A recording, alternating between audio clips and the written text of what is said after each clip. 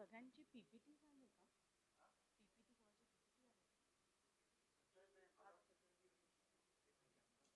नहीं, मेरा नहीं है, किसी का है तो मुझे पता नहीं है. त्यांना विचारून घ्या ना. ते बघा ते तिकडे जे उभे आहेत.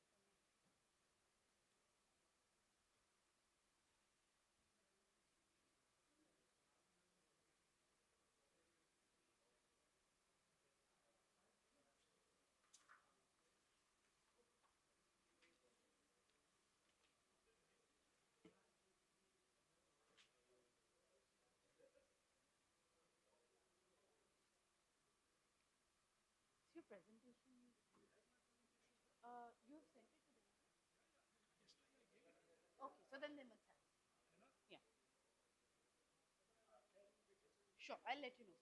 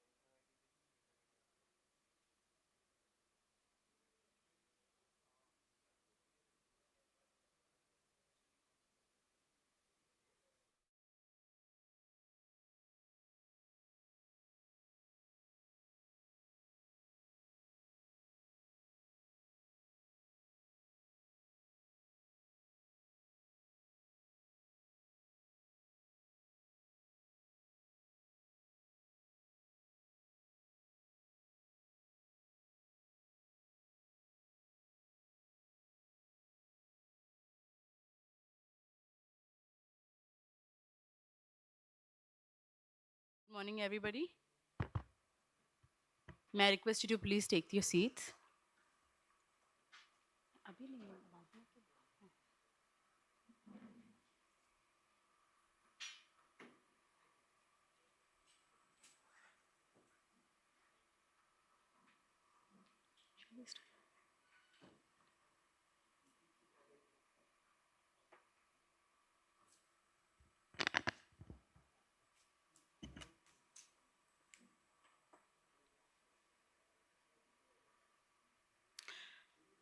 Good morning, everyone, and welcome to the day 2 of the Symposium on India's role in oil spill recovery and salvage operations.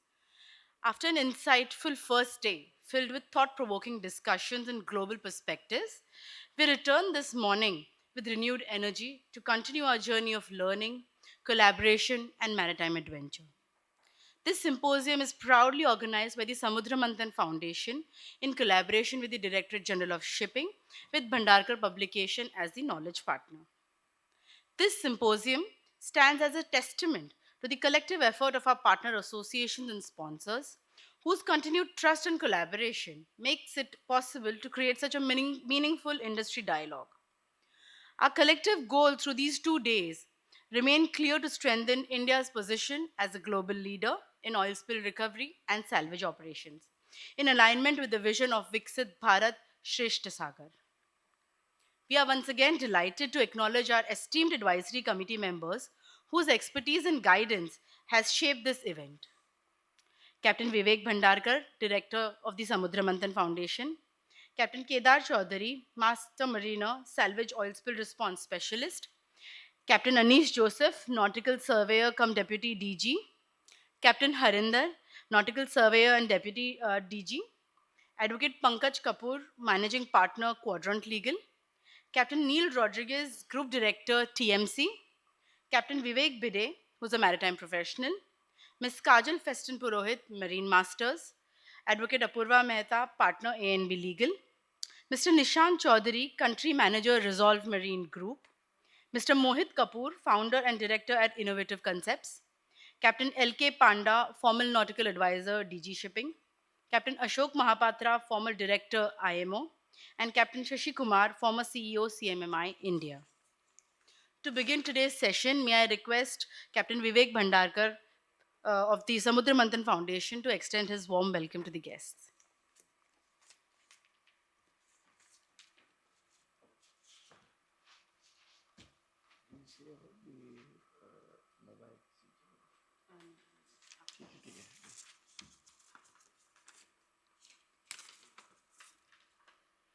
Good morning, ladies and gentlemen.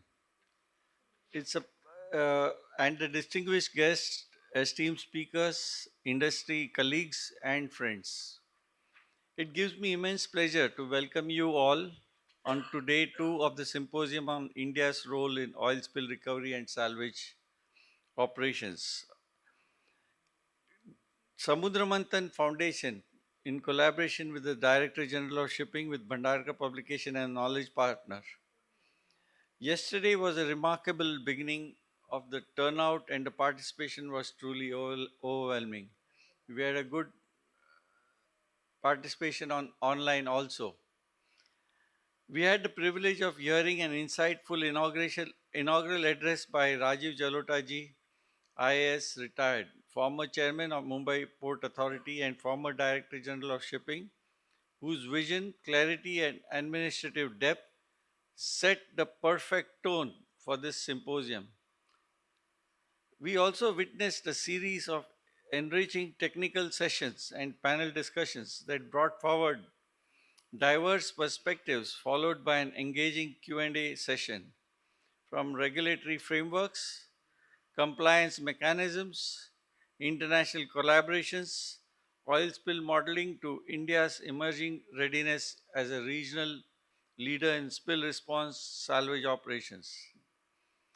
Day 1 demonstrated one important truth that meaningful maritime progress demands continuous dialogue, shared learning, and a willingness to anticipate future challenges rather than merely react to them.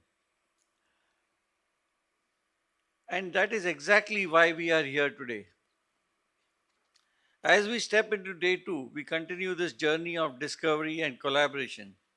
Today's discussion will take us deeper into salvage operations, case studies, regional cooperation, infrastructure development, liability and P&I framework, and the role of modern technology in strengthening India's response capability. To all participants, a heartful thank you for your enthusiasm, your energy, and your commitment. This overwhelming response to this symposium reaffirms the urgency and importance of this subject. It strengthens our resolve to keep this conversation alive beyond these 2 days. Let us continue to deliberate openly, challenge assumptions, learn from each other, and push the boundaries at what India can achieve in the domain of maritime safety, environment protection.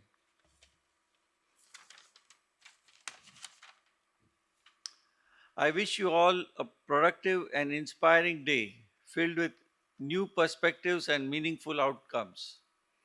Thank you, and let us begin our sessions of day 2. We look forward to the same enthusiasm and equally vibrant exchange of ideas and even stronger momentum. Thank you very much. So let's go move ahead with this first session. I call upon to announce the next beginning. Thank you. Thank you, Captain Bandarkar, for such a wonderful recapitulation of yesterday's event. We now begin with our sessions for today. And our first panel is the Emergency and Salvage Operative in South Asia, Opportunities and Challenges. And for this, we have two very eminent persons in the area of maritime salvage. Our panelists are Captain Imam Farhat, former CEO Resolve, and Captain Anuj Sahai, MD TNT Salvage. May I request both of you to please join us on stage?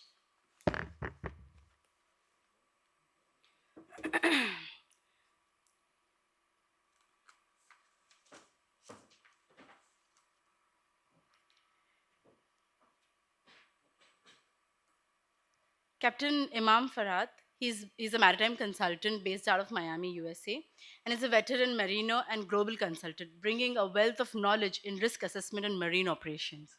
He joined the maritime industry in 1974 as a cadet with the Shipping Corporation of India. He also played a key role in establishing and developing the American Eagle Tankers, a fully owned subsidiary of NOL based out of Houston, USA. His role involved working closely with the US Coast Guard and complying with the OPA 90. Thereafter, Captain Imam joined Resolve Marine Group USA as an international maritime salvage and emergency response company. He joined as a COO. As CEO, Captain Imam acquired success and successfully led numerous projects of various scales.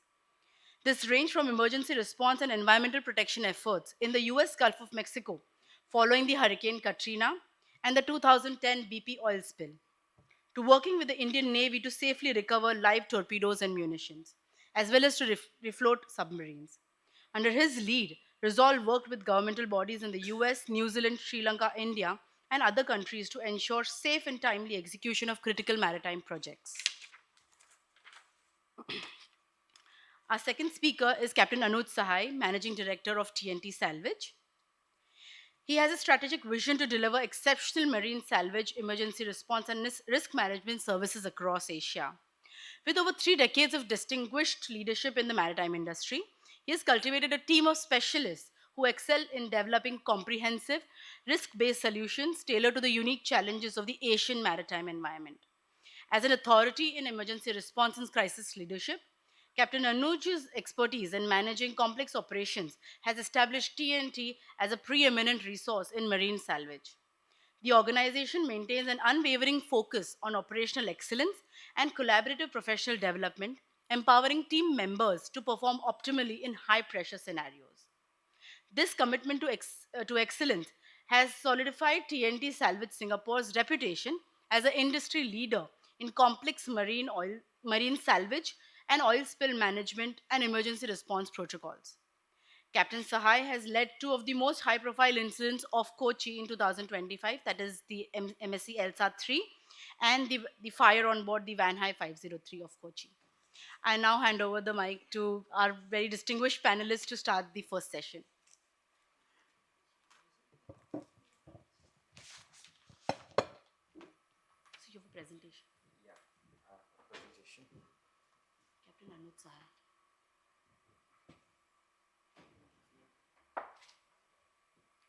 Not this one, the other one.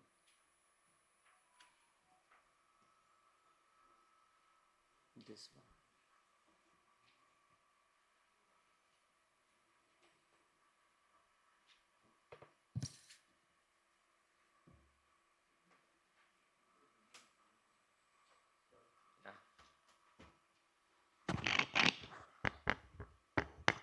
Captain Bhandarkar, thank you very much for inviting me. And thanks very much to Samudra Foundation, which is really doing a fantastic work in getting, at least on the emergency response front, going in a fast forward direction in India. So thanks very much. Uh, I'm going to talk about two case studies, and we have a long day ahead, so I'll keep it a little bit brief. We have only about 20 minutes probably to talk about. And before I do that, let me just say thanks to two people here. Number one is Captain Farhat Imam. I was actually an academic consultant in Lloyd's Register when he said, no, you should join Salvage. And I said, what's there? It's a waste disposal, more or less. Everything is gone. He said, no, come and join. Let's give it a shot. And it has been about 18 years since we have been together. So thanks very much getting me there. And the second person I must say thanks, which is Captain Harinder Singh. We were doing one high, and the guy who actually made it happen to a success story from a massive failure was him. And not many people actually have recognized his effort. He put it all together for me to do what I did. So he's not around, but I'm sure he's watching somewhere, and I must mention that. TNT Salvage is an industry leader in emergency response and salvage. We do a lot of wreck removals, but our core competence is on emergency response. That's why we focus. We don't dilute our efforts in doing anything else like diving operations and all. We keep it very simple. If you have an emergency, give us a call and we will do our very best. So that's what we do. But along with that, of course, a lot of other things come, like, for example, the chemical responses, your firefighting services, which we did on One High, especially your technical competence that come with the naval architects. You provide complex scenarios when something is sinking. You have ELSA 3 now, for example, and you will have something coming up there as well. So we provide solutions of that kind. and then see how it goes forward from there. So, a lot of things, yes. Now, to do that, you need a lot of history. And we have done a lot of work. As you can see, our footprints are almost everywhere, especially in South America. We do a lot of work. And in the last couple of years, we have done a lot of work actually in Asia, especially in India. We've done about maybe 25, 30 major incidents here itself. And you need a lot of clients. So you need to create an infrastructure of network partners and all. US TNT is one of the probably major retainer service provider in open IT services for SMFF, salvage and marine firefighting. We have almost 10,000 ships under our retainership. So it's a very organic and massive structure that we really keep going.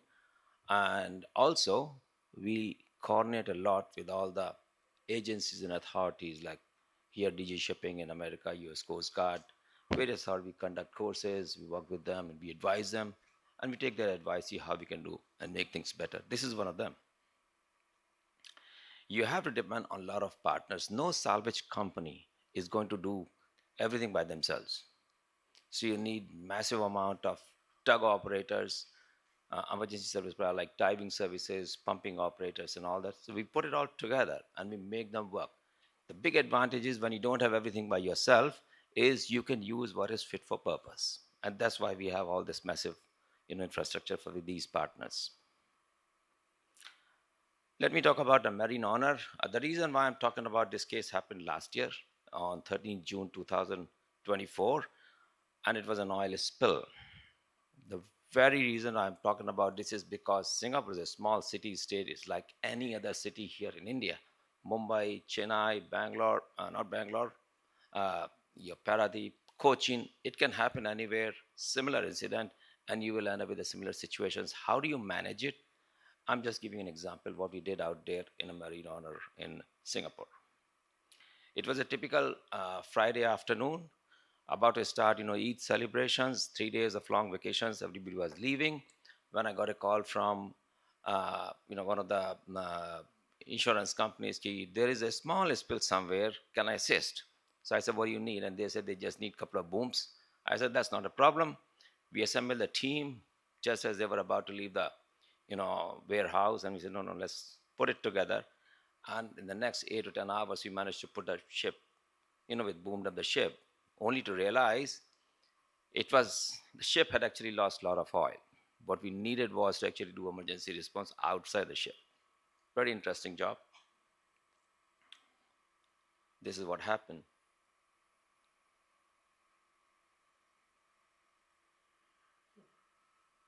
So the ship was hit by a dredger while she was discharging, doing the bunkering operations on a container ship alongside in terminal, Pasir Panjang terminal. She got hit by a big ship, and it was a massive hole. You know, we didn't have any clue that this is what has happened when we got a first call. So we were busy in trying to organize things with the booms and all that, only to realize later a lot more had to be done. But remember one thing is this: you have civil liability convention. This is the limit for a ship which is less than 5,000 tons. This is all you have in the IOPC convention. If you happen to have 1992 fund convention, that's all you have in the limits, $272 million. We need to keep this in the back of our mind because that's the kitty you have in the beginning when you're starting a massive operations like these. And there were two aspects of it. One is the on water response. So you do things, but the interesting thing in on water response is it lasts only for a short while because the oil with the tide flows everywhere, right? If you haven't caught it in the first couple of days, it's gone, disappeared, and there's not much to be done. But of course, you need to make a big show. It has to be done because there's massive media pressure on everybody to do something. So you have to have all these things. My question to is you guys is: does India have these things? Like for example, the current busters. How many of these current busters are there in Asia? Big question. We had to get all these current busters actually from the US and Europe, and by the time we got them there, the oil was gone. But we still had to do something. So that is one of the challenges you have. And in a place like Singapore, where almost 1,000 ships pass every day, at least 100 to 150 bunker operations are happening, there is always a risk, and it's a tolerable, acceptable risk that something like this will happen. This is your Singapore harbor, but this is how it looked like when the incident happened. Now imagine for a moment, it was only about 4 to 600 tons of oil that made this situation out here. It's nothing compared to Exxon Valdez, which is about 39,000 tons, or a Deepwater Horizon, where I believe 2 million tons of crude oil spilled over. It's nothing. It's peanuts compared to all those things. But yeah, this is what happened. And the biggest casualty that was there in this was not the cleanup of the oil, but the beaches. You see, Santosa, our industry, especially the tourism industry, is heavily dependent on things like these massive man-made beaches. A lot of people, I'm sure, whoever has gone to Singapore has visited Santosa, and it goes completely on a blink for about 2 months. Nobody is going to have access because there has been a pollution. This is Palawan, Tanjung, and massive, massive operation. And the other aspect, of course, is the cleanup operation, which happens maybe within a couple of hours when the oil is spilled out from the ship on the shore side. And that's really a big, big job. You can see all the marinas. This is where the spill happened, somewhere around here. This is your Pasir Panjang beach, the terminal, and from there the spill happened. Quickly came over. Oh, it's not showing up. Okay, the oil came here, Santosa, and then it went over on the east coast. And not just that, actually, it went on the backside where a lot of like marina, the fishing farms are there, the southern islands, and we haven't mentioned about Malaysia where also this oil went over. We said let's not keep it on this map. So it was a massive pollution undertaking for everyone.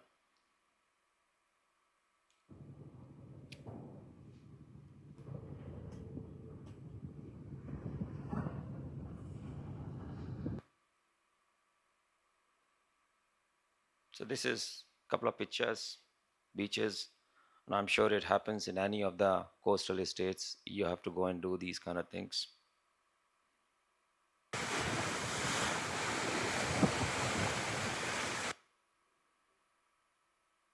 So from the oil spill response perspective, it was a bumper year, bumper job. 2024 and 25, we've been extremely busy, and this happened with the last year. Since then, we've been continuously busy. But look at these boats. Every one of these boats has to be cleaned up because stained with the oil. Massive job. A couple of hundred people are doing day in and day out for a couple of months, and the people are all getting upset. Nothing different from the fishermen that you had in Cochin, also asking for a compensation. These guys want the same thing, but they are much better prepared. They know what to do. They're getting a lot of support from industry. Our pollution industry will say, okay, you come and make your claims and you will get it. I'm not sure if fishermen get that kind of support here in Asia, in India. Okay, so that was the oil spill. Now let me just talk about the incident on One High. That was not the first major explosion and a fire incident. It happened a couple of weeks ago on another ship in which TNT was involved. It's happened in Europe, in UK, a ship called Salon. It carried a lot of alcohol, which we all love, but we lost it in this incident. And immediately after that, while we fixed this one, we had a One High. And very interestingly, people say the lightning never hits twice in the same place, but in this case, Cochin got hit twice. You had Elsa 3, and I did this ship first in the beginning. I started the whole process, and then I say, okay, my job is up, and I take a small vacation. So I was somewhere in Iceland when I got another call, no, no, you have to come back. And I thought it was another same story, and he said, no, it's a different ship. So I had to fly back and then take over on this One Eye operations. And so the incident happened on the 9th of June in the morning. We got, I think, talking with the owners pretty quick, and they said, yeah, it's a very massive operation. It's going to be like, because you have a major pollution. 28 containers fell overboard as a result of the explosion. 4 people died, which is really unfortunate, and nobody knew what to do. At that point in time, the ship was pretty far off from Cochin, so nobody thought the ship will actually end up coming very close. You know, Indian Coast Guard, and we can't thank enough. If it was not Indian Coast Guard, this operation will never happen. I can tell you this much. The kind of unconditional support we got over a period of 2 months was massive. So, in my opinion, you guys are real emergency responder. We are just solvers. you know, we had a lot of things to do in this. For example, you have 8 or 10 tugs. They need bunkering operations all the time in this massive southwest monsoon. The only people who can supply you bunkers actually or help you with the bunkering operation actually is the Coast Guard. So, thank you very much for that. And of course, our salvage master, he had to take your boat and then go over and join the ship. So these things are invaluable when we are responding to the emergency, and the infrastructure for emergency response. Without Indian Coast Guard, we can't even think what we will do.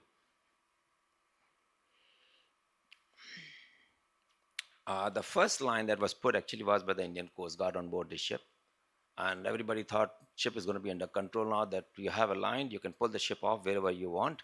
Unfortunately, within 2 days, I think we put the line on 9th, 11th, the tow line broke, and it again became an uncontrolled situation. And that's where I got a call from DG Shipping. He got to do something, and I said, "Well, you give me a chopper, we try something, you know." And I think we have to have a lot of like praise for Indian Navy.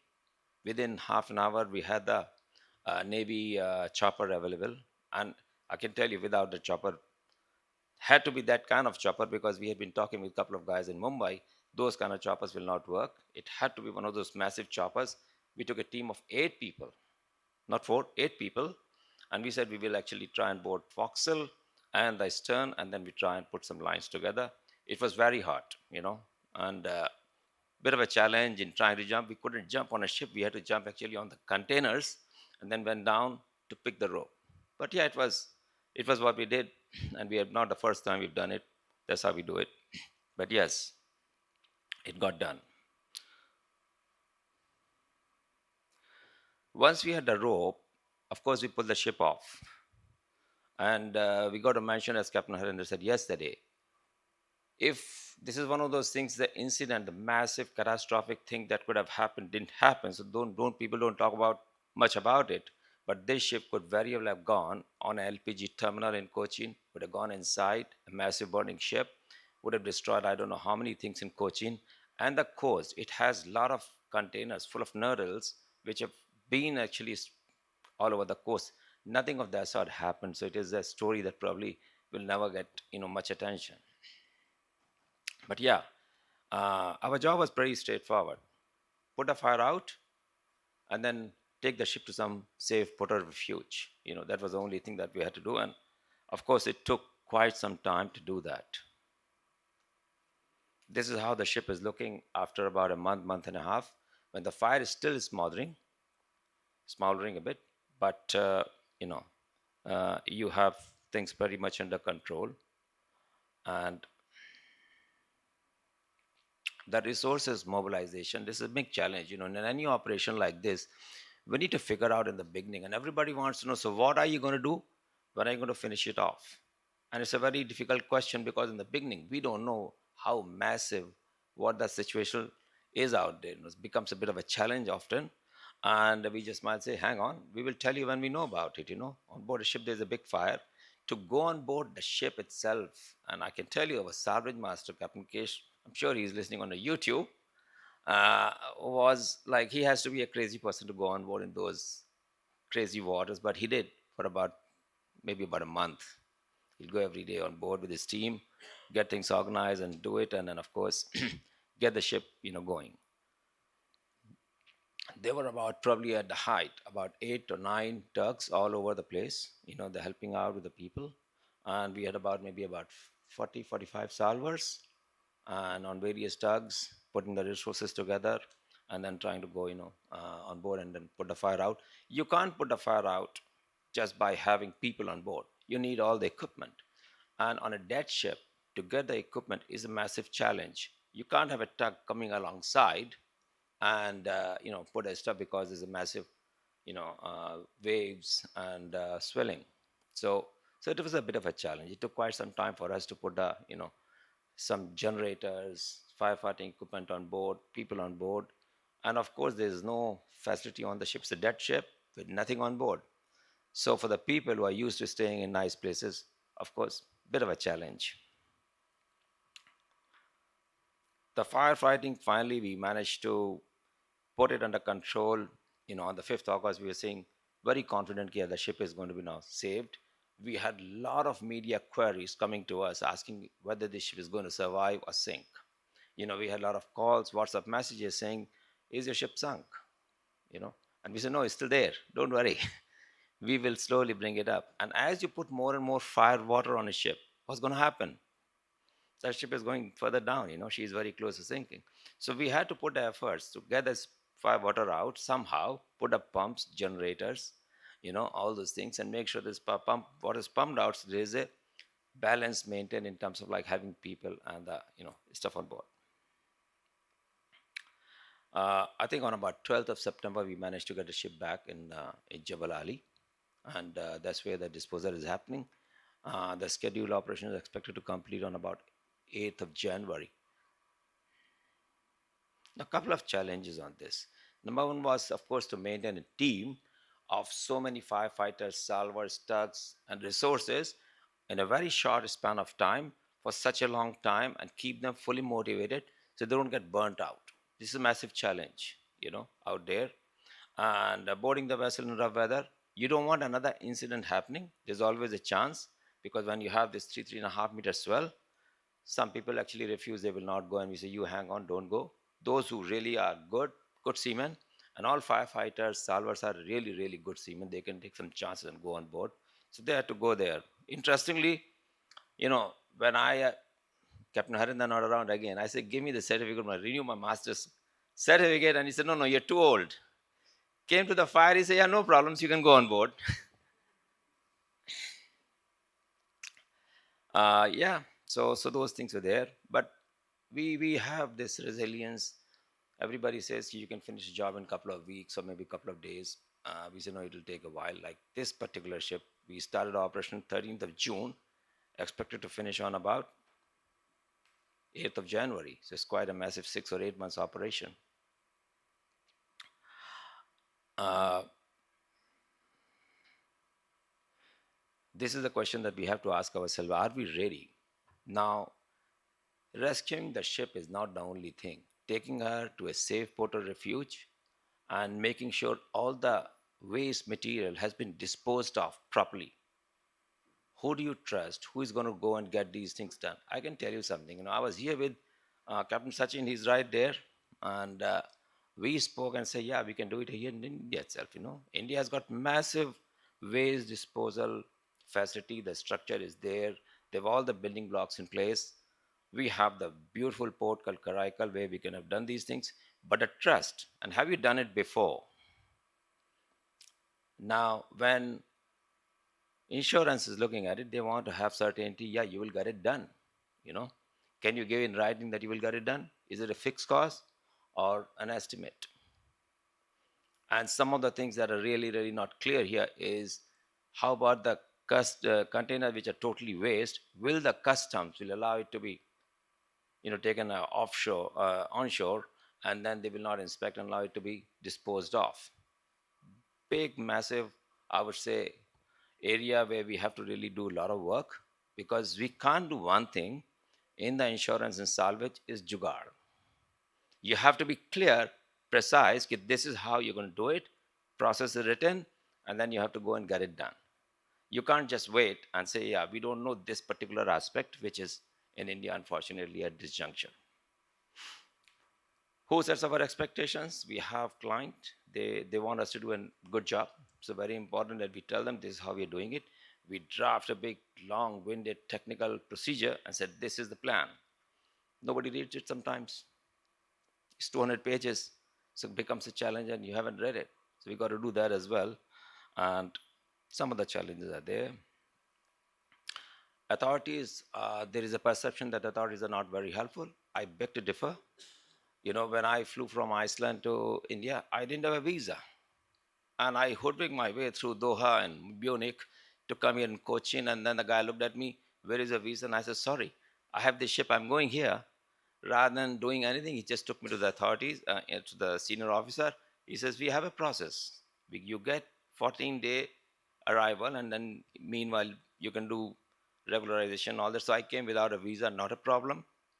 I had my salvage master who went on board a ship, also didn't have a clearance.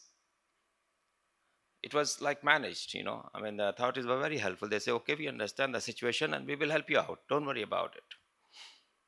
Tugs is a big challenge because we spoke about, I mean, yesterday that you should have tug in every port which can actually go out and help out. But at that point in time, there was no such tug available out there, except we were lucky that we had Offshore Warrior and Water Lily. It was right there because we were doing another operation. Otherwise, it would have been a massive challenge to get a tug of that size and do the firefighting. There are some cabotage restrictions. You don't have the big expensive tugs from Dubai or Fujairah or Singapore. They're all 8 to 10 days away. So that's a massive like challenge. And of course, the claims are coming up later on. Uh, these are the stakeholders I already spoken about: the Indian Coast Guard, the DG Shipping Mumbai, Immigration and Customs, Singapore, which is the flag state for this particular ship. They were involved as well. And of course, the Cochin Port authorities. And then, of course, there were disaster management. There were issues happening in Delhi and in Cochin, in Kerala, and Trivandrum, who were all, of course, impacted. They are the equally important stakeholders, and we really have to be catered to their requirement as well. So we spoke and discussed and see what we can do. You know, so a lot of things were coming on that as well. There is a massive amount of training that is needed, I believe, across the ports. I think a lot of people have no experience, but a lot of expectations. For example, on this ship, we were told by the local authorities the first thing that needs to happen is removal of the oil, the bunker oil. 2,000 tons of oil is there. We all know it's a big pollutant. Something might go wrong, but on our priority list, that was the last item. It will be removed when everything else has been removed. Then we will safely remove the bunker oil as well. So there were a mismatch of expectations. We wrote in our plan, but unfortunately, such a huge thing that there was no. So you have to have a dedicated resource in every port who can actually liaise with you when there is an emergency response happening. Somebody is there to work with you on the salvage operations. So that is needed. And of course, port of refuge is a big business. I think we should look at differently in the aftermath of this incident. And I'm sure Kedar is there. We worked together for a long time trying to find a port of refuge. We went across to many, many places in Colombo. We made a couple of trips, and Malaysia, Indonesia, Singapore. Everybody we were like trying to locate, but just couldn't find that money time. This is how different people, different stakeholders look at the same problem. When you, I think it's self-explanatory, right? Some will say it's a small issue, but the guy who's watching from far, especially the disaster management teams sitting in isolated places like Delhi or probably in UK, they think it's a massive, massive problem. That's it. Accident happen, they will happen as you have more and more ships transiting these waters. Is what you do afterwards that really matters. Thank you.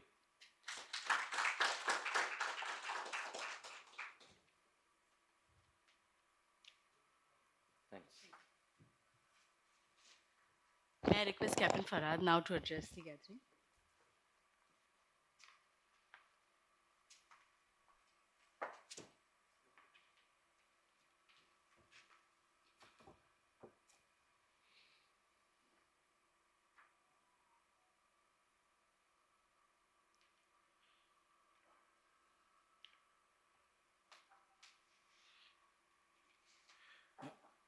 एक second.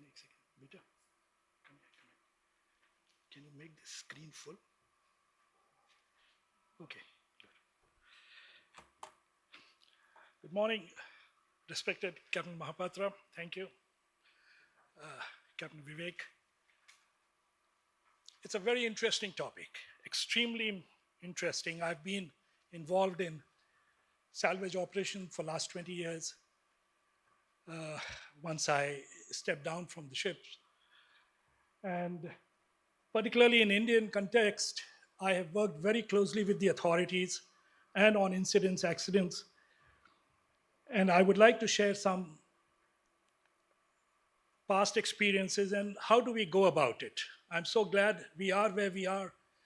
Listening to Anuj's presentation, it's really very heartening, but we need to do more. So I'll just take you back a little bit. How did the whole thing start? Of course, everybody knows these definitions. Salvage services means any act or activity undertaken to assist a vessel or property in danger in whatsoever waters the act or activity takes place. I'm not going to go for any case studies because all those cases that we did, I was working for Resolve. I was within Resolve, and now I'm not there. I'm semi-retired. So I will try to keep that part away a little bit. But generally speaking, we have all got to go a long way before we'll reach the stage where we would love to have India reach.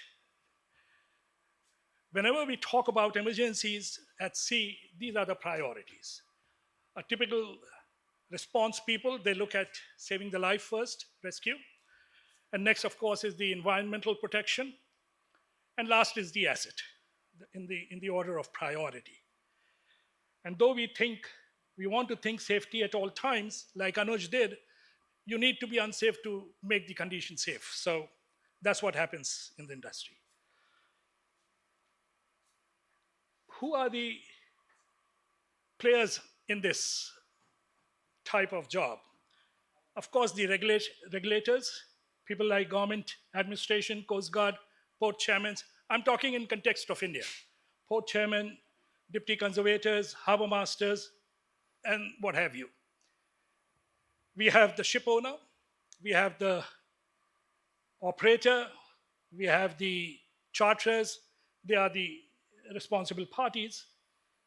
And then, of course, is the insurance. And last but not the least, the contractors like the salvage company, TNT, Resolve, Smith, who go and do the job. There are numerous legislations that have been adopted since, numerous. And the three main ones that I would give attention to is, of course, the Open 90 in States, the SOSREP in Europe, particularly UK, and lately the SPRO in China. And basically, between the Open 90 and SOSREP, the worldwide response has based on these two ways of responding. So I will go first. Oh.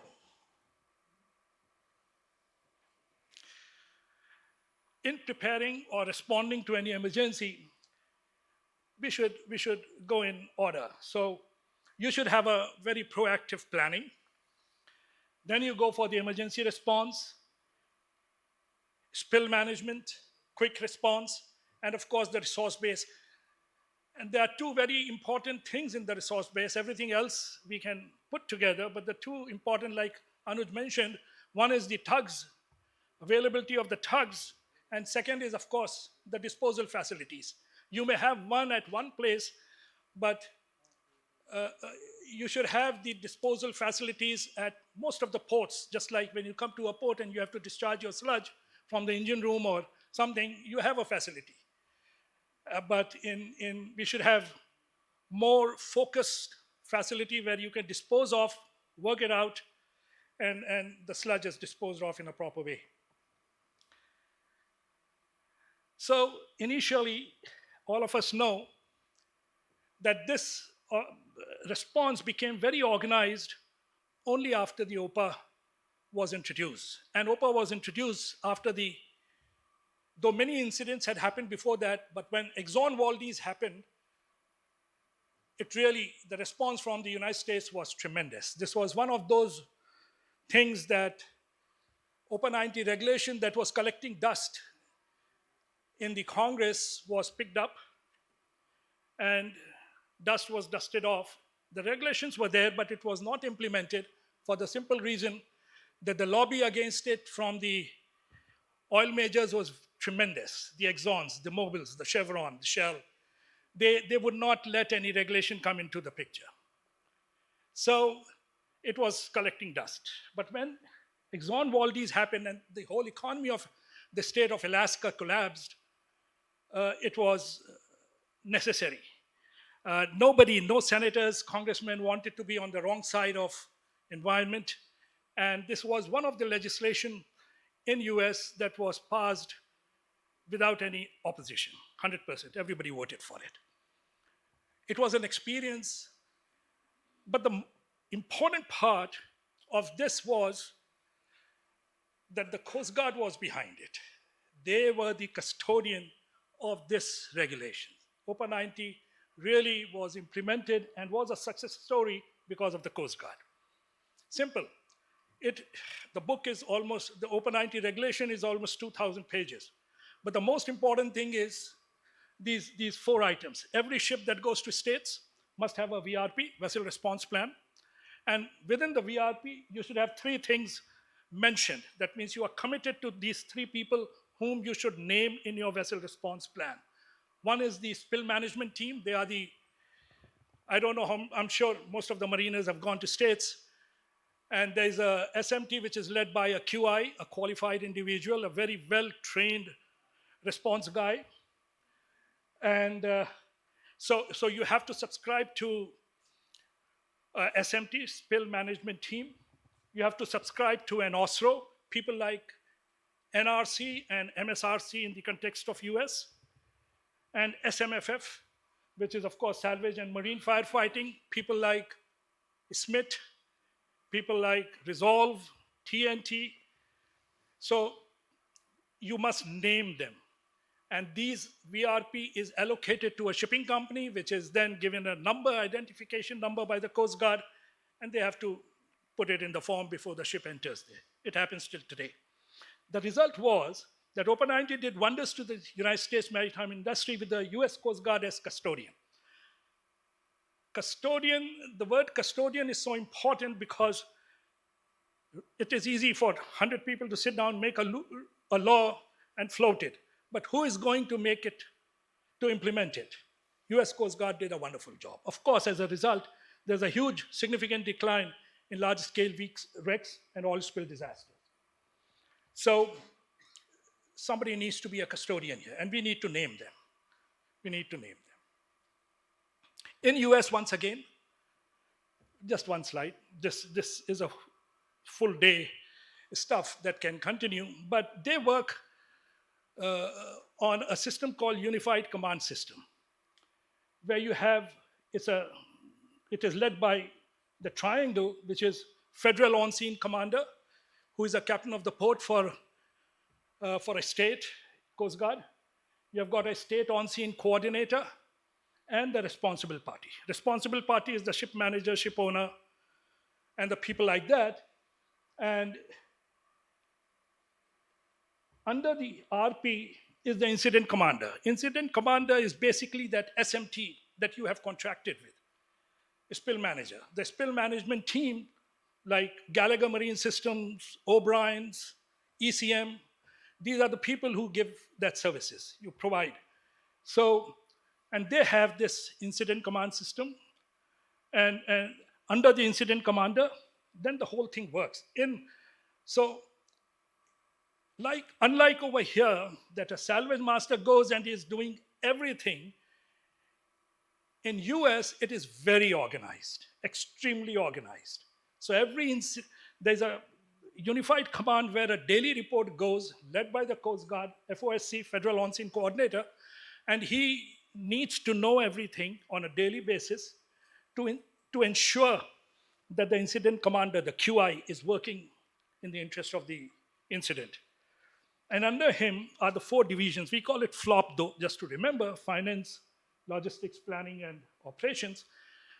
And depending upon the size of the emergency, the number of people that work under each one of these sections can increase or decrease. And then below that are the SMFF and Oslo people. Mind you, Anuj was just doing this here. He's here. But above him, in US will be all those guys before you reach there. So we need to organize this here. It's a maturity is required to do that. Like I said, there's a lot to talk about this, but some other day. And the important thing is that it was adopted in 1990, Open 90, and Deepwater Horizon happened in 2010, 20 years. And I tell you, my colleagues, it took 20 years of maturity of implementation of Open 90 that this incident was a success story at the end of the day. Two very important things were here.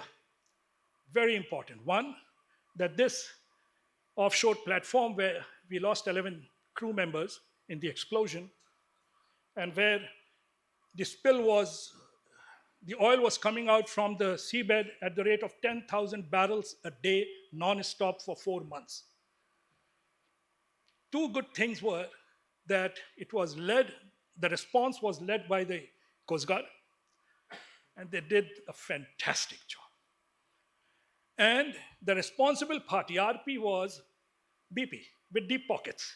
There was no end to how much, nobody was asking questions. We had our team there at any given time.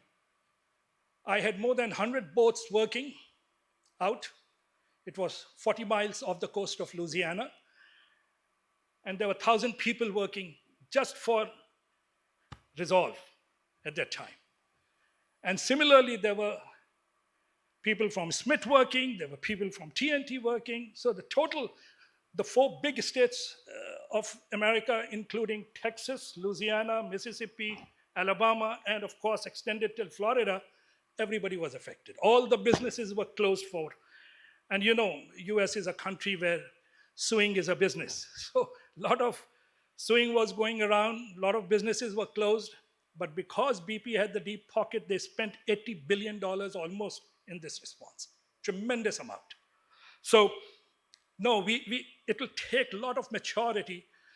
I just feel that the dates that were being quoted yesterday from the DG, and I've mentioned it to them, it's difficult. You know, those, oh, I've got the cutoff date of this, March, December, I must come out with this. No, it will, yes, put your dates, but be flexible. Don't put any penalty on it or something. It's very difficult, everything to happen. And then it'll take years to implement. Similarly, mind you, I finish OPA part there. OPA you can talk about for 2 days. There's a full course on that.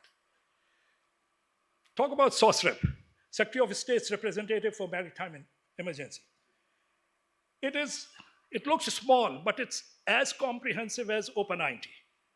And it's extremely helpful. It's extremely efficient. And here the reason is that there's one man who is making the decision.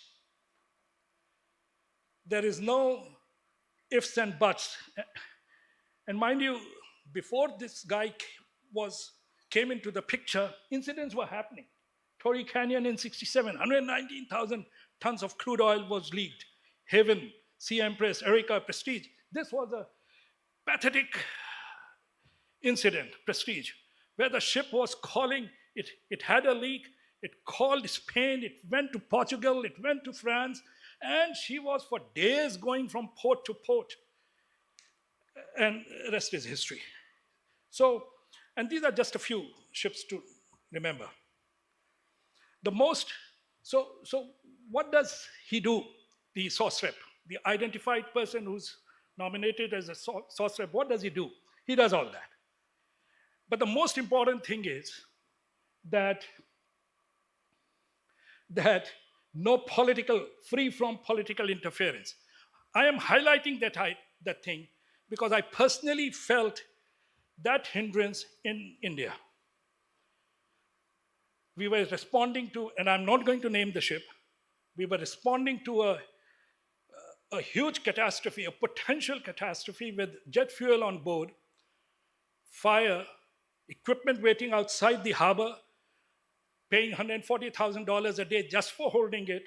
And it took 15 days to get the permission to get that equipment inside to respond. The people are there, no equipment. Everything is there sitting. So I'm so glad to hear from Anuj that the DG is assisting. They are part of the team. That's very important. Everybody, this is a crisis not for just the salver or the owner. It is a crisis for the country. And mind you, if I take you a little back, if the Deepwater Horizon was not in states, that country, that incident was a catastrophe for the country. It would have been a disaster for the country. If, God forbid, if that happens at Bombay High, and if it happens in India, I tell you, every aspect of life and every citizen will be affected by that. So it's better to wake up before that incident happens here. We have to, so the advantage of the SOSRIP is that the whole lot of politicians are right from PM to, he reports only to the Prime Minister, nobody else of UK.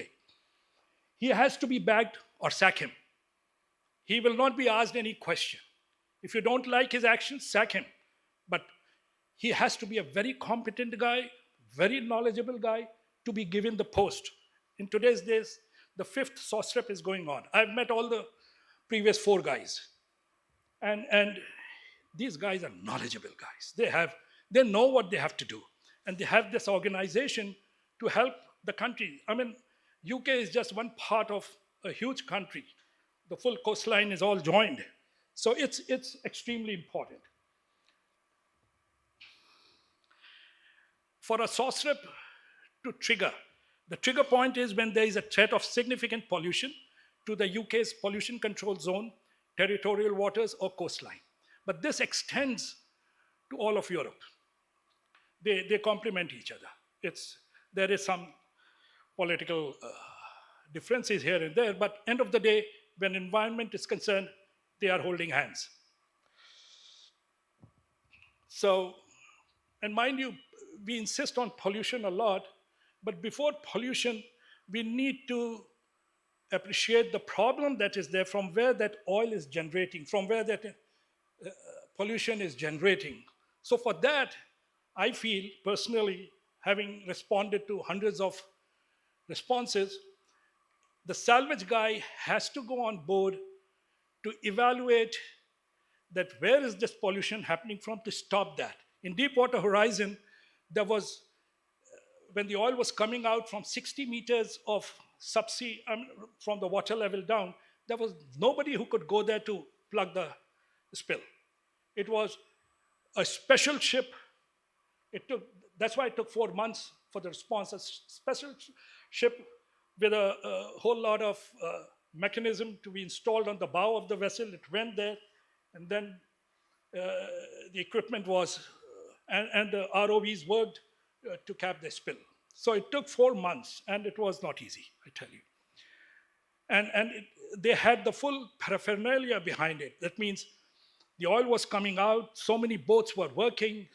They will go to the coastline, they will discharge the oil. That has to be disposed of. And it was not oil, just oil, it was sludge, basically. So you have to work it out before you recirculate the whole thing. And then I will tap a little bit on China. I have assisted MSA, Marine Safety Administration in China, to write their SPRO regulations. And once again, I will not say the port, but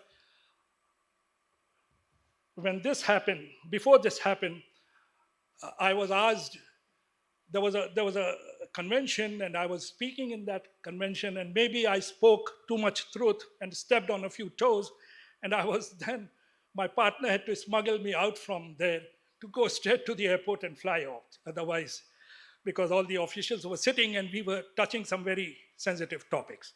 So anyway, so after that we came and we worked very closely with MSA. Once again, it was resolved.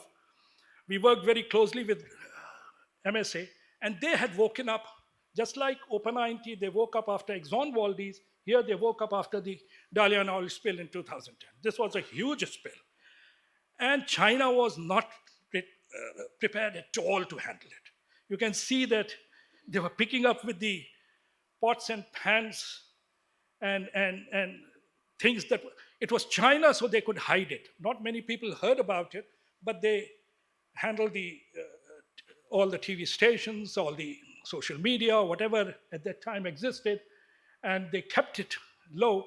But this was a massive incident, and it was not a ship spill; it was a pipeline spill.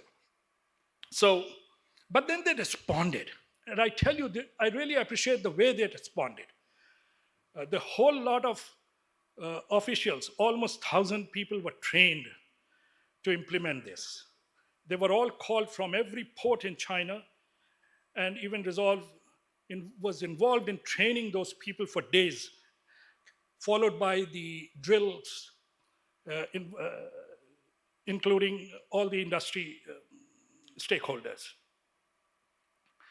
So, and now, of course, now that the law is there, they have come out, they have copied a lot of things from Open-IT, something from SOSREP, and they have their own regulations.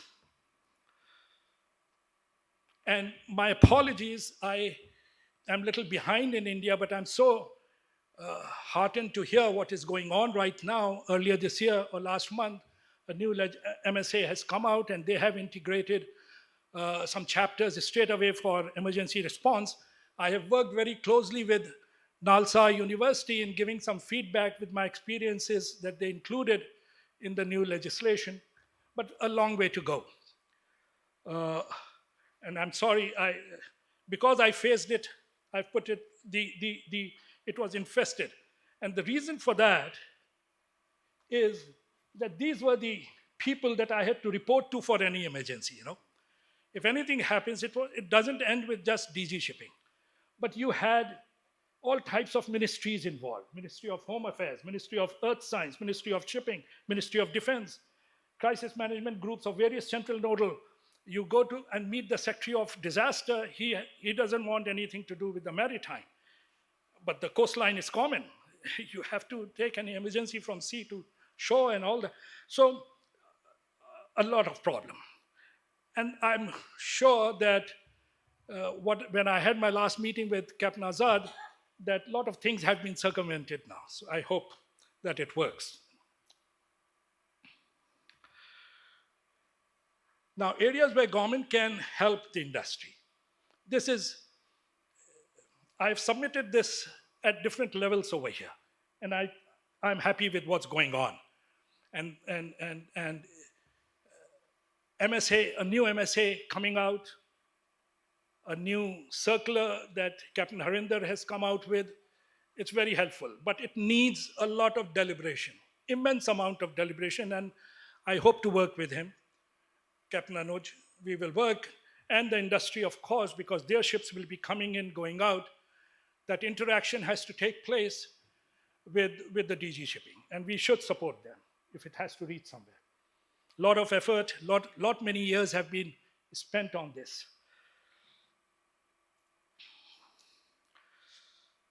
So, no, this slide is maybe old because I'm just saying that why don't we pick up Open-IT model or SOSREP and do something like that? So they have come out.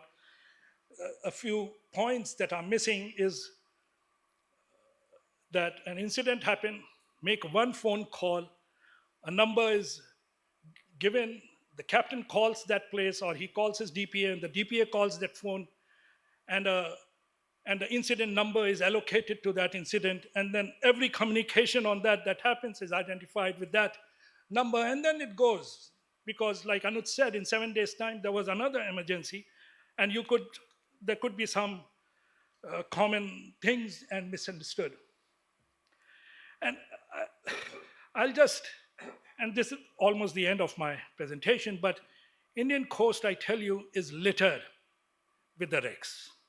I am way behind, but I can tell you, we took out the oil from Black Rose in Paradeep, and I banged my head from pillar to post, from ministry to the port authorities to the DG, that this is not the ship to be left behind. It has been left behind. And of course, scavengers have come and then cut from here and there. We just took out the oil, and we never got the permission to remove that back in 2010. The rack carrier is there. The proposals were all submitted to the right people. No actions. These are the different ships. And I feel, working in India for so long with the authorities, SOSTREP was the way to go. And I think we are in that direction to a certain extent. But we should not underestimate the importance of contract. When an incident happens,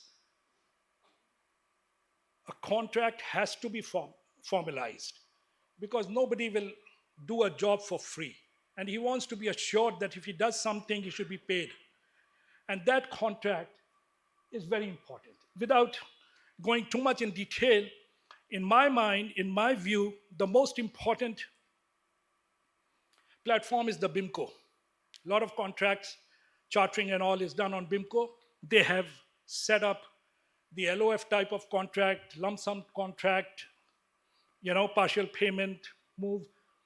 And so these are the responsible things. And of course, people belonging to this company know what's the ship. This is in the channel, Louisiana Channel, going up to, we responded to that too, of course. And the problem here, we did one job, offshore platform had collapsed and sunk about 70 meters, 60 meters at Bombay High, and that needed to be removed. It was an emergency job. And the contract, an international contractor goes and talks to them, but they have their own contract, which is totally one-sided. So either you do the job or you don't do the job. But there was no other person who could do it. So you try to work. There has to be a common ground where that it is discussed with every interested party's interest taken care of. So that's one very weak point still there, and we will go deep into that with DG Shipping. And having said that, I would like to conclude. So thank you very much. That's the Sindhu Rakshak behind when it exploded in Bombay Harbor with 27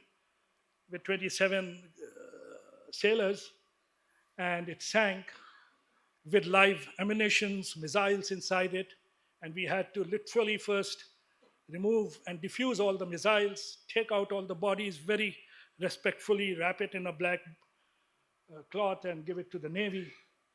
And the gentleman in the center is one of the best salvage masters in the world, Frank Leckie.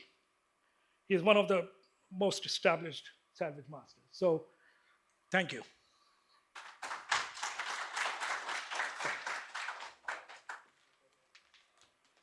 Thank you, Captain Farhad. The floor is now open for any questions to the panelists.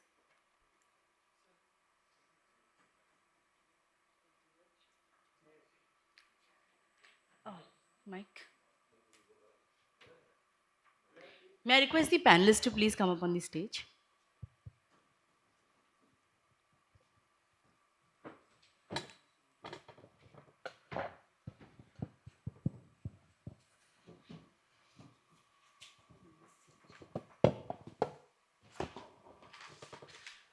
Good morning, everyone. I'm DIG Verghese from Coast Guard. Very impressive presentation from both the big salvers. So I've heard you speaking about BP way back in 2011. 2011, you gave this in Goa.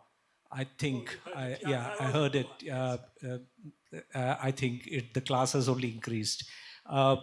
I just wanted to clarify with your experience, like you have charter party standard contracts. Now, I have personally faced being CSO ops of a region Coast Guard that when the disaster happened, a lot of pressure comes in. Now, if you come with a 200-page contract, it's very difficult to read and to understand which side the ball will swing. So you have to be very careful because you're not doing it for yourself, you're doing it for the government. So like charter party standard contracts are there. Like if you are carrying oil, you have a standard contract. You have containers, you have a standard contract, bulk, you have a standard contract. Do we have such contract standards, or is it something which can be formulated? That's Which what I mentioned, sir. The BIMCO. BIMCO is only a standard. Is a platform that they have. BIMCO has provided a platform for all the emergency response contracts. You can have a LOF in that. There's a format for LOF with the Scopic incorporated. You have got lump sum type of job. You have got partial stage payments. So wreck removal, emergency, it's there. BIMCO is the best contract platform to be used, and insurance has all forms of what you want. Right now, they all want lump sum. And the contractors, the salvage guys, they want to keep away from lump sum because there are so many unknowns when you respond to the emergency that to anticipate all types. So yes, there is a standard. There is a platform. The BIMCO, the scopic clause, and which Yes. which you Which come. will- That's yes. okay. Thank you. So there are five contracts we have. Yeah, that's what I wanted to know. Yeah, BIMCO Rec Hire, BIMCO Rec Fix, BIMCO Rec Stage, and then you have the LOF. It's a very simple contract. Everything else actually is already incorporated there. And then you have a marine service agreement because a couple of things are not like falling within the purview of BIMCO or LOF agreements. So you can have a simple marine service agreement, which is actually on Resolve and TD website as well. So you have a very 3-page standard contract. Now you can twist and turn the way you like, and the lawyers do it, but is there, and that is the first thing that needs to happen. Without a contract, it's very difficult for a salver to start, going and starting the job because it's a very expensive operation, massive mobilization, and it takes time for us to understand. Yeah, we can do it, and we Right also. from the word go, you start spending money, tons of money. So it's better to have a contract before you start committing stuff.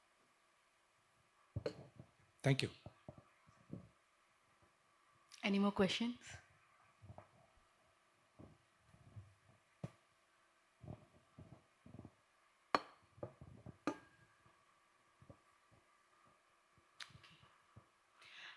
Thank you, Captain Farhat and Captain Sahai, for sharing your first-hand account of handling maritime incidents. And you've sure given us a roadmap for bringing India into the leadership position of oil spill recovery and salvage. Thank you, sir. May I request Captain Ashok Mahapatra to please join us on stage for felicitation?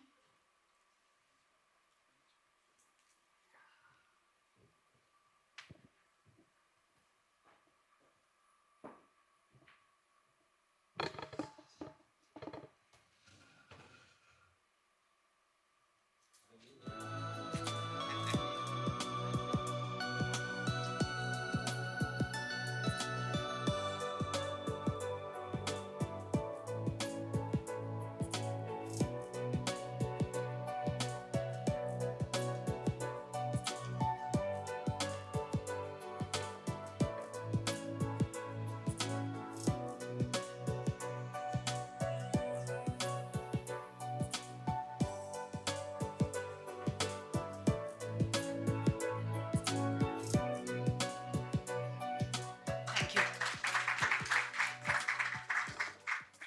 Our second session for the day is again a group of very experienced salvage professionals. And the session is Salvers Case Studies, Lessons Learned and Challenges Faced. Our moderator is Pasweep, General Manager, Resolve Singapore. And our panelists are Joshua Hutchinson, Chief Commercial Officer, Amray, and Kajal Festin Purohit with Marine Masters. May I request all the panelists and the moderators to please come up on stage?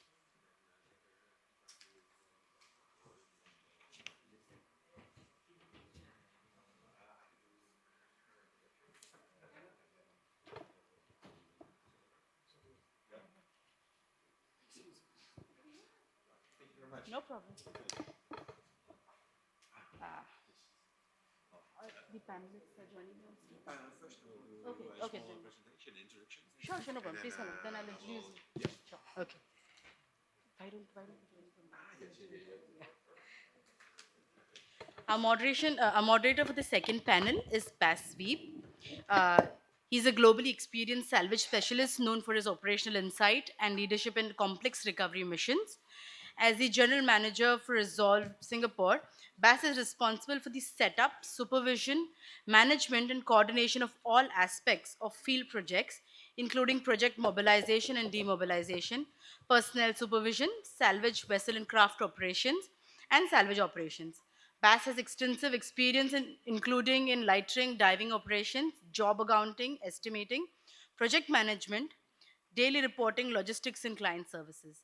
He has over 25 years of maritime and salvage experience and extensive formal education background in management, business, and engineering disciplines. Bass will first begin with his presentation, followed by the panelists. Yeah, thank you so much.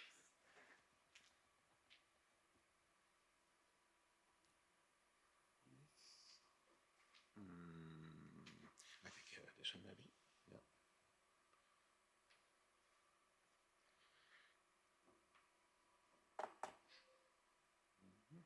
Oh, yes. Let me over this. Yeah. Oh, yes. Uh, Good morning. Still morning. I first of all want to apologize for the late arrival and also the flexibility of Captain Farad and Captain Anuj for swapping around so quickly. But above all, of course, thanking the organizers of this great event.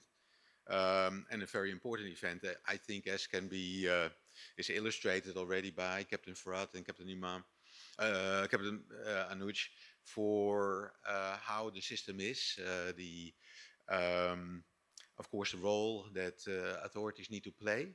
I think one important comment that I would like to make when I heard the discussion about contracts is that the contract will ultimately be between maybe the solver and the owner, the responsible party.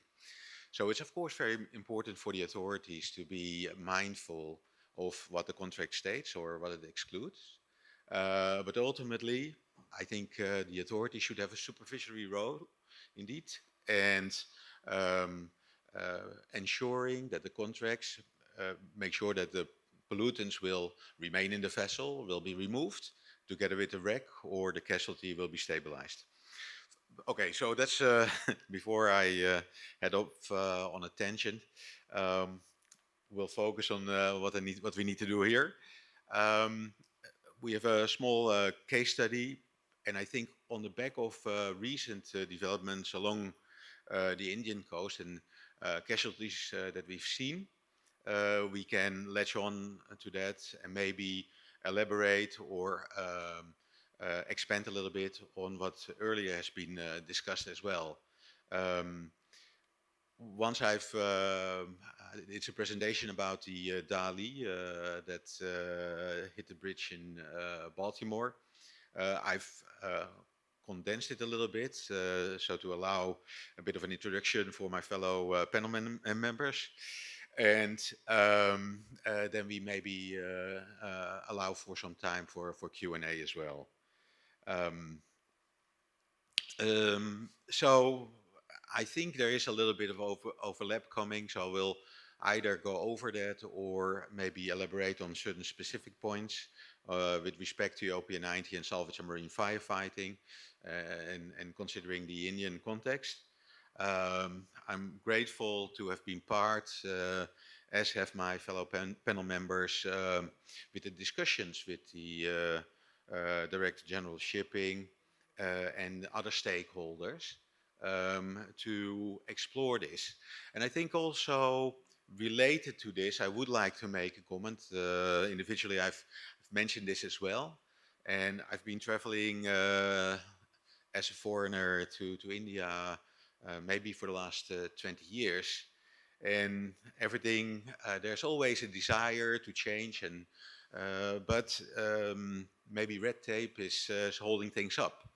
I do really feel that this initiative that has been maybe that we've seen over the last year really has momentum, and I'm very positive that this will result in something that will be a good way forward. Um like the SMFF OPA90 kind of system, the SOSWEP system. India has their own specific geography and challenges, so that need to be adapted accordingly as well. So on that basis. Just about over Resolve, I think you are familiar with them, but it is important to understand the one of the core activities of our organization is global emergency response, but also we call it the compliance or client services, where we provide OP19 salvage and marine firefighting. And also again in the Indian context, this is important to realize. So in our database, but similarly for TNT and Don John Smith, we have about 7 to 10,000 vessels listed in our database. So one of the questions that I personally have, yes, there's a mandatory requirement maybe in the future to designate a responder for a ship owner or manager. How is that organized? Where does that database, where does the, let's say, Indian Coast Guard monitor that these arrangements are in place? Maybe a small detail, but it's very important the moment an incident happens, of course.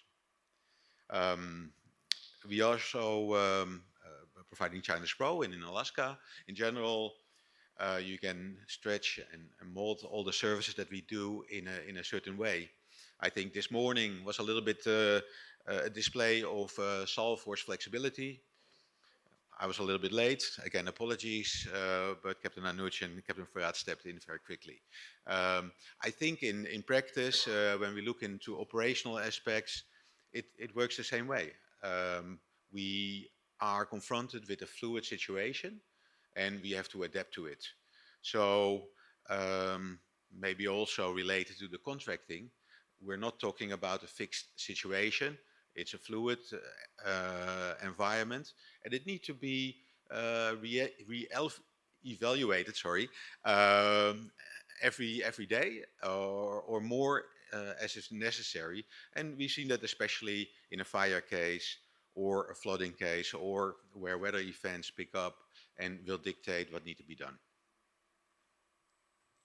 So one particular case I was only limited involved in, even though the owners and the managers are based in Singapore.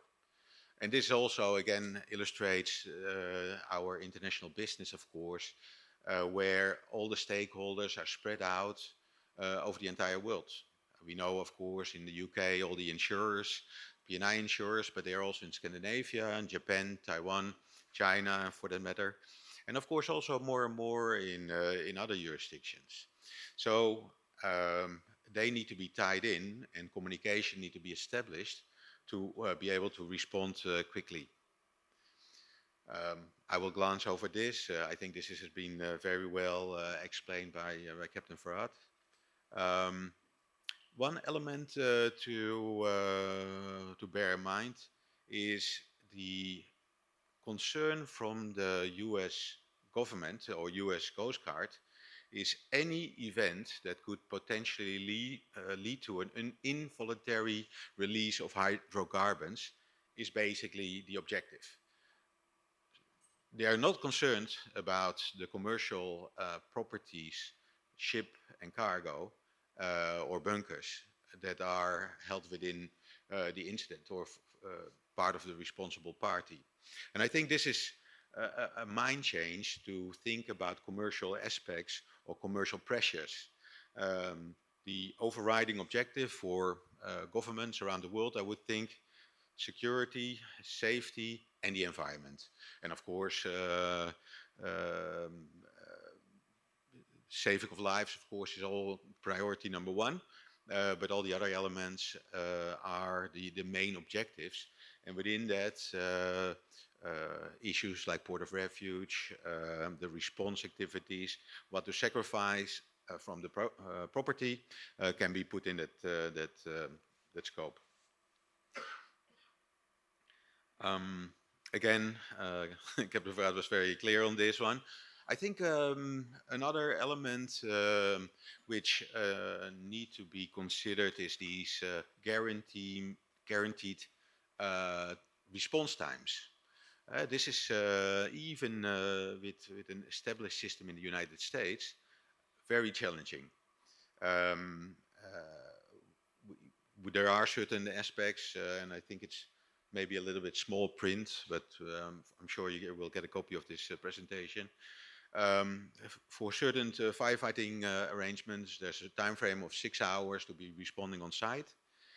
It is not always possible because the resources are just not available. Yesterday, in some of the presentations or conversations, it was mentioned that a vessel could reach in 3 days' time. So if you have guaranteed response times, uh, again, it is a challenge. I believe that there are some sessions coming up about the resources, the requirements of tugs and so on. There are, of course, all financial aspects to this, but this is something to bear in mind. And this, again, as Captain Farad rightly mentioned, this is after a development of over 20 years. So the Dali, this is how she ended up.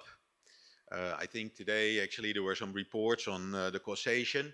As a solver, we of course like to understand what happened to the vessel at the time of the incident, but we are not looking in this too closely.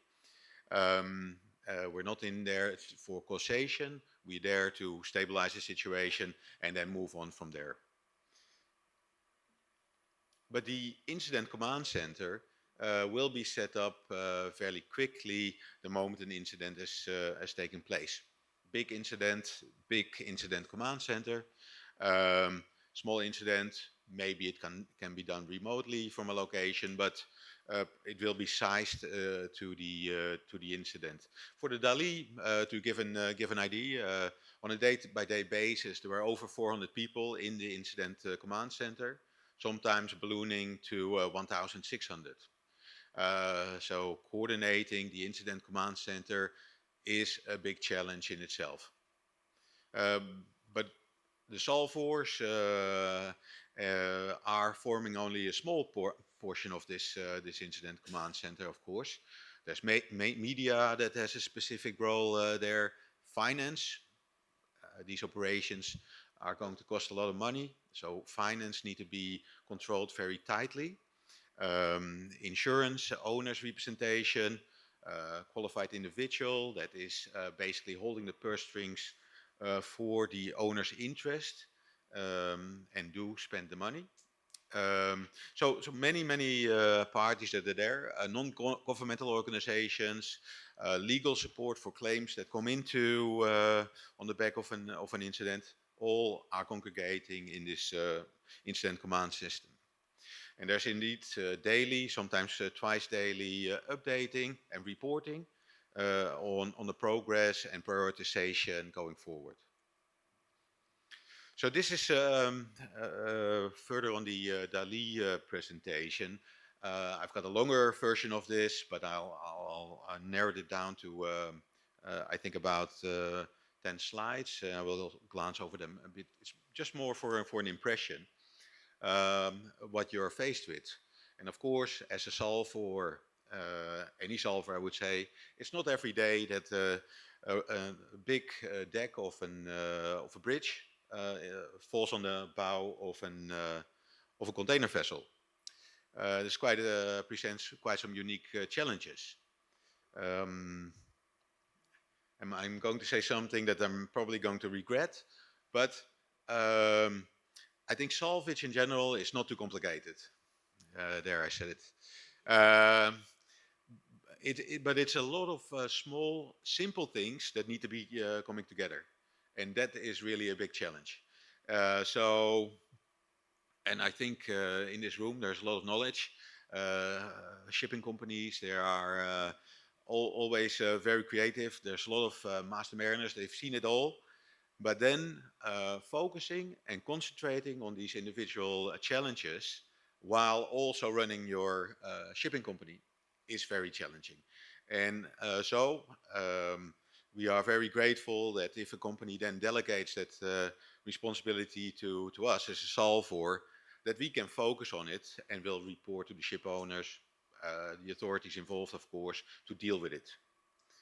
And together we, and this is an important aspect as well.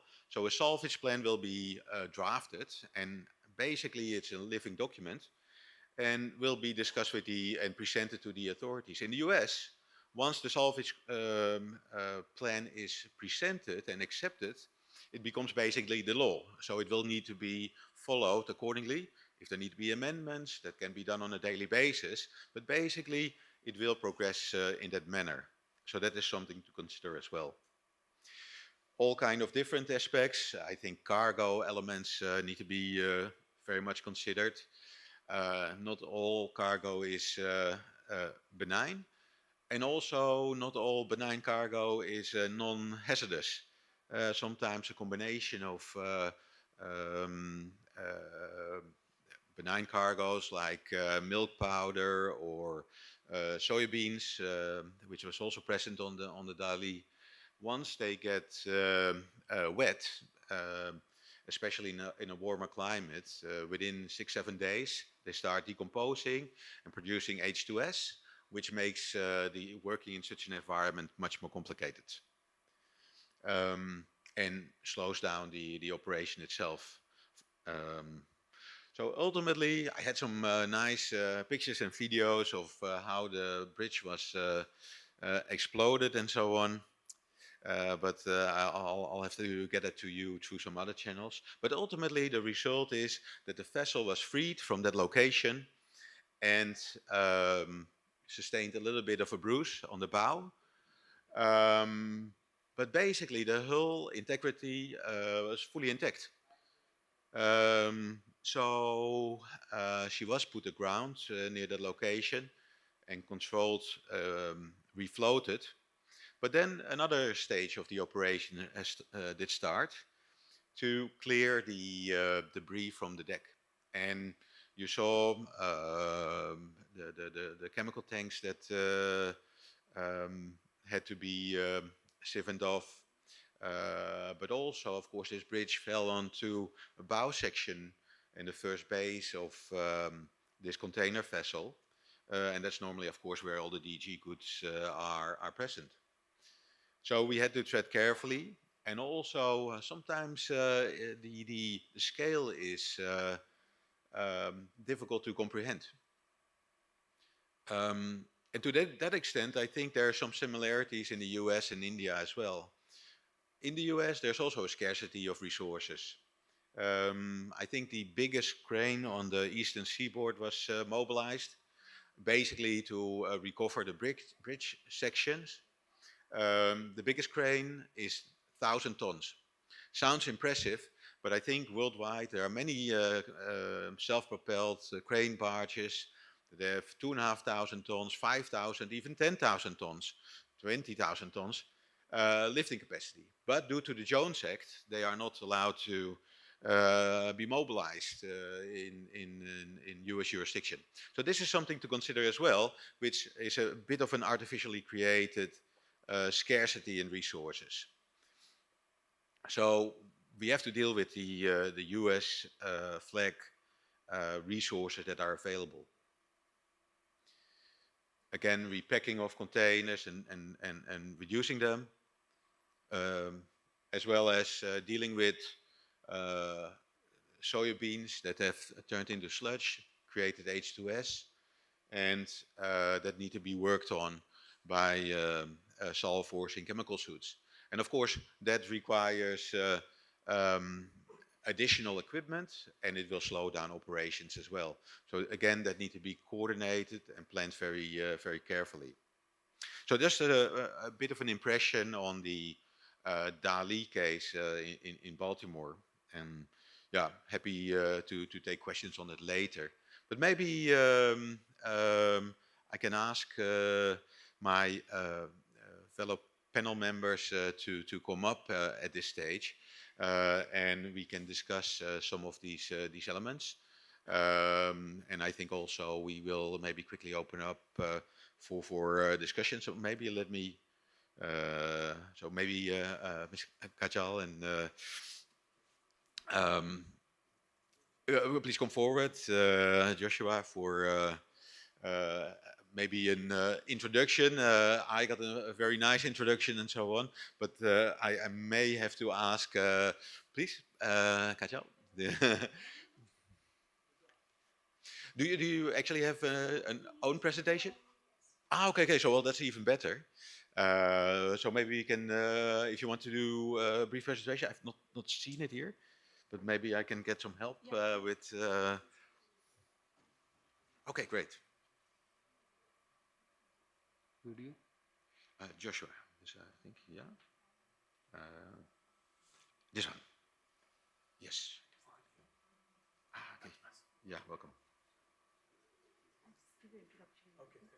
Ah, okay, okay. Thank you very much.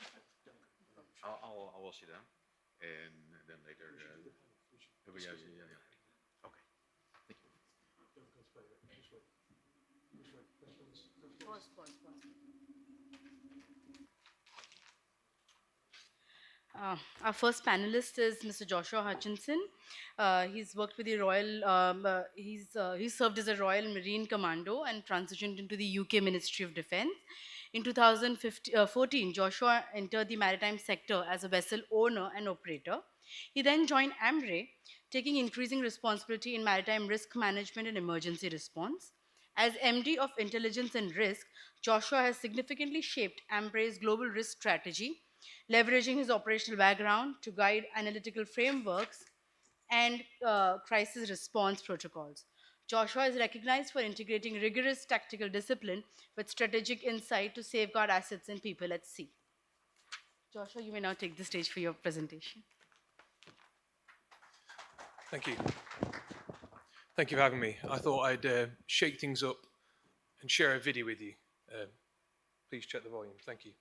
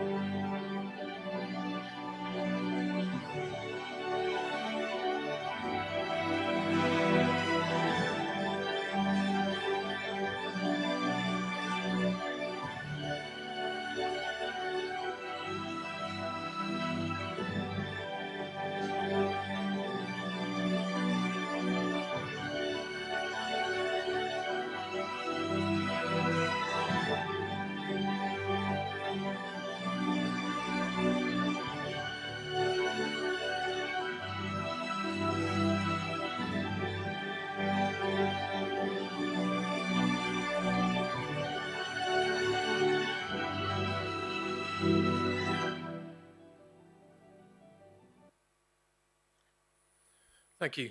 A small insight into what's been happening over the last 12 months. I'll keep the screen on. That's fine, thank you. Firstly, thank you to Captain Anish and Captain Singh and to the Foundation. It's my third time for Ambry to be here this year talking about security and salvage. So it shows our investment into what is a very important subject. Who is Ambry?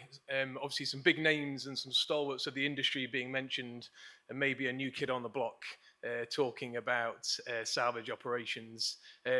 Ambry has been in the Indian Ocean for the past 2 decades. We're traditionally coming from maritime security. We are a vessel owner. We operate and own about 40 vessels. We've got about 1,500 seafarers. And some of the things you've seen there within our operations centre, we actually support about 30,000 vessels globally every single day with navigational safety, navigational advice, and support and response. So we have a real understanding of what's going on, and we fell into salvage by accident. Truthfully, when people say, why are you here and who are you? In reality, sometimes the problem comes knocking on your door. And maybe that's why we're holding this conference today for India to resolve going, what are you doing about it? And I don't think Ambry responded quick enough initially. At the start of the Houthi crisis, for those that are aware, there's a vessel, Rubimar was the first vessel struck, and she still she sits there, her bow above the most expensive seagull resting place within the Red Sea, as she sits still 10 meters above the waterline. And for those that don't know the story, we shared it in March, but the MT Sunyan was our first cherry popping moment, where it was a 6-7 month operation mobilizing over 400 people to resolve obviously the fire on board the MT Sunyan. And a lot of our incidences actually you don't hear. I think a good incident is one you don't hear of. That's my take on being a good salvo or a good emergency responder, because it means there hasn't been something. I think the ones you hear today are the ones where cargo has fallen out or gone into the water. So I just want to share really 3 R's with you, which is my outlook and view on some of the challenges that maybe we will discuss on the panel today. The first is roles, the second is regional, and the third is a reconsideration. I think my honest view in terms of my probably immaturity in the industry, being a responder and a salvo for the last 3 years, is that I believe the role is changing. And the role is changing for salvos because the environment, the incidents, the geopolitics is also changing. Therefore, the incidents we find ourselves in is very new. 2 years ago, you wouldn't have expected we'd have had the largest, one of the largest crises in the shipping industry within the Red Sea. Vessels were being struck at by Houthi missiles. They were being sunk. They were being boarded. They were being attacked and then sunk. On top of that, we've seen the use of limpet mines increase almost 500% over the last 4 months alone. And some of those footages you've seen there are those limpet mines being targeted, wars happening on the other side of the world affecting global shipping in different areas. And therefore, the speed of assessment and speed of response, which has been spoken about some of my peers here today, is critical. So, the traditional mindset of looking at a salvo focusing maybe on the cargo and oil spill, I think it's changed altogether. We have become humanitarians. We've got to focus on, where this is taking place. The second part of the role is the seafarer. We've talked about the role of the salvo and the owner, but I think the seafarer for Ambry, because we have 1,500 of them ourselves, we support about 2 or 3 million every single day. I think that's changed, and I think we have to consider that within this discussion, these challenges. The fact that they've gone from being focused, there's more regulation, more training, more standards required by seafarers on more technology is advancing on board ships. So the seafarer 20 years ago is very much a different seafarer that is today. And then as the time has changed, they've gone from being a seafarer to being a warfighter, to being a humanitarian soldier. And we have to then consider their role within salvage as well, and what we're asking them and expecting them to do. 90% of the cases, we've dealt with 30 cases in the last 12 months, 90% of them, when we approach a vessel, it has been abandoned. So there's a huge abandonment, and there's a consideration of what a seafarer has to deal with and how they respond in that situation. And that's something to consider.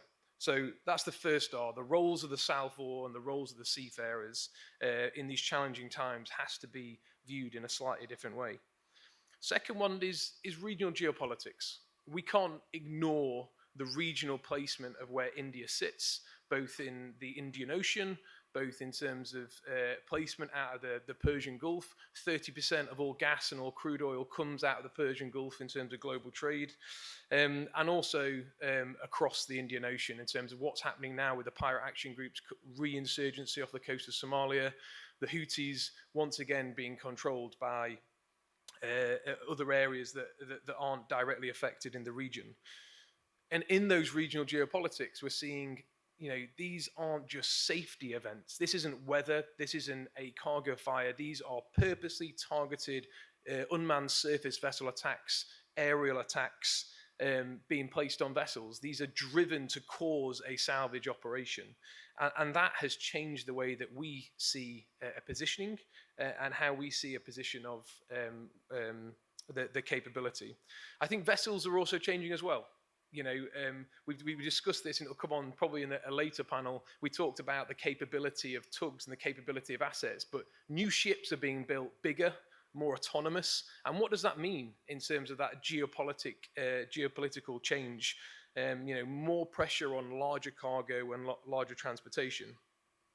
With that challenge on larger, more effective ships, with geopolitics, we're starting to see broader sanctions.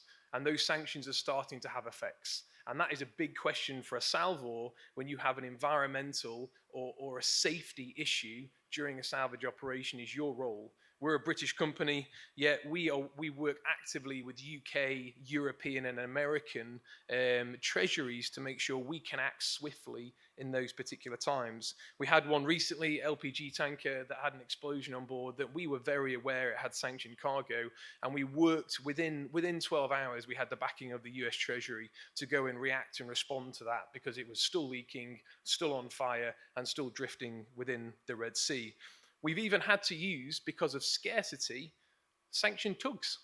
It's a bizarre state that you find yourself in, that a tug, which is a capable agate, might be sanctioned itself. So these are the complexities that we continue to face within those regional politics. And then another one you saw there with the Adeline, but spoofing. Within the regional geopolitics, we're starting to see vessels being targeted more, and those collisions will come through. And I think that is something for the panel and the DG and the Coast Guards to consider in the future. My final half to recap is actually to reconsider capabilities. As we've come into this, we've worked with Eritreans, Somalians, the Djibouti, the Omanis, the Saudis, and actually the regional capability within the Indian Ocean is limited. Therefore, the discussion I saw yesterday, it is incredibly warming, incredibly futuristic that we will be placing and investing into a capability within the Indian Ocean. Because truthfully, today it does not exist. If you are trading from the Persian Gulf, Indian Ocean, Red Sea, or south coast of Africa, the capability and response time is extremely limited. Therefore, you'll see these cases increasing. And the flip side of that, if you look at the data, there's a lot of predictability. Actually, in 2024, I won't do a hands up, but the most interesting thing that May was the largest month for instances globally. And over the last couple of years, you can look at data of where these events are taking place, why potentially they're taking place there, and then consider capabilities and placements of those assets at that particular time. So as we look forward, there's lots of lessons we can do looking back. And then that final thing in terms of reconsideration, it's not just about actually how we help India by placing assets in India, but how we could potentially lean and place assets that we invest to in other states. And therefore that response time. So for example, the Magic Sea and the Eternity Sea, those were incidents that took place in the Yemen shore. Yes, yet the oil and the cargo washed up on the Eritrean coastline. Eritrean had no assets, they had no capability. So there's a consideration that events that could happen on the other side of the ocean or in other territorial states will wash up here. Therefore, we should be looking at those capabilities in our placements. So I just thought I'd share some thoughts with you, and I look forward to a fruitful discussion later on. But thank you for having us.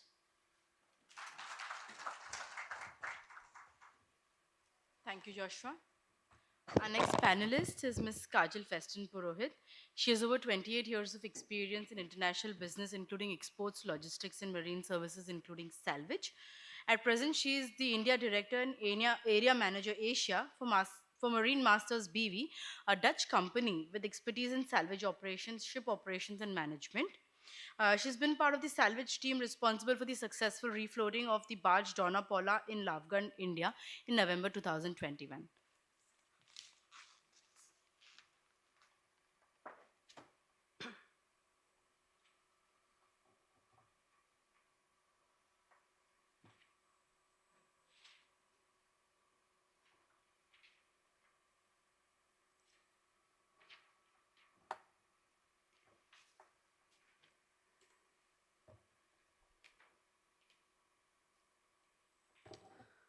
Good morning, distinguished guests and my fellow industry experts.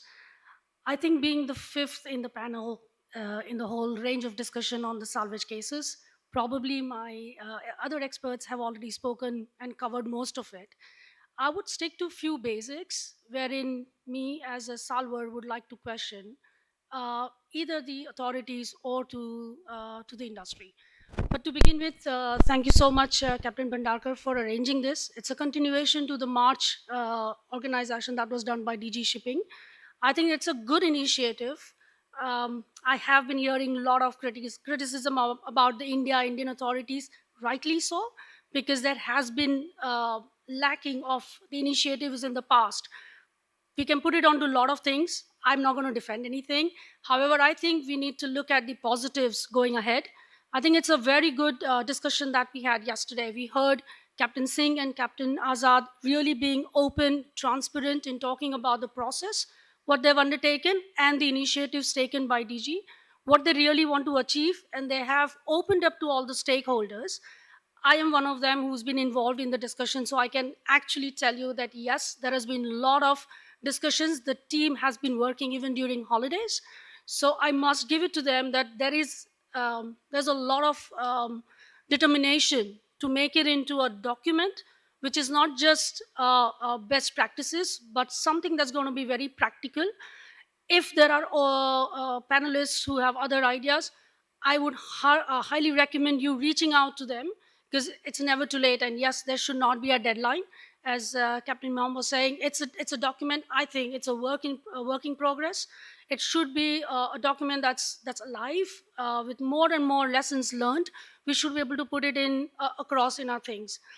I do agree with, the one thing that I would like to say, thanks, Amre, for also being associated with us when we did the Seagull together. I think it was an eye opener, especially for a young Captain Smith's son was on board.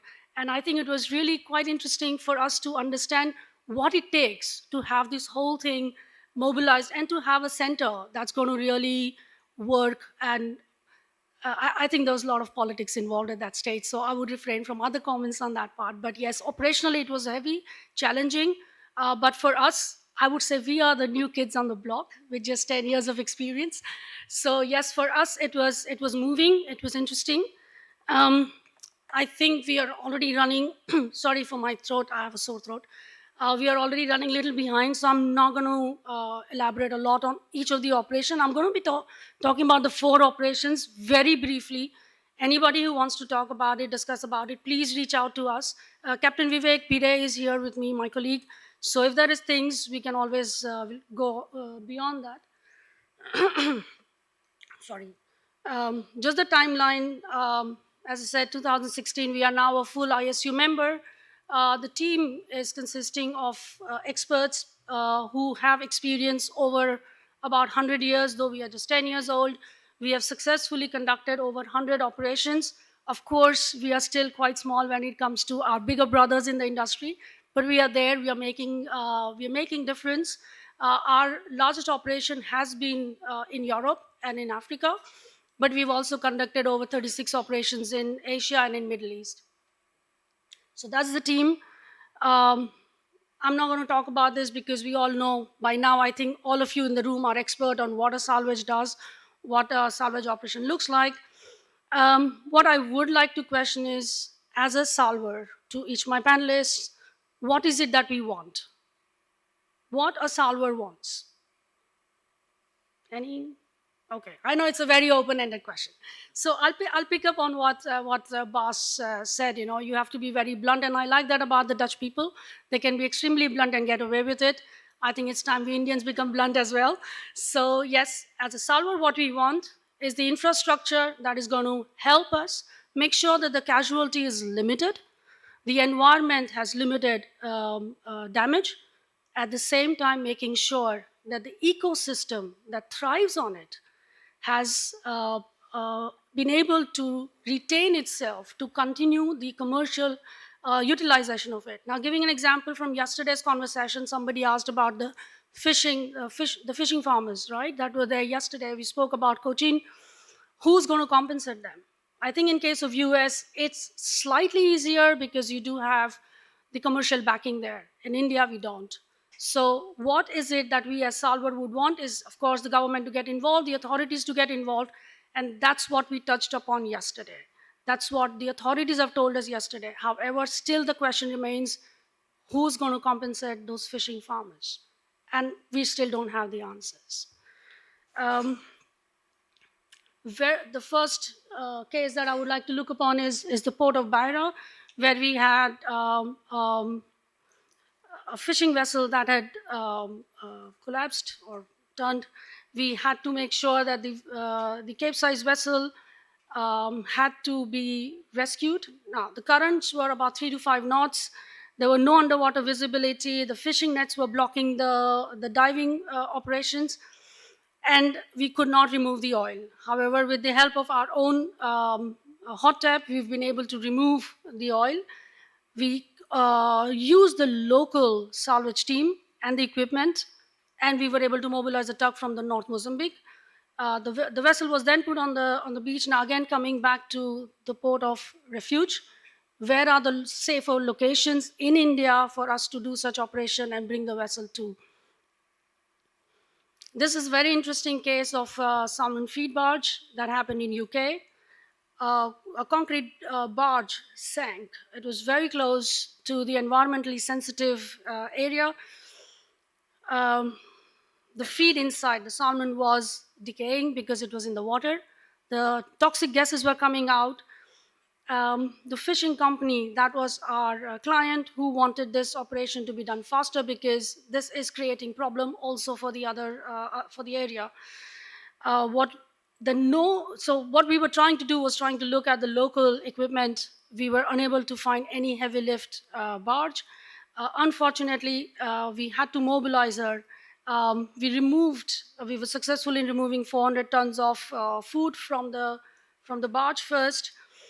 Removed the anchor chain. We had to pull the lifting. I mean, I don't know if you can see it. So we had to use the equipment. We had tied the steel ball at the end of the hose to make sure that it was in a position we could lift her together with the anchor. We mobilized the barge. We were mobilized the heavy lift equipment. We were able to lift her and get her back. The whole operation took quite some time. We had to be extremely careful when it came to the ecology and the system. So that's what made this a very interesting lesson learned for us. The crane 92 for Israel.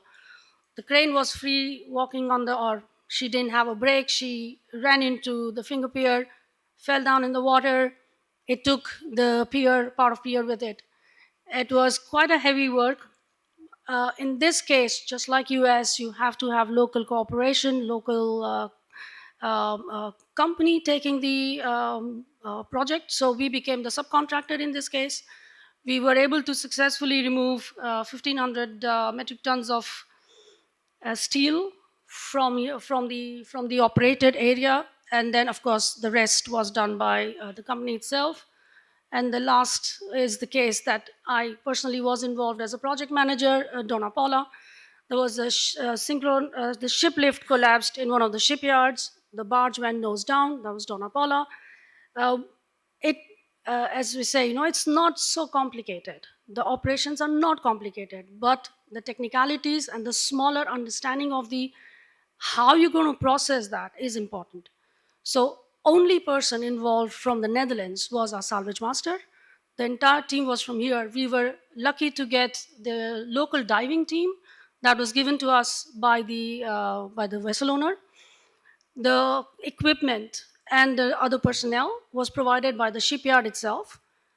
And from our side, we were able to get the local riggers, welders, and all the equipment that was required, source it locally, and come up with the the refloating of the vessel. She's now sailing again and happy. Well, I think majority has been covered. What are the developments in the industry? I don't think we should be talking more and more on that. The biggest challenge that we see is the new energies where we do not have any experience, and the e-vehicles which are being transported now by larger and larger carriers. These cargoes are extremely dangerous when it catches fire, and we've seen it in the past with the incidences. It is almost impossible to save a vessel. So yes, we all want great green environment in looking at the vessels and not having the fossil fuel, but at the same time, we as industry need to gear up, and this is across the world. It's not just for India. This is applicable. In fact, the larger and larger vessels are coming to Europe, to US, to China, limited as of now to India. In fact, we are exporting. So to that extent, we need to be careful how we're going to look at these developments. Some of the operations we've done in India, again and again, in every time, and even in my presentation in March, I had mentioned that it's important for us as salvage company. We do not want to mobilize equipment, personnel from all over the world. At times it is difficult to source locally, and that's what is the challenge in India. We do not have enough resources in India to, in terms of equipment, in terms of personnel and the experts.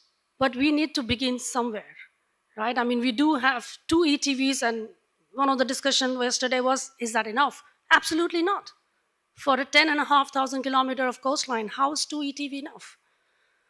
However, question for the authorities, who's going to pay for it? Right? So yes, you come back to the same question, economics. If commercially this can be made viable, you have source rep who's going to take a call if incidents happens, no equipment.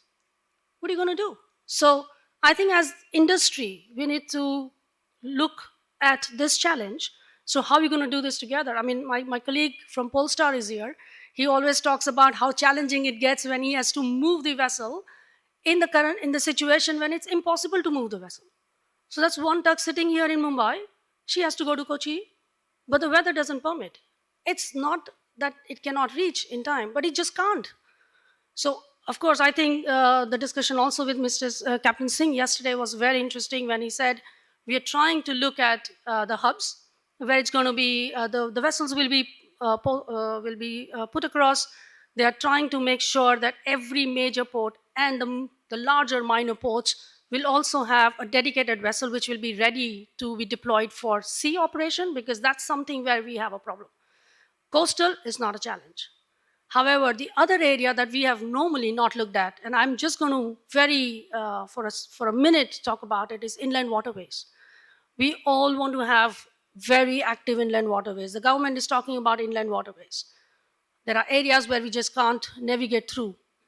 There are areas where you have a very short channel to pass through.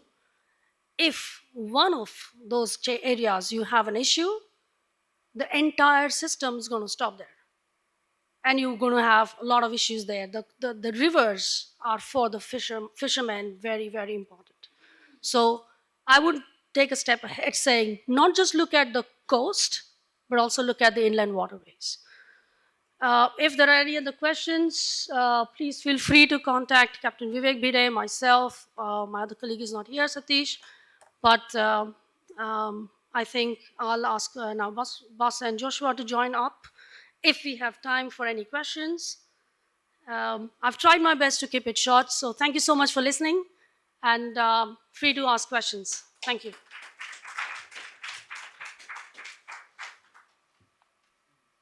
Thank you, Kajal. May I request Bass and Joshua also to join on stage? We are running a little behind time, so if there are any questions for the panelists.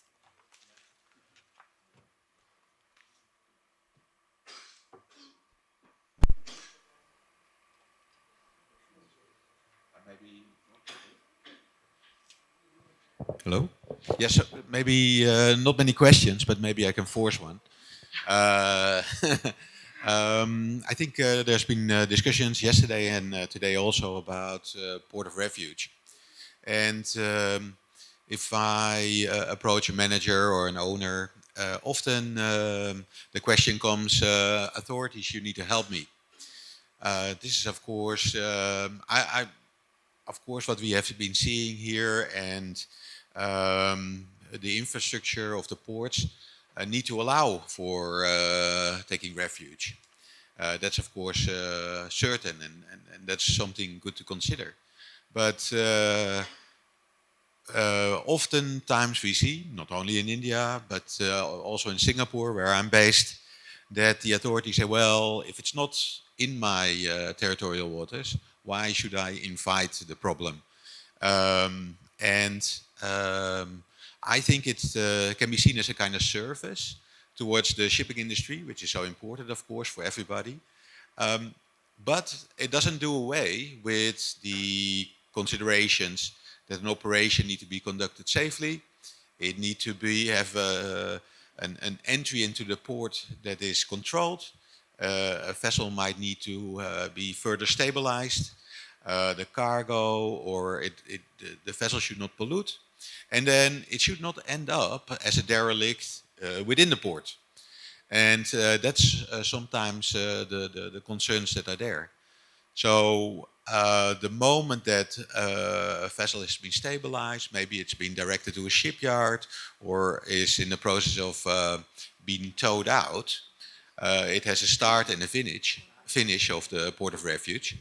But that needs to be in place. But it requires all stakeholders, Salvage, authorities, ship owner, their insurers, but also other stakeholders that might have a claim on it to work together to make this work. And I would ask you if such a situation can be established. I think it would expedite operations hundredfold because outside in the monsoon conditions, a vessel or a situation can only deteriorate. So it is very challenging along the Indian coast, I know. If you look at Kochi, I think there's an LNG plant at the entrance of the port.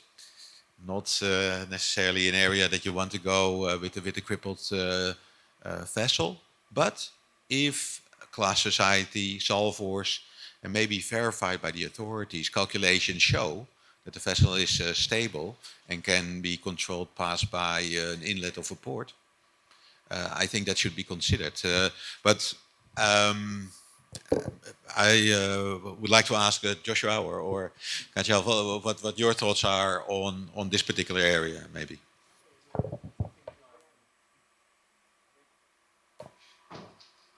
Hello. I think my quick response for the authorities to consider that a place of refuge is an opportunity. I think where, as you say, it may be seen as a caution, a threat, an issue that they don't want to resolve. I think that's where countries within the Persian Arabian Gulf have actually capitalized on that as an opportunity.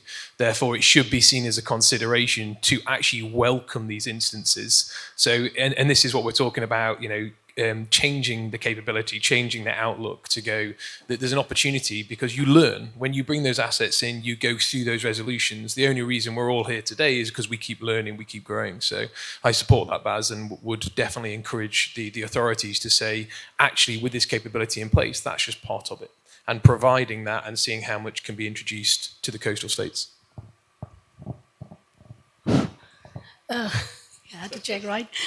So, no, I think it's an interesting point. Again, as I said, as one of the person involved in the DG discussion where we are looking at the policy, the legislation is already there, and the discussion on the policy document is ongoing. Port of refuge has been taken up. So it is very seriously considered by the authorities, and it is not as simple as it sounds. As you rightly said, you need the entire system to make sure that if you take the vessel to a particular location, the logistics behind that has to be there. And I think that is where the challenge at the moment is. I mean, India is already struggling with having the equipment to put it for a salvage case. Now, this is probably 2 steps ahead. What I like is that there is a will, there is a determination, and the fact that the top of the names of the salvage industry are here talking about India, it's already showing that the DG is doing something right. And I think that's what matters. The experience that's going to come in, it's already coming in the document. And the regular interaction with stakeholders is what's going to bring DG to where they want to be. I mean, make India great again. Yes, we should be. How? That's a question. And that is where I think I would also look at Captain Mahapatra to contribute more towards the DG. Captain Imam, they already has put, and I think rightly so, very bluntly on the face saying, you have nothing, look at it. But at the same time, I think there is a possibility of starting a new dialogue, look at it in a positive way, take it in a stride, saying, yes, we've been lagging behind, take it from there. And I think the experience that Captain Sahai already shared, saying how Captain Singh has been detrimental in making sure that the operation was successful, at least in the critical days, it shows that there is a lot of will from this DG. That's mine. Yeah, certainly. Thank you very much for that. I think we're running a little bit out of time, so we'll end it there. But thanks very much, Kajal, Joshua. And yeah, of course, if you have any questions or any discussions, I think you can hear we are enthusiastic about this subject. But there's never enough time, of course. But thank you very much. Thank you, panelists. Thank you, Baz, for giving us such a good update on MV Dali, and Joshua for the highlighting the interplay between geopolitical issues and marine incidents, and Kajal, of course, for highlighting the issues that have been faced by salvors during real-time incidents. Thank you. May I now call upon stage Mr. Nishant Chaudhary to present the mementos to the panelists.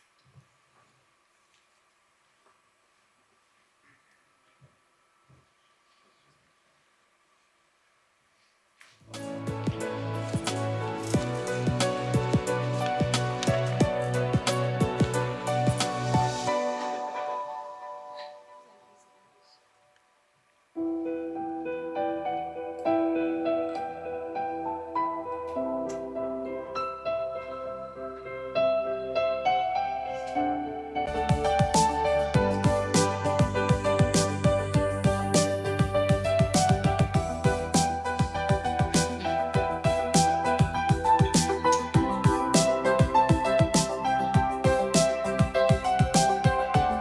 you. Yeah.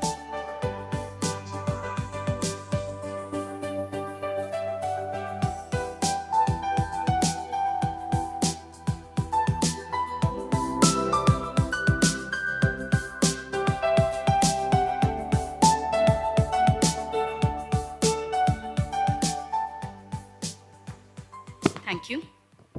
Our last panel before we break for lunch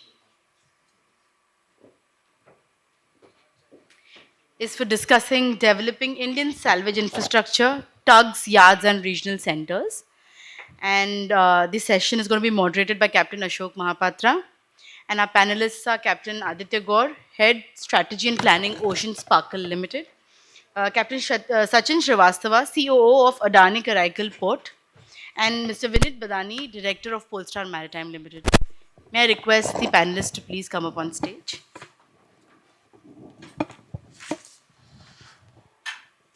Is there a presentation?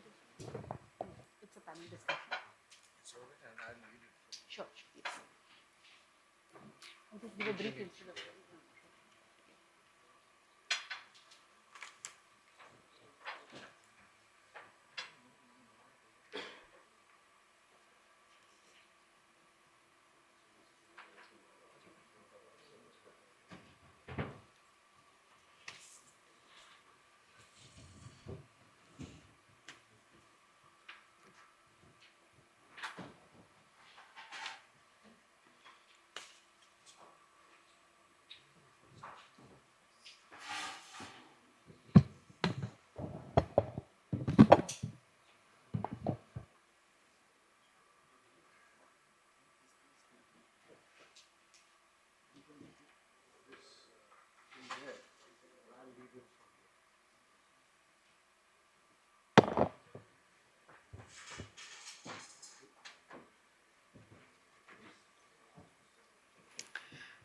briefly introduce the panelists. Captain Mahapatra requires no introduction, but even then, I'll give a brief introduction about him. He's been the nautical surveyor and thereafter the nautical advisor with the Government of India. He was the director of the Maritime Safety Division of the IMO, and he's retired from the IMO and started his own consultancy in January 2018. And our panelists today, we have Captain Aditya Gaur, who is the head strategy and planning of Ocean Sparkle Limited. He oversees the towage and terminal business at the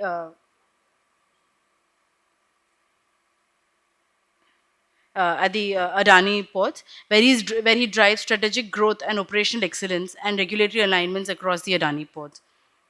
His career spans key roles in port operations, pilotage, fleet deployment, and project management, with notable contributions to the APSED's port takeovers and commissioning of the LNG terminals in Mundra and Dhamra.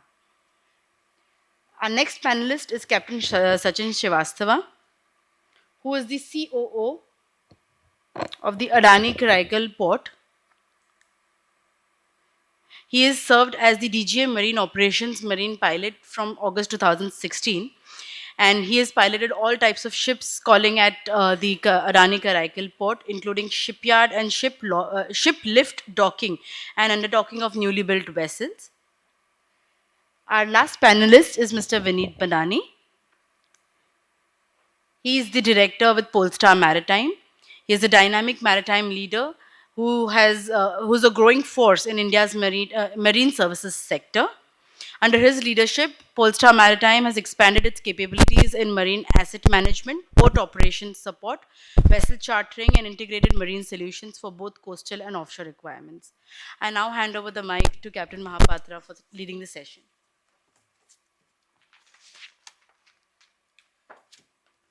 Thank you, Apurva. I think I'll lead it from here so that we have got 3 mics with the speakers.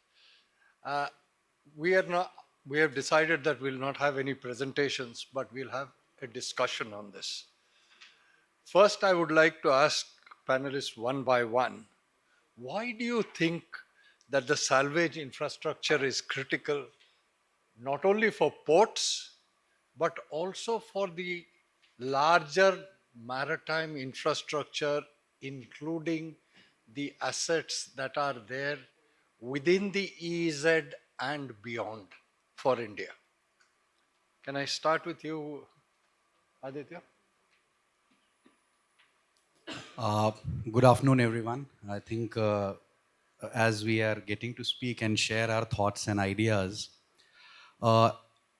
it's been yesterday and today.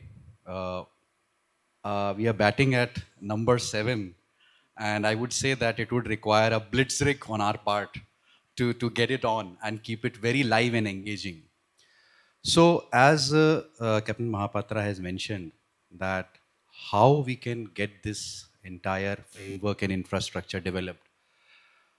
Sir, as of now, Ocean Sparkle Limited, what we are serving, we are having a fleet of around 113 tugs all across the geographical footprint of India. And officially, we are the towman. And I would say that the towmans are the best friend of a salver. So we have got responsibility, we have got a lot of accountability, and the onus lies upon us to become the best available first responder to the salver. Now, in the present framework, as we understand, whenever there is a vessel which is need to be salved, I would say that all the cases which were discussed today, yesterday, my phone was one of the first 5 phones who received calls from either the vessel which was in peril or the party or the stakeholder which was engaged that, okay, we need to get this thing out of danger. Now, the thing which we need to understand is the spirit and the availability of resources with us. As Kajal had also mentioned, that we have the tugs, but can it be dispatched at the moment, at that time? Or you are sending a paramedic to relieve a patient who is already in an ICU and land up being a patient himself?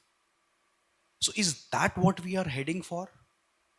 So, these are plaguing questions which loom beyond us every time when we interact with stakeholders. And is the infrastructure today enough? So, the answer is I don't have any answer.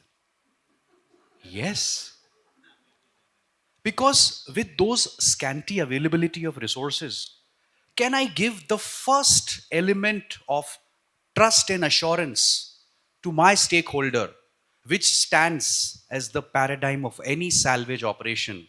S, which is safety, security, sustainability.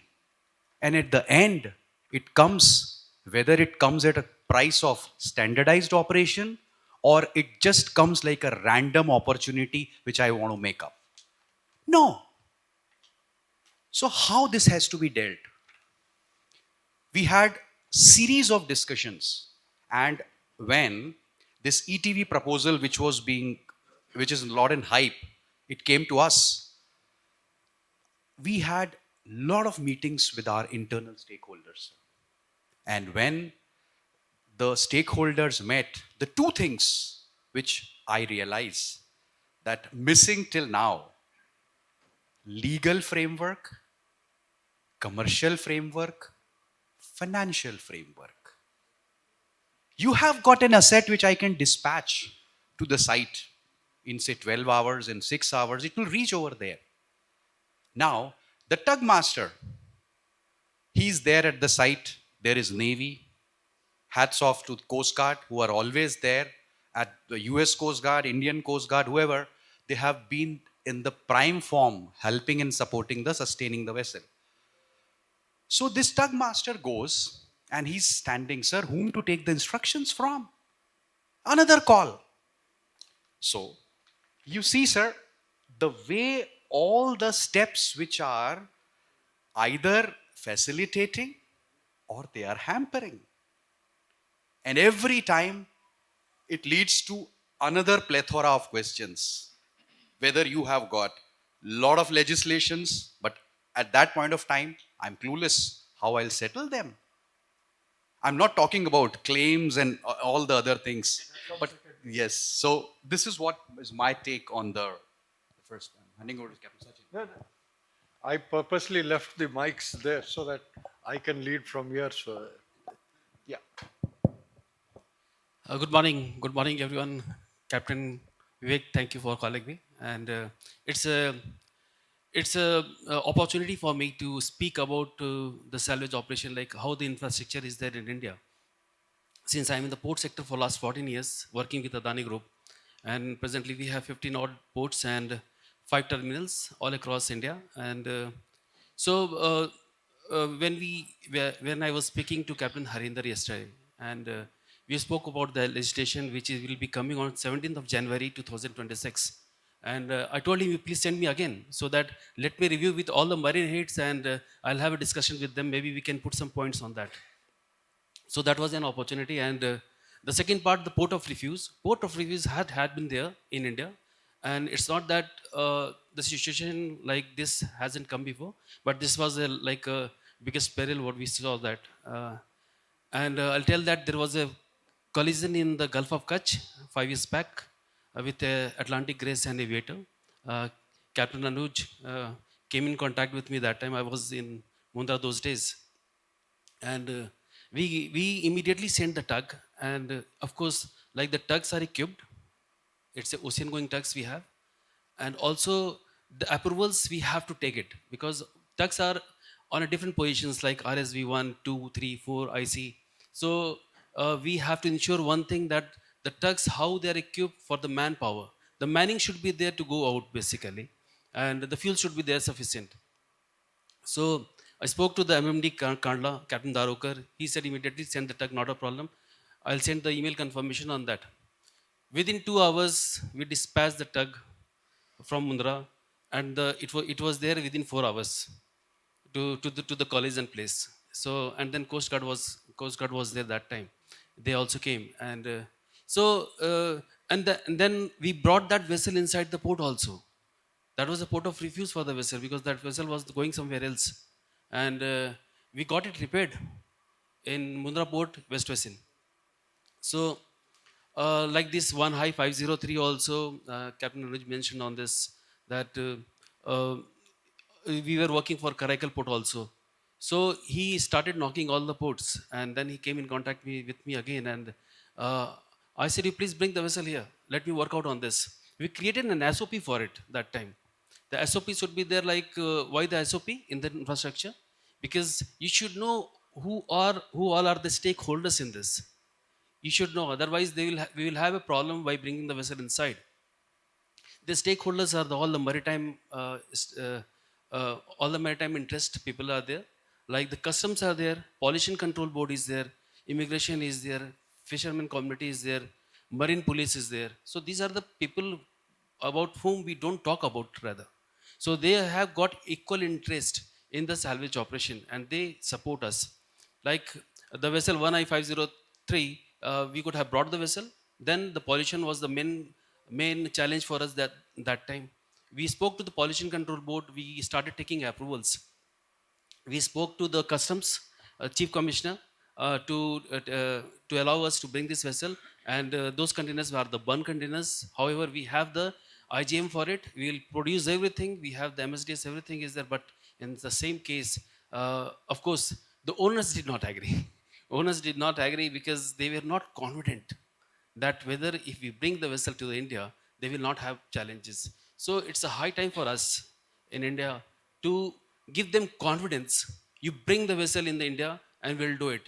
And I'm very happy that DG Shipping is already working on this, and we all are the maritime stakeholders are getting involved in this. So that will be an opportunity for everyone then. Thank you.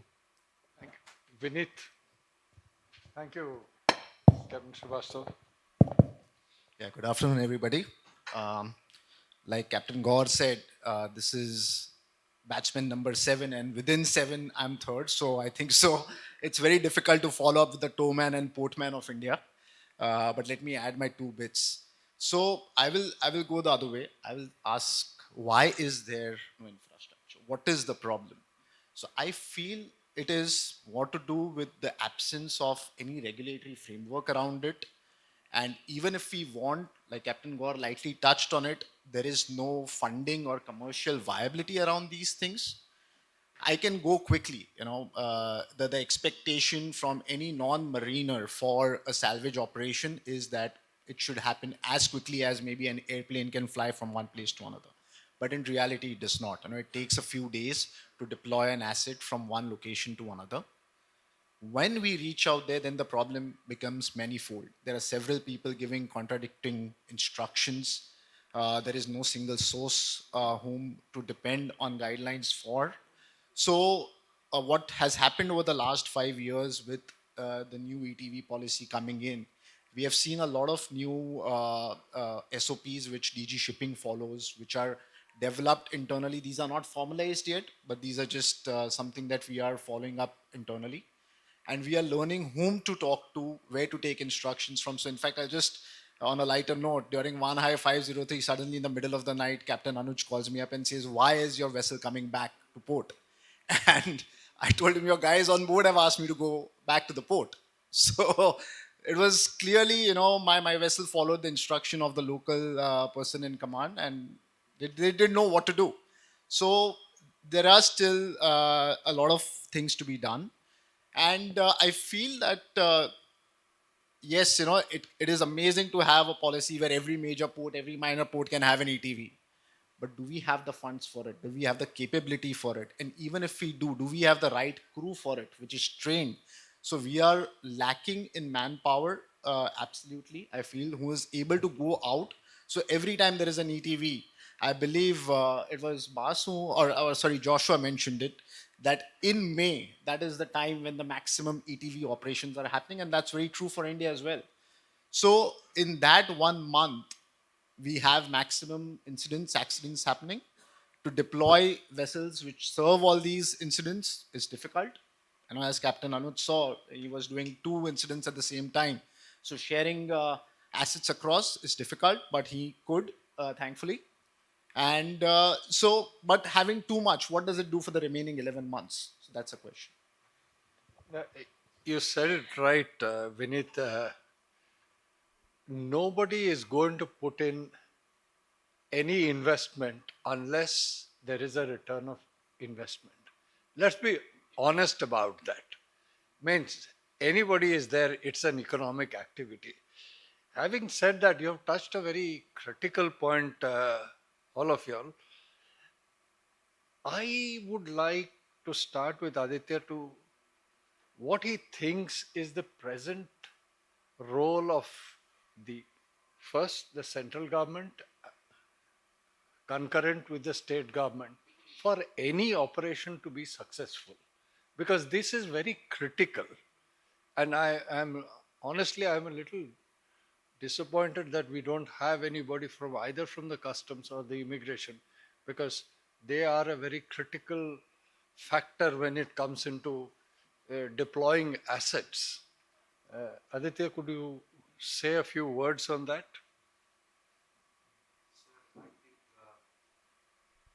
Thanks for touching the chord. Uh, I would say, sir, I will touch a few more chords at the end of it. uh, because I would, this is of most importance in a towman's career, I would say, or a towman's stake. Time is of essence. Now, all these impediments, they lead to situation aggravation. So, the role of various stakeholders, as during one of the presentations today morning, I was seeing that there are more than 30 entities whom had to be interacted and clearances had to be taken upon. Now, this has reduced somewhat, yes, and I must say that lot has gone in to for this watershed movement. However, still, if my crew has to be boarded on an ETV which I has to be dispatched, it takes not less than 48 hours, wherein the contract has to be delivered early. So you see, sir, what are the things which we are lacking? So there are various approvals which need to be sought in. Now, why this delay? Is the procedure lacking, or there is lack of intent, or there is some procedural standard which is missing from the link? I must say all. Indeed, because as a responsible stakeholders, we, Ocean Sparkle Limited and Adani Ports, as Vineet had mentioned, the towmen and the portmen, we are looking after assets, port of refuge, vessels. We are ever ready to dispatch assistance. Captain Anuj, he calls me often that, okay, I have got a concern. We discuss yes or no. We talk in only those two terms, whether can be done, cannot be done. Commercial agreements, legal agreements, TOCON, BIMCO, everything that prevails later. Because that is where time we have to give the best assistance. And that's what I feel, sir. We have to work a lot.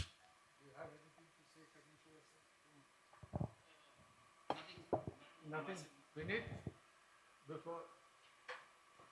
Yeah. So yes, from the central and state government, I believe it's already happening. It's already in the process. But like Captain Imam Farhat mentioned, if there's something on the lines of OPA or something, an SOP which can be made, A, and B, we are also always depending on salvers and insurance companies to make good the commercial side, which always does not happen.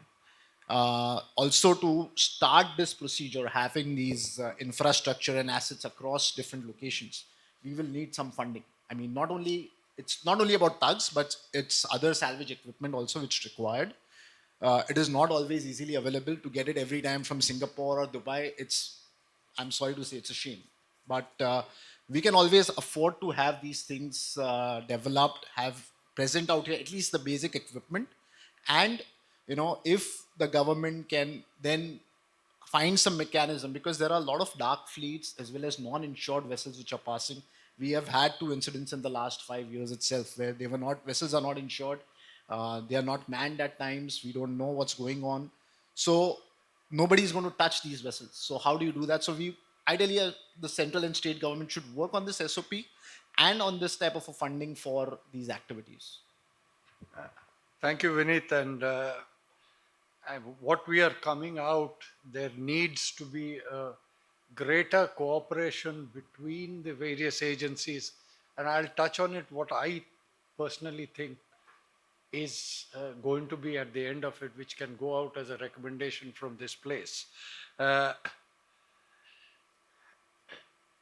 Aditya, could you be able to throw some highlights on the existing policies that we are doing vis-a-vis the best industry practices which are overseas? Are we lacking somewhere there, or do we need to gear up and learn?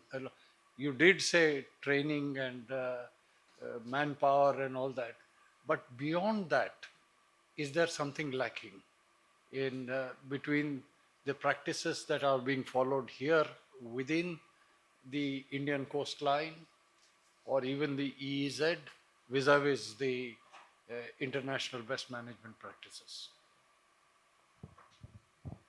So thanks for tossing this one. This reminds me back of year 2011 when the need of ETV for Indian coastal waters was dreamt upon. And this was a replication or an ideation which was like, I would say that an international practice. In US, in UK, in Germany, in Turkey. I think these are the four countries which we look upon for legislations, we look upon for best standards and practices. So it's best when we want to invent something, don't invent it, reinvent it, and look after what is already going on. So rather than going for an ETV for ourselves, we said, okay, we will follow what practice Turkey is following, US is following. So we had our own SCI vessel, SCI Pawan. I think people who must be sitting over here, they'll get back to their memories. This continued for some time. But then the question in a meeting or series of meeting, it was put upon, have there been any incidents in the past? What is this vessel doing on without catering to any particular incident? So a vis-a-vis comparison started. And by 2017-18, so SCI Pawan was out. Because the need and want and the actual correlation which comes out. So that was the actual antidote for the moment. So post that, it was decided that ETV tenders would be floated. One for the East Coast, one for the West Coast. So again, I would say an adoption of the international best practices. But what could have been done, I would say, that what practices US Coast Guard follows, just one call away. You dial 911 when you are there on board, or call Coast Guard as a qualified individual, right? So that VRP, the moment the master calls that qualified individual number, your help is one call away. So these two things which we need to do now is continue with the best practices with respect to ETV owned by state, and second is develop something like a USCG model so that the first responder is, I would say, an entity which is really ready, emergency, who is prepared in to handle that kind of emergency at that hour. Thank you, Aditya. Captain Srivastav, can you add something? Because especially it will come out from your port. So, Definitely, sir. Definitely. I would just add to Captain Aditya's whatever he said just now. Like the close coordination is more required now, and since we are talking a lot on the salvage wireless spill, so close coordination, work instructions should be there, SOPs, and also we should create some uh, hierarchy basically. What are the safety precautions we have to take? Because this is involved about the human life also. When the salvers are going, they are putting their life for it, and they also don't know when they complete they will be there or not. It's same like a fight on the in the border. So they are the one who goes, brings the vessel, ensure that vessel doesn't sink. So close coordination, cooperation from everyone. Somebody has to take lead on this, like Coast Guard is one of them. They take lead in a lot of things if anything happens at sea. So they are the first point of contact for everyone if anything happens. And then the close coordination means when Coast Guard is taking a lead, the ports, DG shipping, as I said previously also about the custom immigrations, marine police, all the stakeholders should come in on the same platform. So that is required. That is much required. That's what I say. Vinit, you have anything to add? Yeah. So further than what they are suggesting, yes, for a regulatory framework, it makes sense that we look at what has already been done abroad. But I would like us to even go further. There are new tech, like 1990 was when OPA was first formed. That's 45 years, the 35 years now. The world has changed. There are new technologies. Why can't we start evaluating newer things? Why can't we, every time Coast Guard runs, Coast Guard assets are very expensive. They have much better work to do. Yes, in the US, the Coast Guard is the first responder because US does not have many interesting neighbors. We have several interesting neighbors around us. So is the Coast Guard supposed to do this work, or should they be relieved and just take more of an authority kind of a role and guide various people under them? Maybe possibly use drones, new technologies which can be used. And I believe there are some things which are being done in Japan, which are very interesting. Maybe look at these things or develop these things out here based on our experience in the last 14, 15 years. Yeah, means it's very interesting that you definitely use new technology, but one thing what I have recognized over the period of time is that when it comes to this, when we are talking of cooperation and all that, within the Indian system, each unit, whether it is the Ministry of Defense, whether it's the Ministry of Home Affairs or the state government, and within the state government, if it is two districts, between the two district collectors, each one tries to protect his or her own turf. And that is probably one of the biggest impediments that we have around in this whole process. Because in any kind of disaster situation, I'm repeating, I'm using the word disaster situation. For me, anywhere a potential emergency comes up, whether it is medical, whether it is fire, whether it is grounding, it is a disaster situation as far as I am concerned. I look at it that way. And having been an international regulator, we used to work on that. Somewhere down the line, we have been talking of the DG taking the step around for this kind of cooperation and salvage and all that. But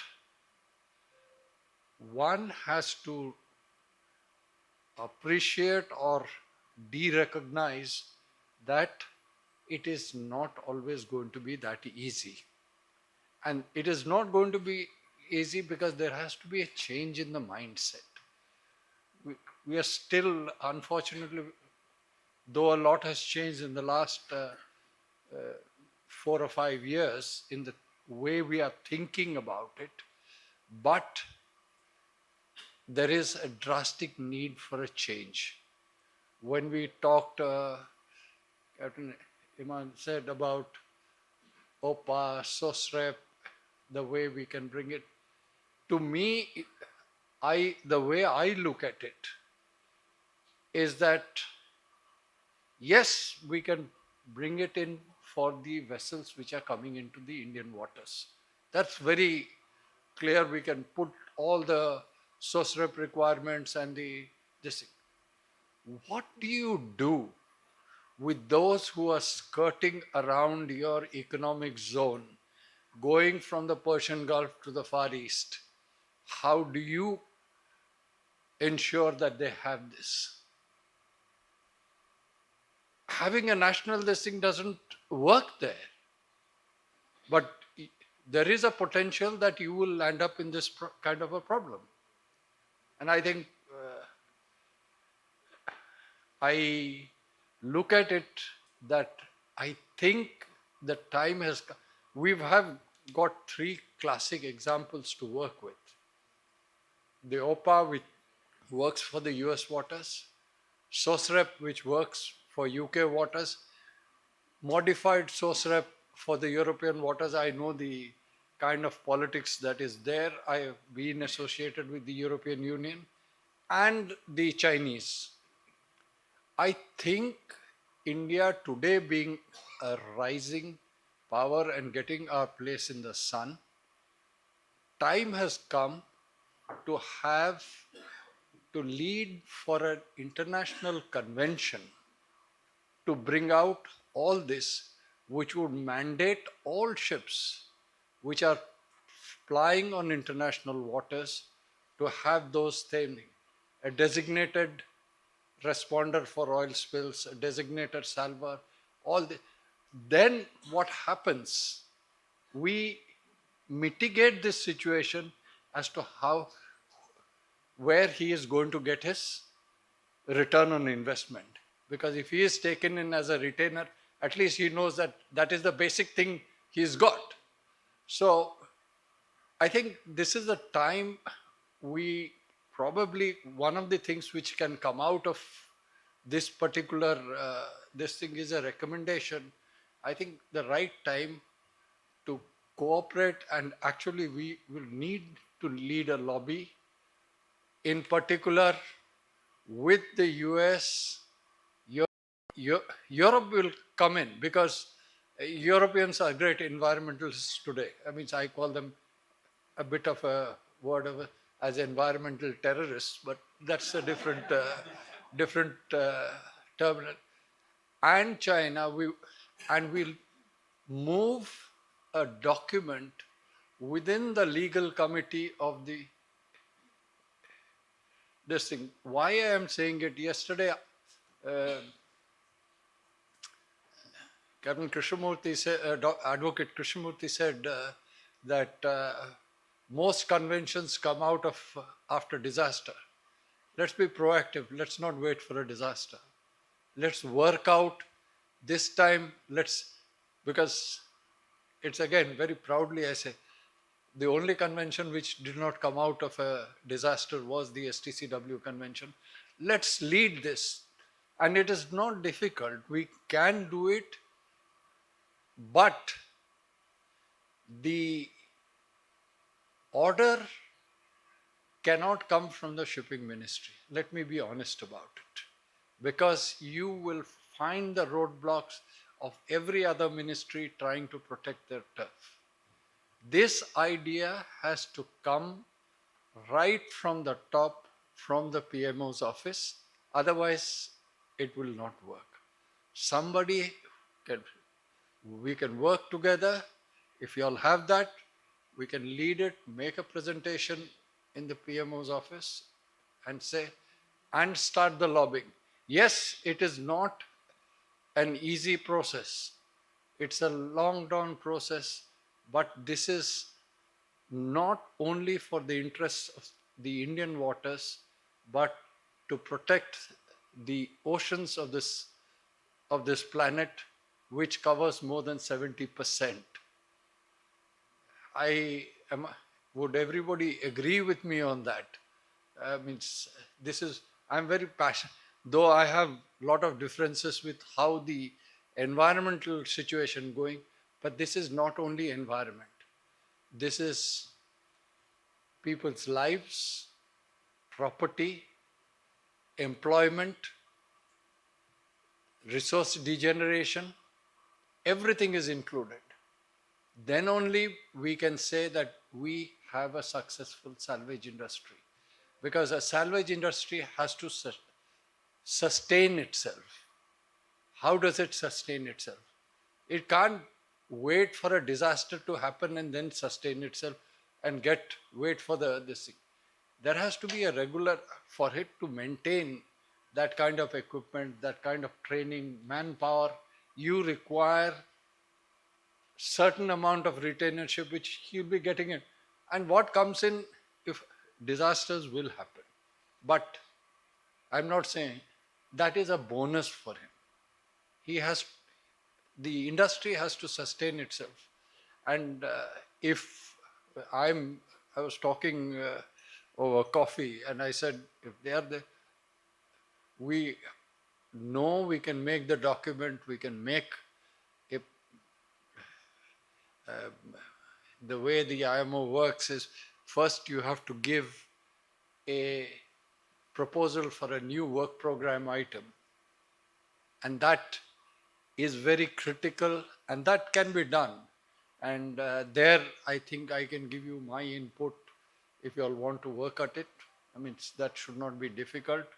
It's this thing provided, and it can only work if it comes from, and here today India as not as a it's no longer a developing country.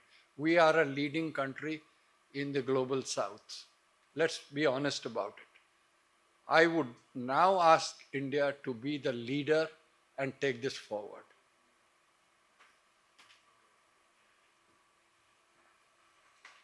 And I think we can close it at that.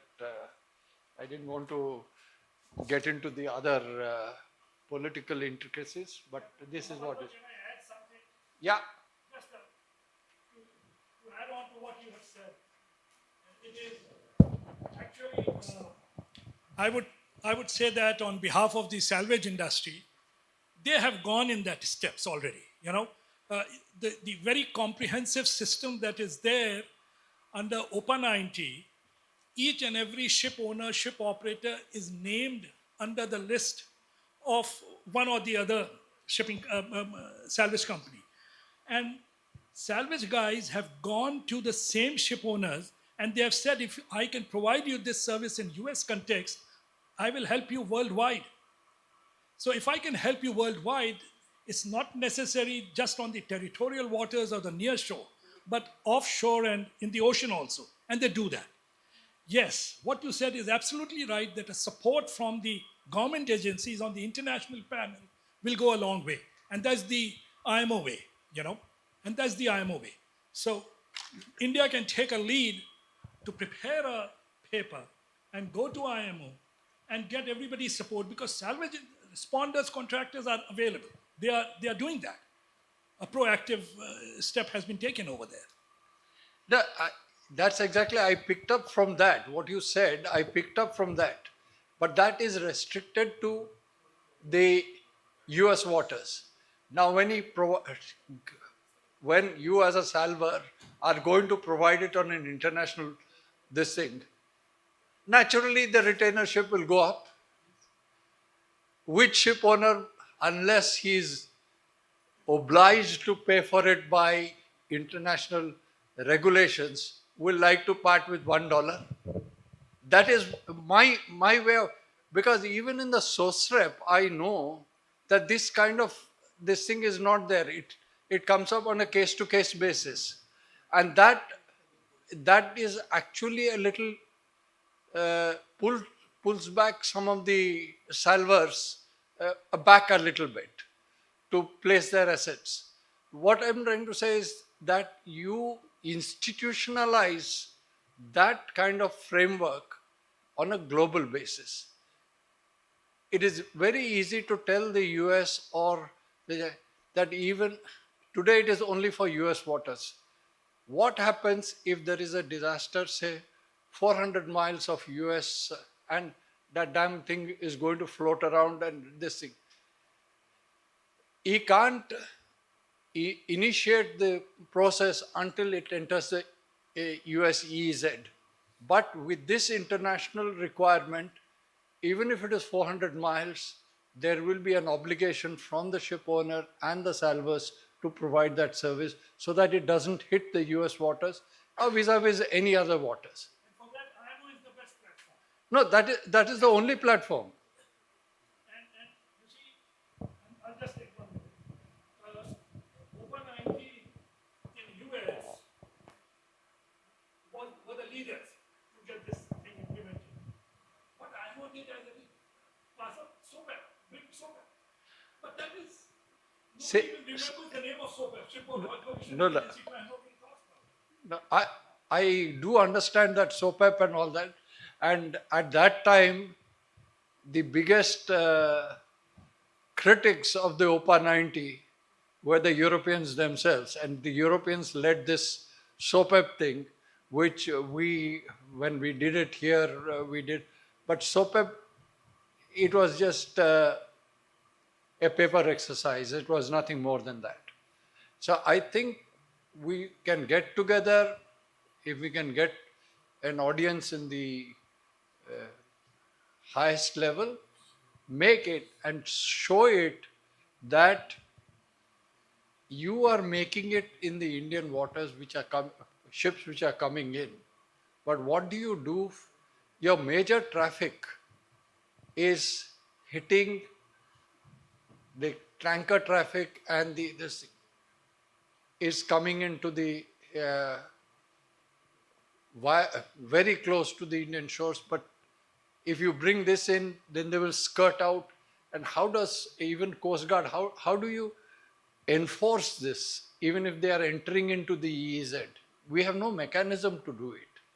But if there is an international requirement that they will have to carry a certificate for that purpose by designating these, because in the certificate, in the OPA certificate, it is clearly mentioned out that for each vessel, this are the providers for this thing. So that is how I feel is a way to go forward.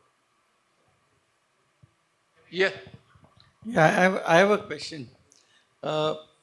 We need a Nitin Gadkari to hasten up our processes, maybe in the background, maybe get things moving. I'm just trying to. There was another incident like the talk tea. We have got a lot of these rules, regulations preventing our this thing. Maybe we need that one point contact. Maybe we could get things moving quickly. Secondly, I was wanting to say about companies like Adani's who have got a lot of money, political power. Probably that could help, Now, Vivek, while I appreciate what you're trying to say, I want to take it on a principle basis for the government to lead this. Because let's not say they are a successful business house. For that, don't penalize them. Don't penalize their success. Yes, they have, and they will not be unwilling. I know that. But this is a collective political willingness. This is what is necessary. And this is not necessary only from the Indian perspective. This is necessary for a worldwide perspective. Because today, with the kind of the weather patterns changing, it is all over the world. You are seeing the weather patterns changing the way it is, and we are having accidents which in areas which we had never heard of. So my personal thing is, let us go international, get a convention, and get this on. Because then it will make the work of everybody simpler. Because once you have the convention, once you have said this, then the government is obligated to provide that. And mind you, it becomes more interesting there if that is their case. And if some government doesn't do it, then during the IMO audit, the mandatory IMO audit, they will get a non-conformity. The government will get a non-conformity. Yes, Les. Yeah, very good point, well made. I'm only a little bit concerned that we are looking at something that we want to be perfect, but maybe good is good enough. And I think the initiatives can be in parallel. I think the overarching objective is perfect, of course. But the tug owners here, they want to assist and deploy. And I think there are so many examples. US was mentioned many times, Europe's mentioned many times. Australia was quite late after the UK to actually adopt the same thing. They have the MERCOM system. They have the tug system around the Australian continent, basically, also a very big coastline, somewhat lesser population, of course, than India. But there's a financial benefit to keep one tug in every port that is on a sensitivity map around Australia, ready for deployment. And this is a model that has worked for the last 10, 12 years. And there's a MERCOM that can cut through the government regulation between federal, port, and state. So I think there are models, and I think lessons need to be taken from those. Yeah, I think this is something that can work in parallel. No, what I was saying is, I said, yes, you work this way, but at the same time start working.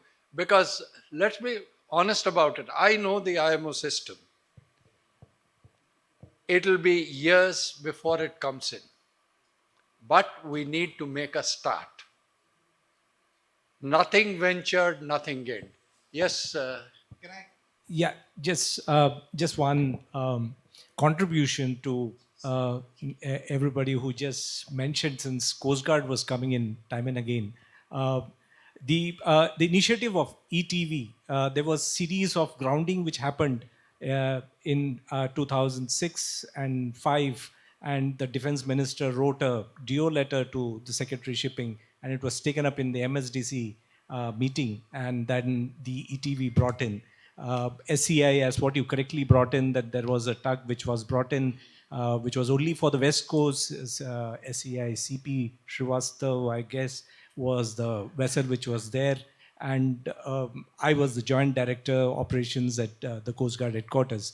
I was personally involved in this. And we forced for the East Coast during the returning monsoon and during the, but then now DG Shipping has brought in the concept of getting alpha tug in each port handling in excess of some amount of tonnage. That's even more welcoming. So what I mean to say is that the question is who's going to pay for it. So obviously there is a will, and there is administration working towards it, but then we all have to gather and who's going to pay for it.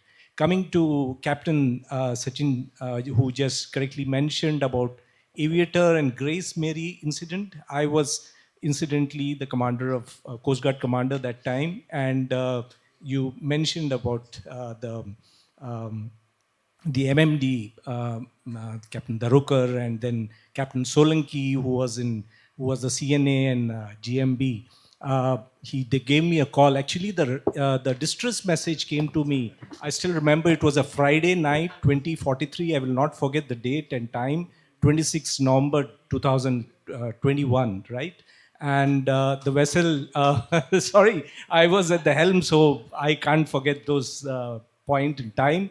And we did call, my office did call the vessel, and they reported safe.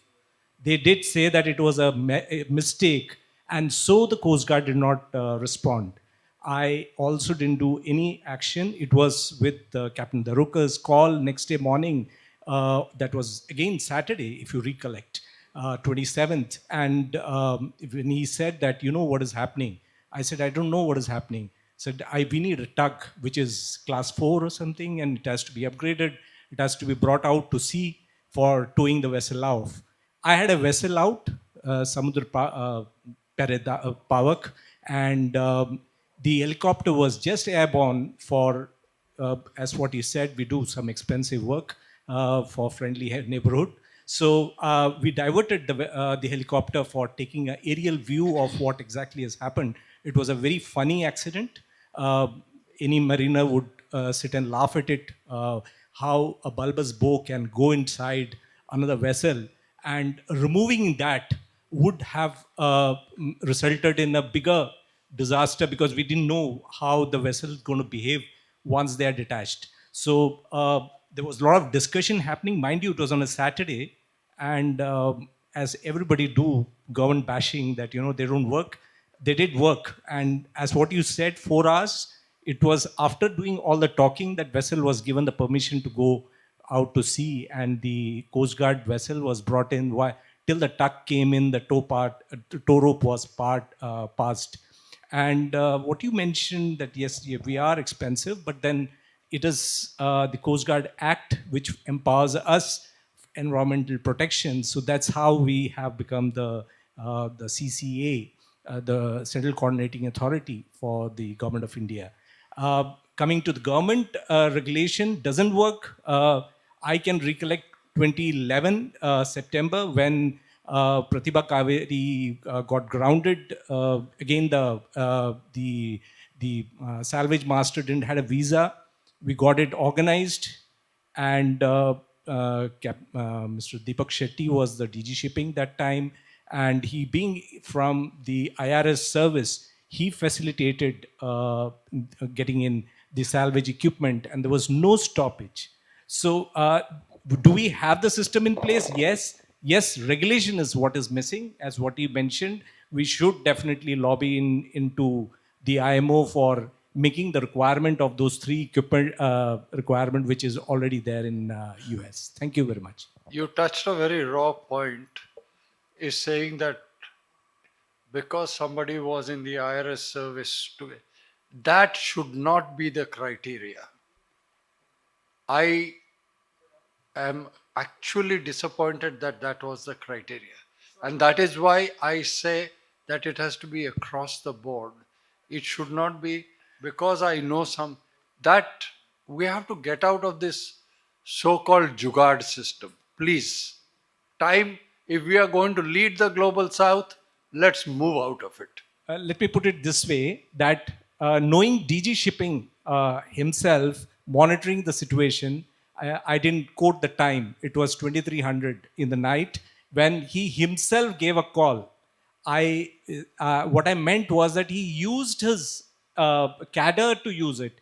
That visa didn't come through him. It was the FRRO which facilitated the visa, who again was nothing to do with shipping or aviation. He was an IPS officer, just working level, and it was facilitated. Sorry, I didn't clarify it that way. It was not his cadre which helped. It was his will which helped us. Thank you.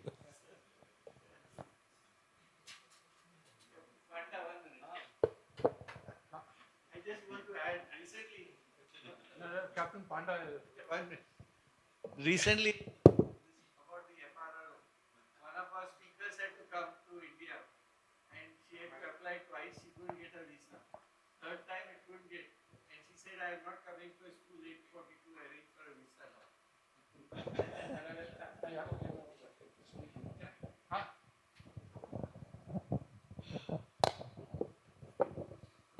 Thank you for giving me the opportunity. I'm Captain Panda. I have witnessed the events what the DIG said, and I reserve my comment on that.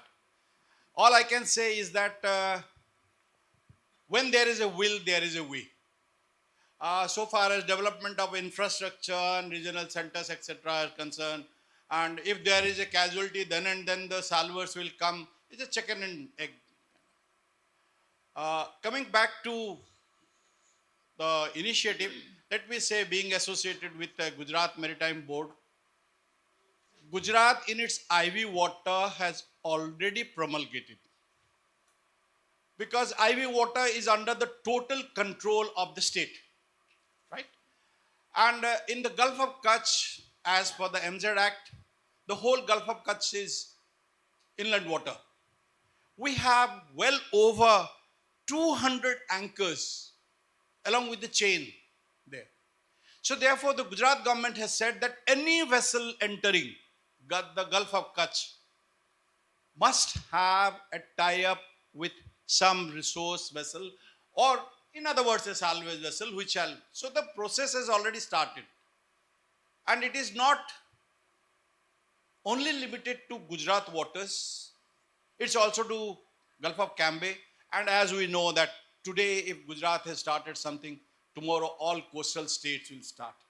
So to say that there is no prospect of salvage to come to this India and government funding should be there, I think that's a bit myopic at this stage.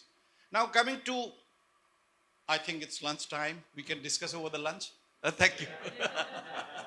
So now I'm extending.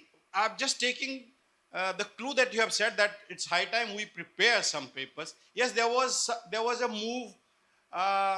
Along with IRS, we prepared the documentation that as the fund has rightly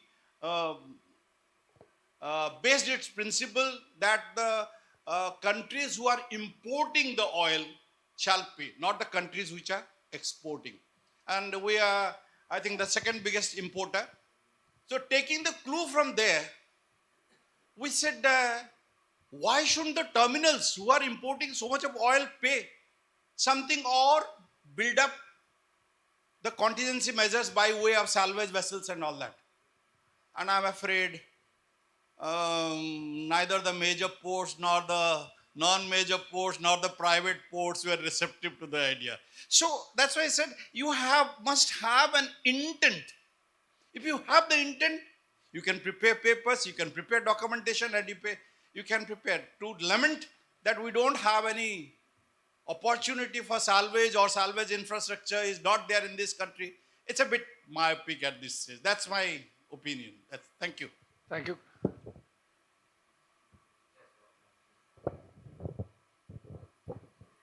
Okay, just wanted to mention, because there's been a lot of discussion about we should have this and that. My experience recently with the DG shipping was that they already have something like a QI system where they coordinated for about 3 months with about 70 odd people on the team call. We had every day a call with 70 odd people with all the agencies, and then he did fantastic job. And then there will be a report every day will be circulated to everyone. So we knew what was discussed, it was minuted, it was recorded. Fantastic job. And I think we're already there. It's just not formalized yet, but I'm sure it'll happen. My only concern is that it shouldn't be poached by the private industry, because if these two guys leave, then we are back to square one. Thank you, panelists. And thank you for the questions as well. Yes, sir. Yeah, good afternoon, everybody. My name is Philip Matthews. I just want to congratulate this particular panel. Very interesting, very interactive on the Indian contest. And I also congratulate Captain Vivek Bhandarkar. But just one comment I want to make. We have been talking so much. We have been having people of such high caliber like Captain Ashok Mahapatra, Captain L.K. Panda, and many others amongst us. I think Captain Vivek Bhandarkar, there should be some lead either from Samudra Manthan or through the CMI, of which you are an esteemed member.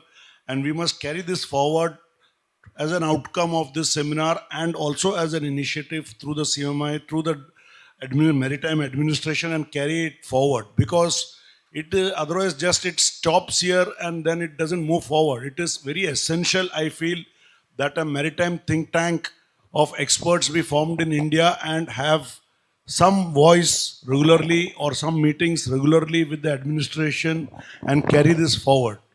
Just that I wanted to say. Thank you. And I have spoken to many people about this, and I really don't see much of problem regarding even finances for the think tank. Thank you.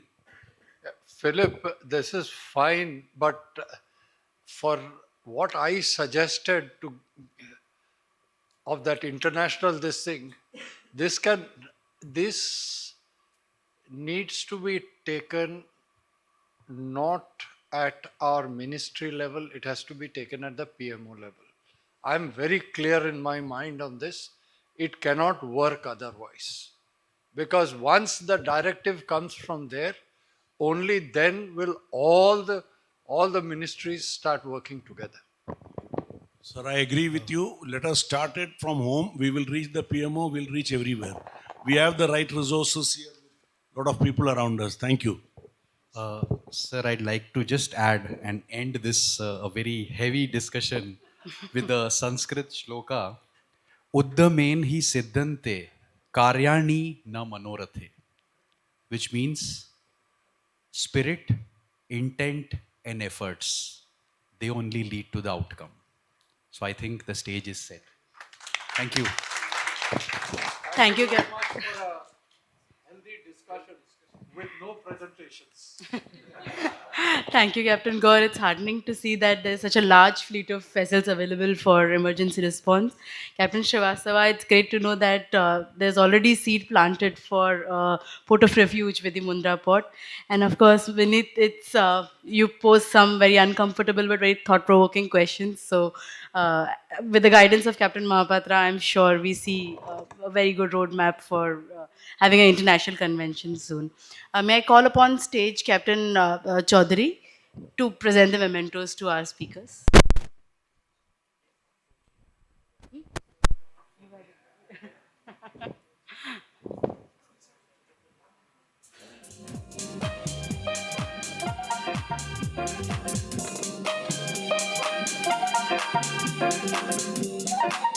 have one too many.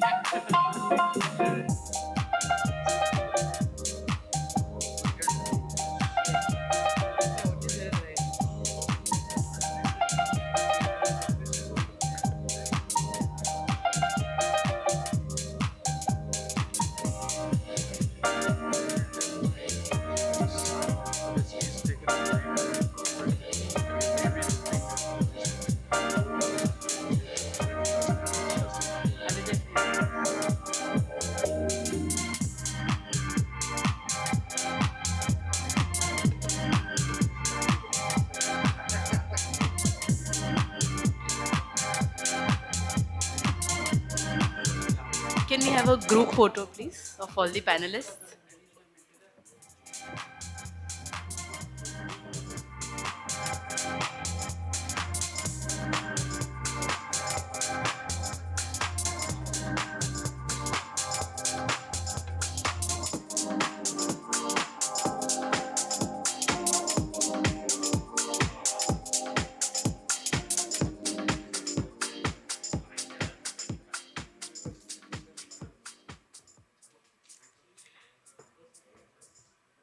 Before we break for lunch, I would like to call upon Captain Vivek Bhandarkar for felicitation of the advisory committee members.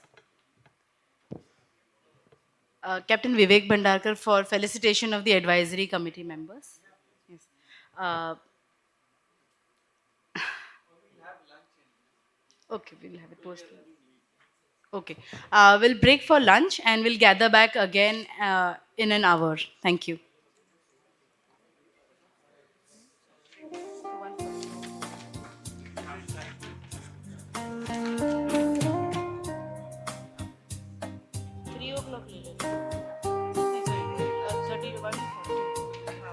We will have to assemble back at 1:45. So we have 45 minutes for lunch. Thank you.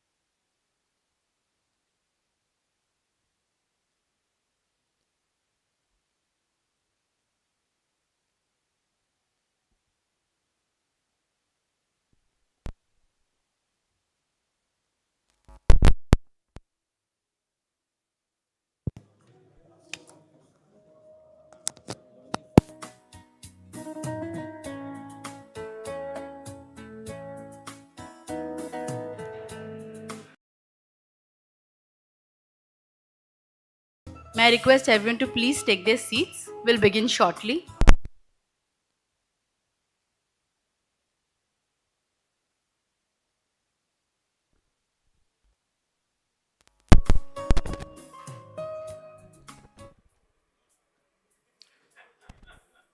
The symposium is also being live streamed, so you can access it on YouTube as well.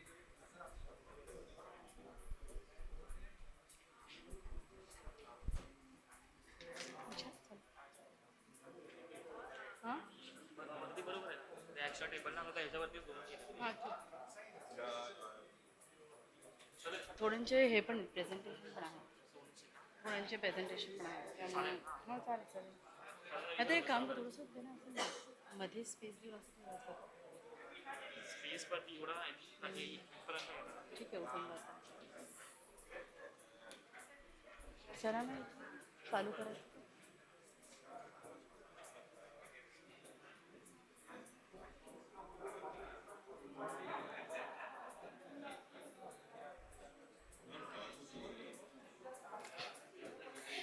May I request everyone to please take your seats? We'll begin shortly.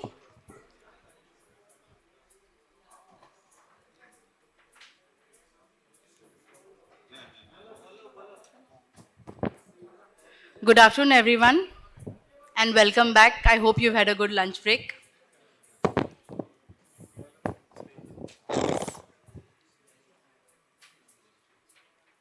Before we begin the second session, may I request Captain Vivek Bhandarkar to please come up on stage for felicitation of the advisory committee members.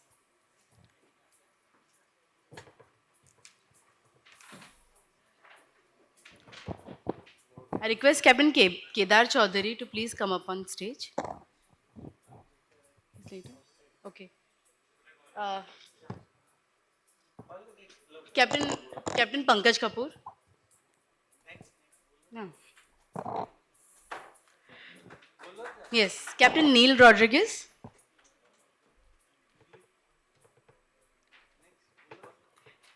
Captain Vivek Bhide.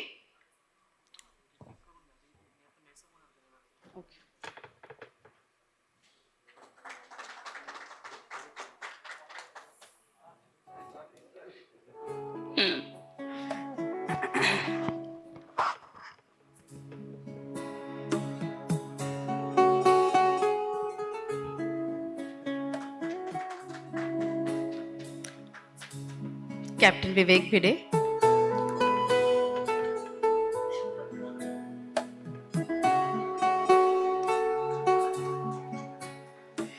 Miss Kajal Festin Purohit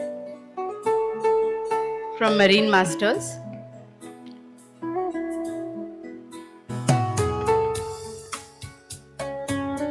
Mr. Nishant Chaudhary, Resolve Marine Group.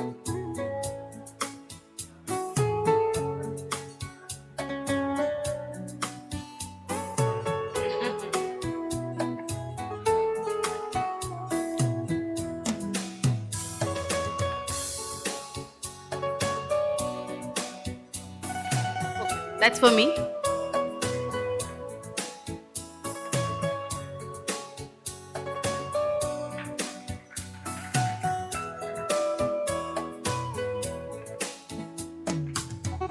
Captain L.K. Panda.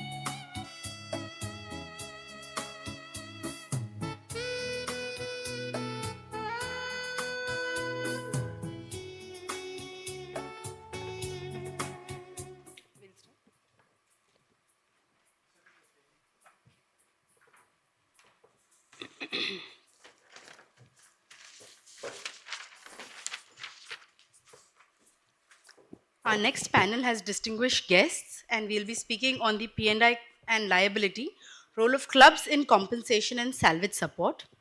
And on the panel, the moderator is Advocate Pankaj Kapoor, Managing Partner, Quadrant Legal. The panelists are Advocate Aditya Krishnamurthy, Partner, Bose and Mitra; Leena Modi, Average Adjuster, Leena Modi and Associates; Neil Rodriguez, Group Director, TMC; and Captain Amol Deshmukh, Head Marine Claims and Insurance, Aegis Corp Maritime Ventures LLP. May I request all the panelists to please come up on stage?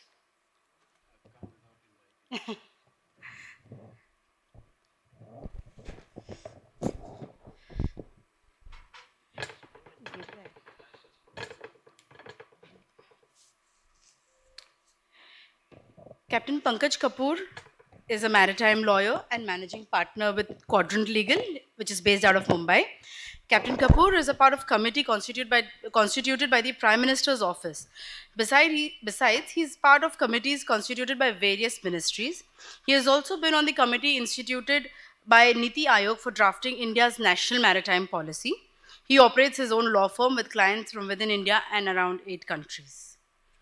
Mr. Aditya Krishnamurthy, he is an equity partner with Bose and Mitra, which is a boutique maritime law firm. He has done his LLM in maritime law from University of Southampton and has 18 years of experience in handling various shipping-related matters.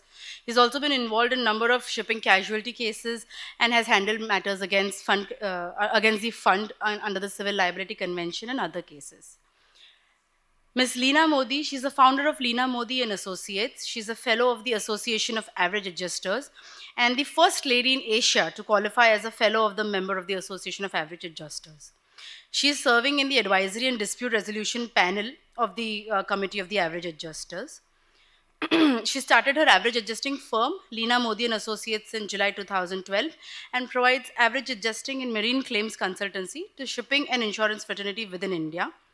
And she's also headed the average adjusting division at JB Boda and Co for over 20 years. Captain Neil Rodriguez is the Group Director of Transport Management Consultants, and he's a seasoned professional with experience in ship management, insurance, claims, and handling protection and indemnity matters. He's a chartered master mariner and has about 14 years of seagoing experience and has over 30 years of shore-based experience in the UK and Far East. Neil provides timely, accurate, and verifiable expert advice and assistance on marine and technical inquiries from P&I clubs, lawyers, ship owners, managers, and seafarers. We also have Captain Amol R. Deshmukh, who is a master mariner with command experience on chemical tankers and an accomplished marine claims and insurance specialist. He currently heads the marine claims and insurance at Aegis Corp Maritime Ventures, and he brings together maritime operations, legal insight, and entrepreneurial vision. As a co-founder and partner at Aegis Corp, his work spans innovation in marine services, risk management, digital forward solutions for the maritime sector, and also delves in healthcare services through his other initiative, MedRabbits. I now hand over the mic to Advocate Pankaj Kapoor for moderation.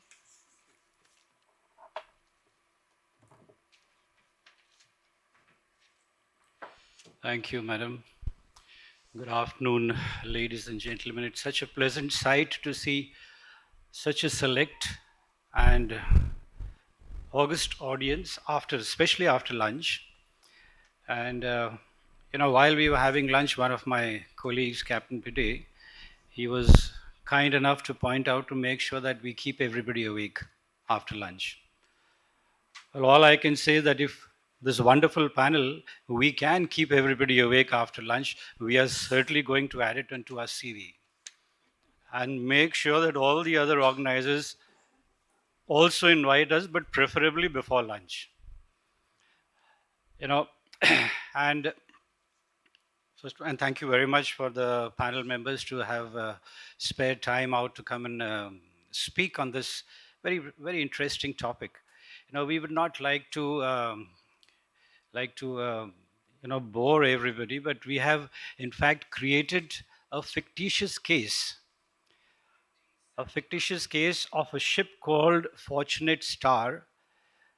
And the ship was, just for our imagination, the ship was on a passage from China to India, and somewhere around 25 miles off Colombo, the ship experienced fire, followed by oil spill, followed by a wreck. Now, this incident, in a few seconds, it created a scenario where multiple jurisdictions, multiple conventions, multiple laws which came into existence, or rather became alive in just a few seconds. So we are going to take, our panel members here are going to take you through that journey. In that very moment when this incident happened, it triggered environmental disaster, it triggered Salvage Convention, it triggered CLC Convention, it triggered oil pollution, it triggered PNI, it triggered H&M, and so many other insurances. We are all sailors here. We all know that any given moment, let's say a small voyage from Mumbai to Goa, at any given moment, there are multiple commercial contracts which are alive. For example, the very first, I'm an ex-seafarer, so I'll say a seafarer's employment agreement, charter parties, contracts of carriage, 6 to 7 insurances which the ship carries, then the shipper's insurance and the cargo insurance and the consignee's insurance. The ship is registered in Liberia and passing through Indian waters, and people working on the ship are Indians and Filipinos. So multiple jurisdictions, multiple commercial contracts alive at any given moment. And when that ship meets with an accident, not only these commercial contracts, but international conventions also become alive. So let me repeat this case. The ship was, once again, it's a fictitious case, an imaginary thing. Ship was on her way from China to India. Around 25 miles of Colombo, the ship caught fire, resulting in oil spill and finally a wreck. Multiple conventions came into life. There is a conflict between PNI and Harlan Machinery, H&M. And for that, please allow me to invite Captain Amol, who is going to take us through his presentations and also share his views and experience. Thank you. Welcome, Captain Amol.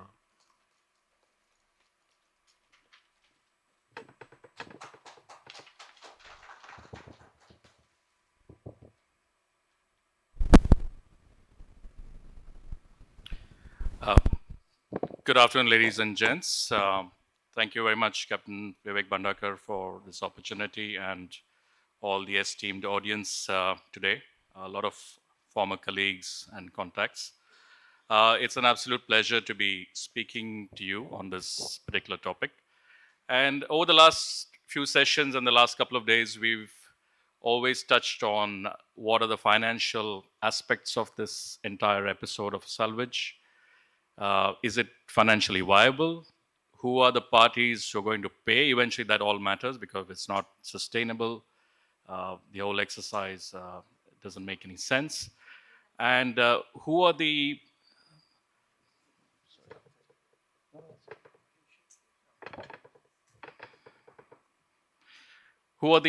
interested parties? There are a number of interested parties in all of these episodes. But who are the main parties who everybody looks up to when an incident happens? And primarily, it's the insurance companies, because They have the deep pockets, they have the means to pay out all the bills for the liabilities, the salvors, the Coast Guard, the fishermen, and so on and so forth.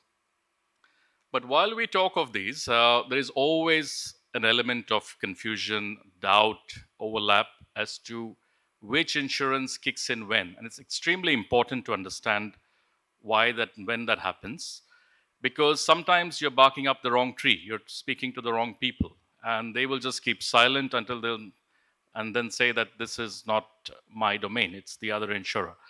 And it's always an overlap, so there's always this sense of a gray area at times when who takes over what responsibility. So today's presentation of mine is going to focus primarily on the distinction of the two main insurers in this shipping adventure. So there are at least 5 or 6 different insurers at play in any seagoing adventure, but I'm going to focus only on the vessel side. So primarily it's the H&M or the hull and machinery and the P&I. And at the forefront of any incident like an explosion, fire, salvage, etc., these are the two main insurers who will come in the forefront. So we come back to the case study which Captain Kapoor had mentioned in terms of a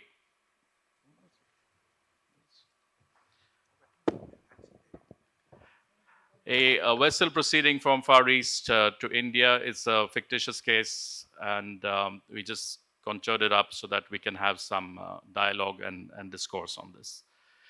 So we are going to split it into 3 different scenarios, and not necessary that in real life they will all happen in that sequence, but just for the sake of this exercise. And to make it a little interactive, I want to do a poll, but we didn't have time to put that together, but we can just do a simple raise of hands to a couple of questions. So this is the first scenario where the vessel has suffered a fire and explosion. Salvors are on the scene trying to get the fire under control. And these are the facts laid out. Now my question to the audience, and you can just do a simple raise of hands, is who is the responsible insurer in this particular case? Anybody for P&I? Okay. Anybody for H&M? Anybody for neither?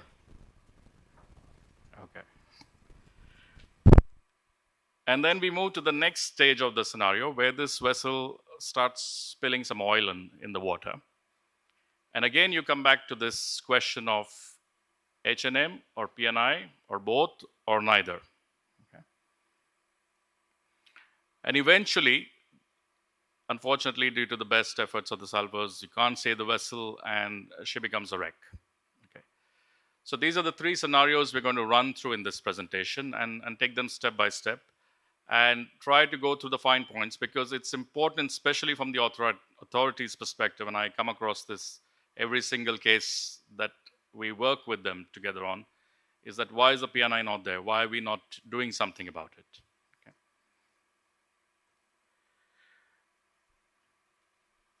So the first scenario where the vessel is predominantly on fire, she suffered an explosion, you have salvos or firefighting, trying to bring the fire under control. We're not talking of the crew aspect over here, we're just talking of the vessel itself. And predominantly it is the H&M. Now, Webster's dictionary defines salvage basically as the act of saving or rescuing a ship. So at this stage, we're talking of a ship which can be saved. It's a property which can be salved. And we are attempting to rescue or save that object, the physical object. So H&M primarily is governed by the ITC 11083. There are other contracts as well, but this is the predominantly used contract. And there are a number of risks involved in this, but I'm just going to touch on the risk in the question over here, which is essentially fire and explosion. Okay. So if there's a fire or explosion on board the ship and there's physical damage to the vessel, it's going to come under the domain of H&M. There are a number of other risks, etc., but not pertinent to the model that we discuss here.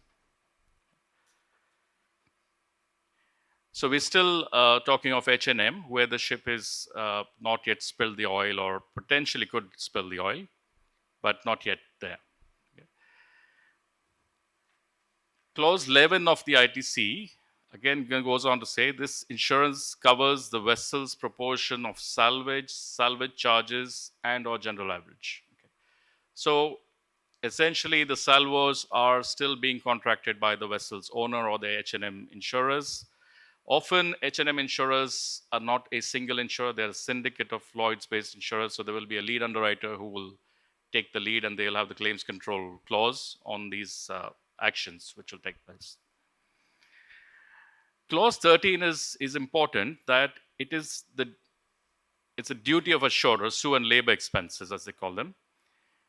That is the duty of the assured and the agents to take such measures as may be reasonable for the purpose of minimizing the loss, like a prudent uninsured would. So at this stage, it is still the responsibility of the owner of the vessel, who is the assured in most likely cases, and of course backed by his H&M insurers to support him to take any and all actions which are necessary to minimize the damage. The 89 Salvage Convention also defines salvage operation means any act or activity undertaken to assist a vessel or any other property in danger. Now, the reason I've highlighted and put that in bold is we're talking of a vessel. It is not yet turned into a wreck. It is still an object which can be saved, and the property or the vessel is in danger at that point of time. So danger is an element of salvage, is an essential element of salvage. So to summarize very quickly, the H&M covers physical damage to the ship. So it's the cost of the repairs, it's the cost of the salvors to try and attempt to save the object, and any measures which are taken in that sense. Expenses relating to salvage, again, recovery of the vessel. So we're talking of the physical object, which is the ship itself. And eventually, if it's a total loss or a constructive total loss, that's when H&M will pay for the value of the ship itself up to the sum assured. Now we come to the scenario where the vessel has either spilled the oil or is threatening to spill the oil. And in real life cases, it doesn't happen in sequence. It'll always be an overlap, and you will always take precaution measures right from the start. But this is just for the purpose of exercise. So now in this scenario, you have both the insurers sort of coming together. The H&M might be tackling the salvage aspect of it. The P&I would be tackling the pollution aspect of it. Sometimes the same salvos and all response contractors would be engaged because they already have assets on the ground. So there's a bit of overlap on this. And if there is a collision, it also complicates matters because H&M could have 3/4 of the liability and P&I could have 1/4 of the liability as well in that case. So what are the predominant risks which are covered by P&I? So it's pollution, essentially. So the oil or the hazardous substances spilled into the water or potentially going to be spilled. Also the liabilities, damages, etc., which could result from the oil or threatened escape of the oil or substance or pollutant.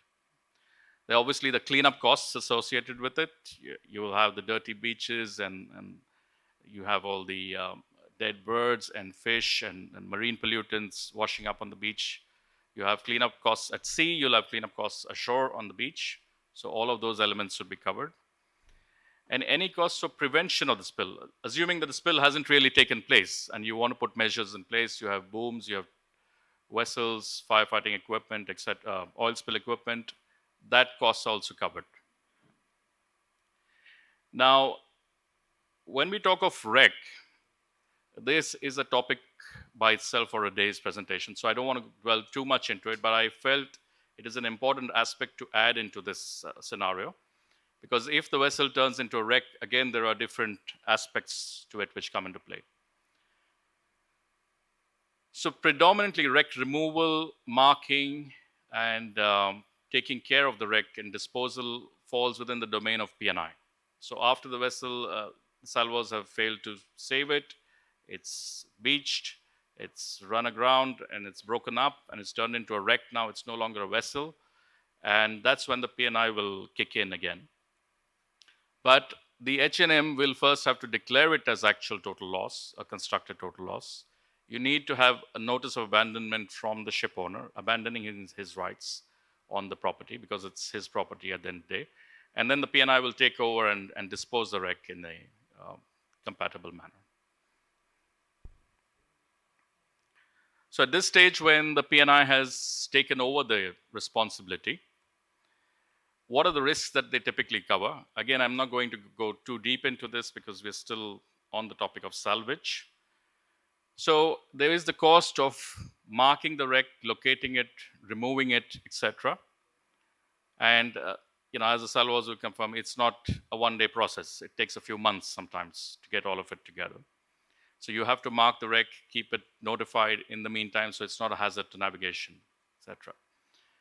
A wreck includes a ship or a cargo or any object which has left the ship and as a consequence of that has sunk or stranded and is adrift. Okay. P&I clubs typically issue something known as a blue card.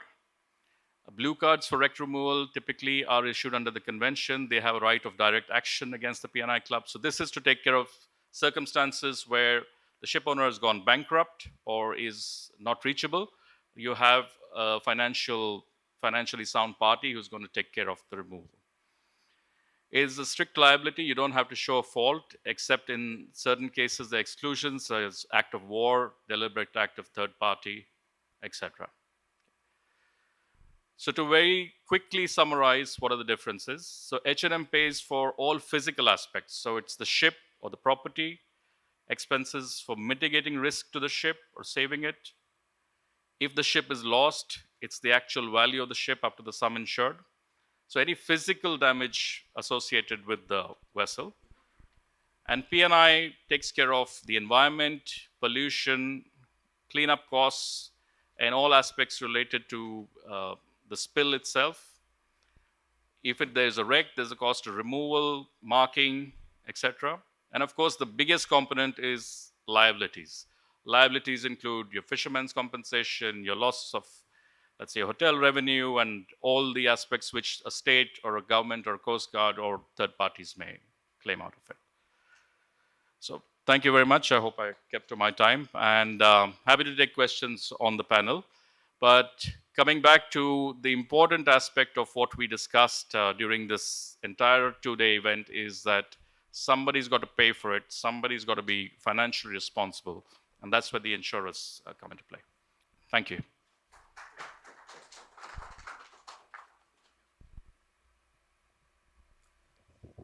Thanks, Captain Amol. I think we managed to keep everyone awake. So thank you very much for that. Well, just an incident for everyone to chew on. There was a vessel during the World War II. It was hit by a torpedo. So the stern, the engine room part of it was hit by the torpedo, and the ship started flooding. The engine room started flooding, and the ship was actually going down by stern. And master, he took a decision, and he said that he gave the order to abandon the ship. So they did abandon the ship. In those days, they had open lifeboats. So they were in the lifeboat for about 3-4 days. Nobody came for rescue. And the life in a lifeboat is terrible. But after 3-4 days, they realized that the water had flooded it, but the ship didn't sink. So it was still there. They decided to come back on the ship. They managed to repair the ship, managed to pump out the water, and managed to take the ship to a port of safety or whatever. The question before us is, should the master and the crew get salvage reward?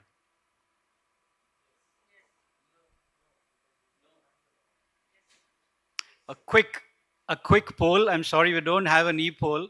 A quick poll by a raise of hands. Should they get yes or yes? How many of us say yes? Madam says yes. A lot of people say yes. That means the remaining are saying no. Well, ladies and gentlemen, the law says that any order given by the master is a legal order, and when you abandon the ship, you are no more a part of the crew. You reboard as salvors. So you are supposed to get. Another one, Sea Harrier. I'm trying to keep everyone awake before our next panelist comes in there. There was this plane called Sea Harrier in the British Navy. It can take off and land vertically.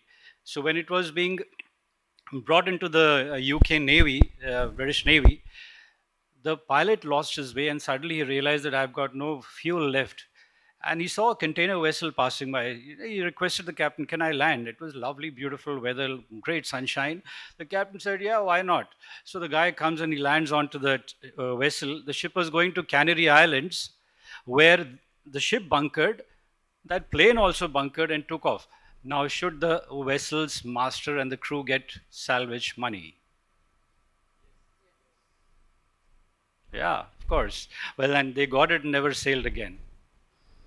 Thank you. I think I've managed to keep everyone awake. And the final question to chew upon for everybody is, if a master gives abandon ship order, should he or she be the last person to abandon the ship? Let's think over it. Let me invite Captain Neil. He's going to take us through the practical aspects of P&I Club. Welcome, sir.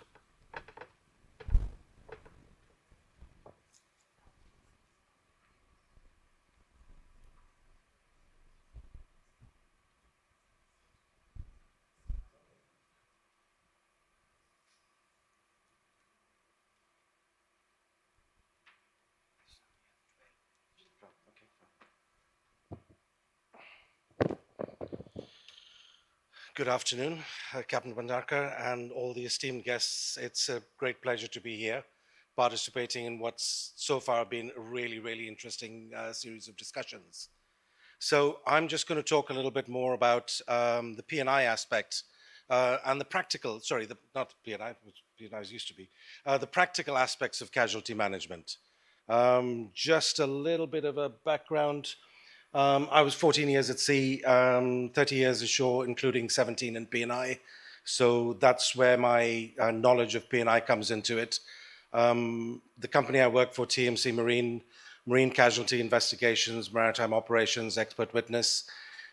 Most recent involvement is with the One High 503, which is still going on. Been in the market for about 45 years. And through our BV connections, we got a global network.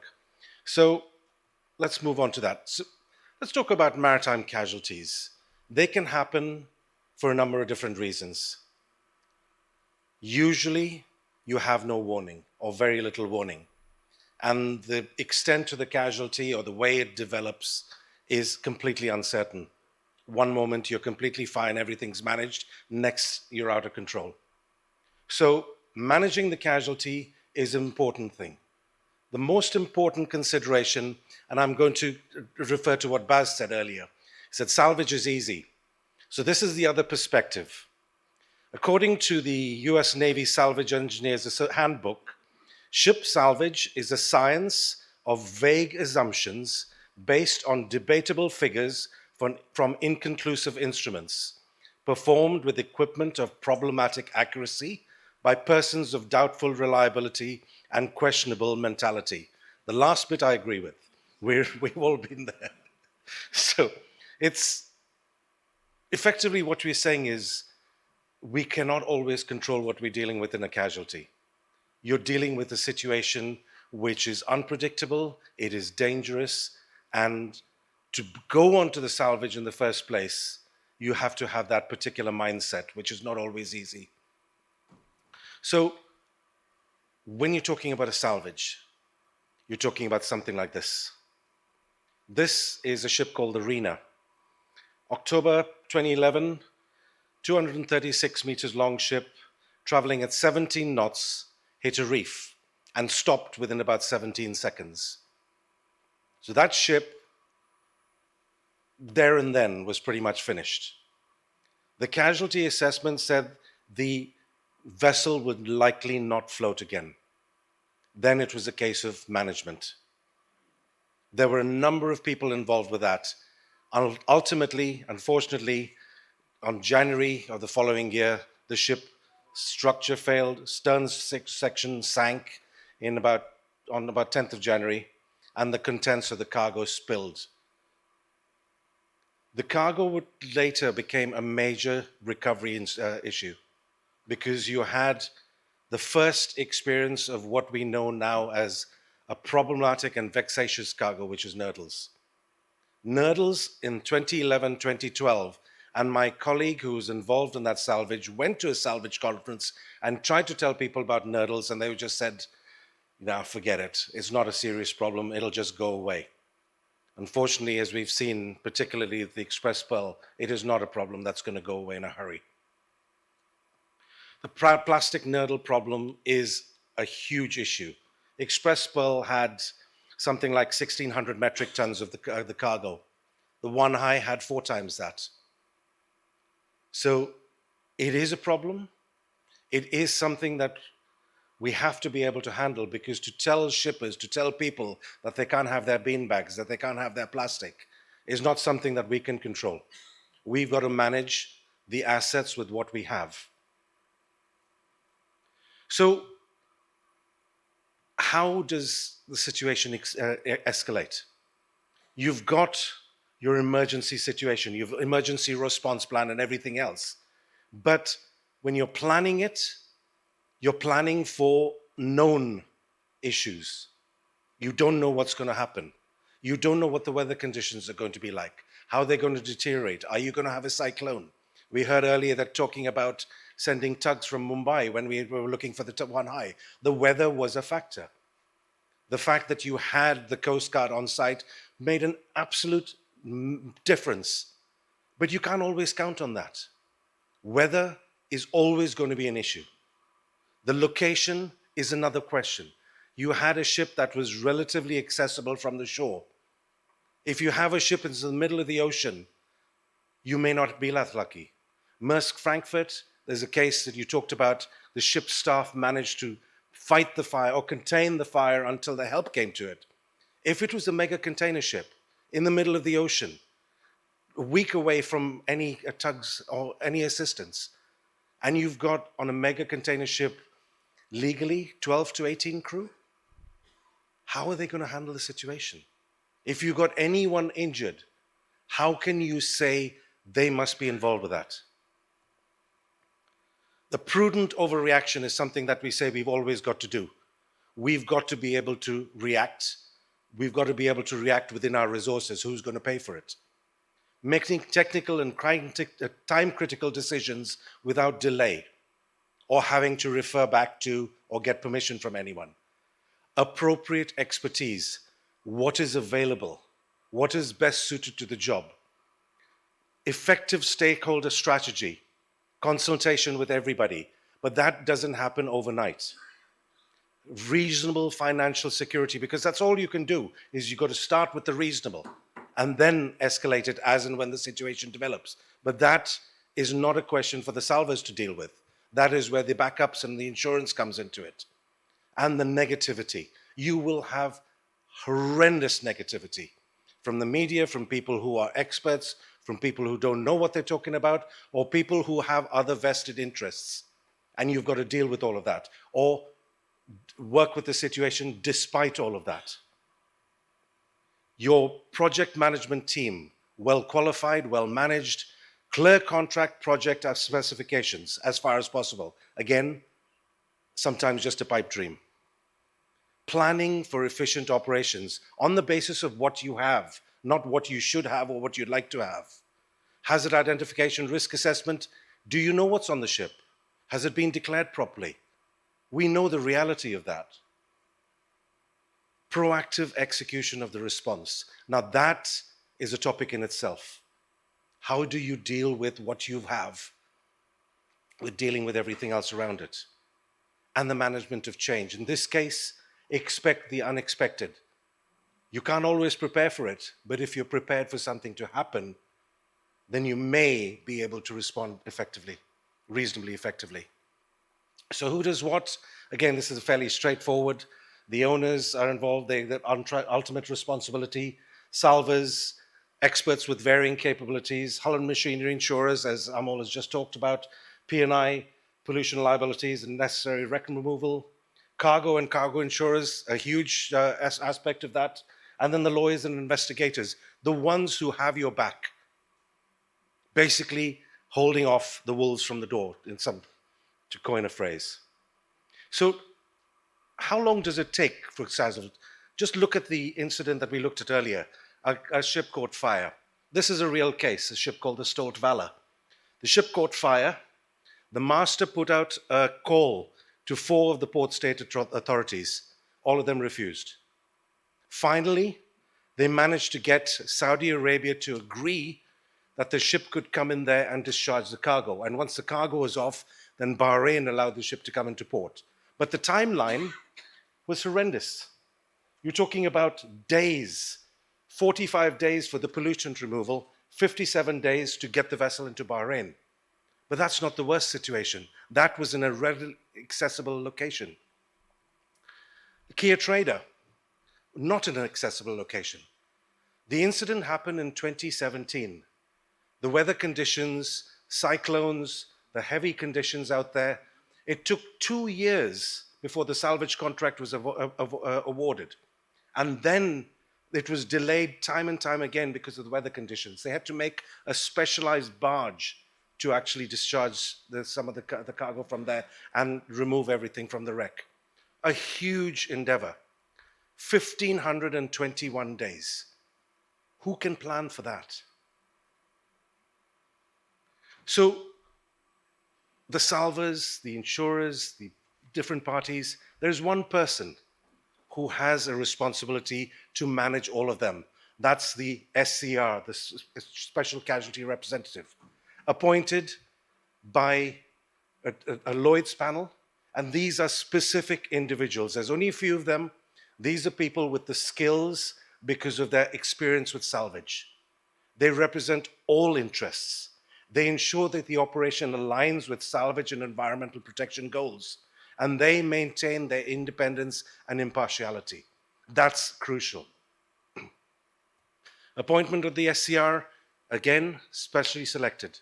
Independent of the salvage contractor and other parties, though in the salvage that I was involved in, Captain Tom Cruise, when he was going on board the ship, he had to borrow my safety shoes. So again, that was collaboration. But that's part of it. But the responsibilities are the collaboration, the documenting operations, the focus on progress, and issuing the final reports, because that impartiality is going to get everybody on the same side. Because without that, you're going to have arguments after arguments. And if you trust the SCR, which you should, that process goes a lot smoother. It's not easy, but it's possible. So managing maritime casualties, it's sophisticated, it's complex, but it's feasible. I'm sorry, the text has all disappeared. Stakeholders developing effective contingency plans, streamlining communication and decision making. It's not about gaining points. There is a lot involved, including a lot of money. So there is a lot of vested interests, but cooperation is essential. Transparency is essential. Working collaboratively is essential. That is what it's all about. It's about making sure that the ultimate goal, which is salving the ship, saving the ship, without further damage, without pollution, without injury or death of the crew, or minimizing all of those. That is what managing a casualty is all about. Underlying all of this is what they call SCOPIC, the Special Compensation P&I Club Clause, which according to AI, provides an alternative payment structure for maritime salvers to ensure that they are at least compensated for their costs, especially when a salvage operation is not fully successful. That's what AI says. Madam Modi is going to tell us what it actually means. So I won't dwell on that too much. I think we're going to take questions later on, but if there's one message that can go on a salvage, it's collaboration and working with respect to each other's authorities and respect to what you have rather than what you'd like to have. Thank you very much.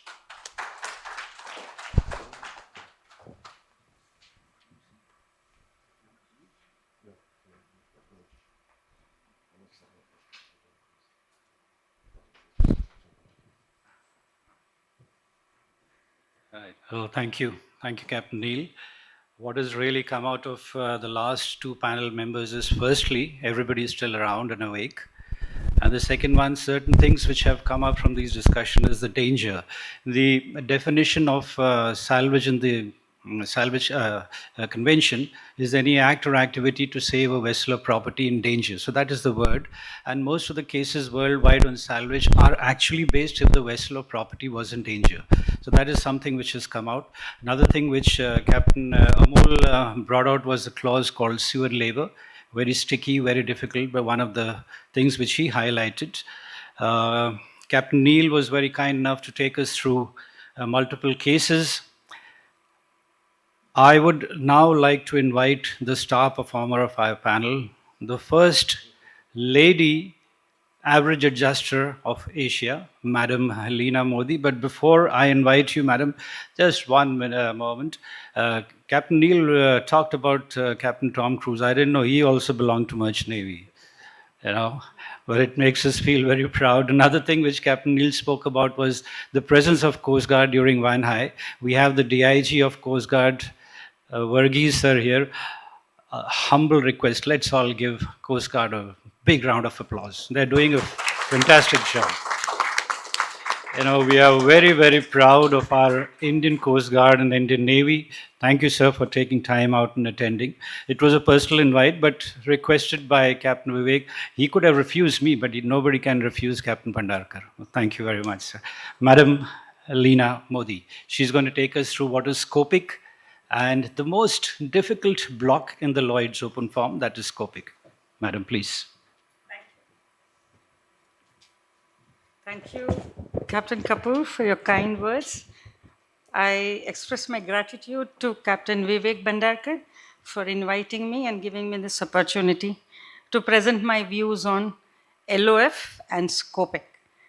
Now, I don't want to jump to Scopic because it would be injustice if I do not take you through the history of the entire salvage remuneration right from the beginning till Scopic. How did Scopic evolve? Now, like sea, life and law are in flux. And it's no less true about law and practice of salvage, which has been constantly evolving. In good old days, salvage was undertaken by men at sea whenever there was an SOS and ship and cargo were in distress. These men, known as volunteers, would go and voluntarily render the services and get the remuneration, which was called voluntary salvage remuneration. And this was pure salvage and was based on the percentage of the property saved. There was no P&I club involved. And if the property were insured, that was later on, but insurance came much later than salvage. And if it was insured, insurers would bear it, or it would come from the property in proportion of the value saved. Now, the advent of contractual salvage and the end of voluntary salvage was first known to come in history in 1890. That was the time when first rudimentary form of salvage agreement was made with some contractual conditions. That was basically made because there was a lot of hue and cry by masters of the ships in the Dardanelles and Black Sea area, where they were asked for unreasonable remuneration in relation to the services rendered. Then, when this contract was introduced, it was not acceptable by all because it was not a standardized form. Then in 1908, that was for the first time, Council of Lloyds, along with all the stakeholders, made one standardized form of agreement, and it was first known as Lloyds Open Form. Why was it called Lloyds Open Form? Open because the remuneration was not determined at the inception or at the time of agreement of the contract and was left open to be decided by arbitration in the court of law or in the Council of Lloyds. Generally, it was Council of Lloyds. If that was not successful, then the parties would go to the court of law. After 1908 came the Brussels Convention. In Brussels Convention, the concept of no cure, no pay was embodied for the first time. No cure, no pay means if the salver is not successful, he gets nothing. If he's successful, he gets a proportion of the value of the salved property. Now, in Brussels Convention, there was no provision for the salver getting any remuneration besides the value of the salved property. So, all high risk operations which were undertaken by the salvers, there was a bit of reluctance because of the uncertainty involved. There was an uncertainty that the property value would go nil or would be very negligible for them to get a significant award in comparison to the salvage outlay of expenses that they would incur. Now, uh, this went on, still this went on for almost half a century. In 1926, they inserted a clause in LOF that the parties to the contract have the right to appeal the award. That was in 1926, almost 20 years after the first LOF. Another 20 years, 30 years probably, went just like that till the time they faced serious grounding incidents. One was Amoco Cadiz in 1978, and the other one was Torrey Canyon of UK coast in 1967. Now, both these incidents gave rise to a big question, is that how to encourage salvers to undertake salvage operations where environmental damage and prevention or mitigation of pollution is necessary. The salvers were absolutely discouraged to take any salvage operations because the LOF contract did not provide any remuneration in this aspect. So then was born the concept of safety net, which was introduced in 1980 LOF. In the 1980 LOF, the safety net provision provided that when salvage services were rendered to an oil tanker laden with crude oil, the salvers would get a remuneration equivalent to the expenses incurred with a 15% increase.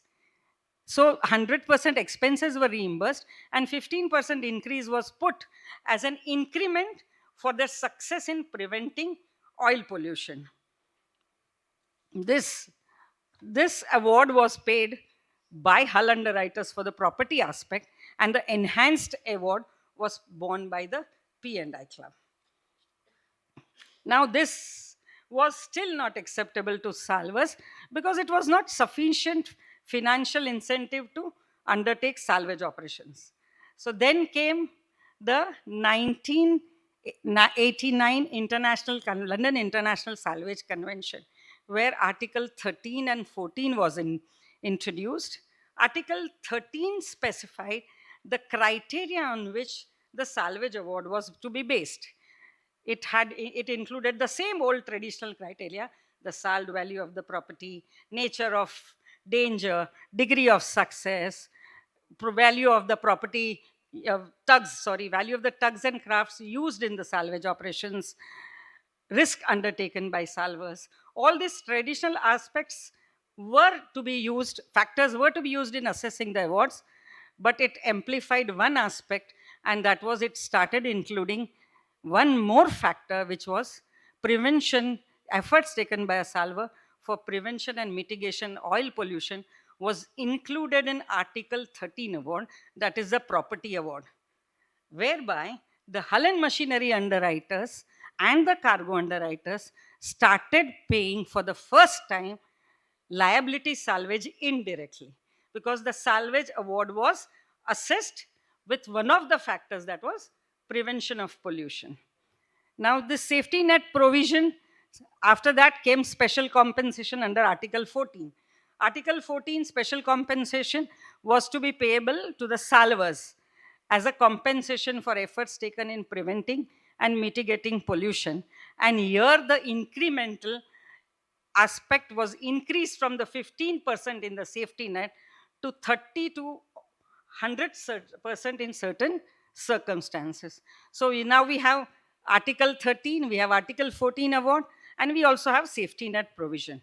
Even after Article 14 being incorporated, in the Salvage Award, it was not acceptable. So then came Scopic.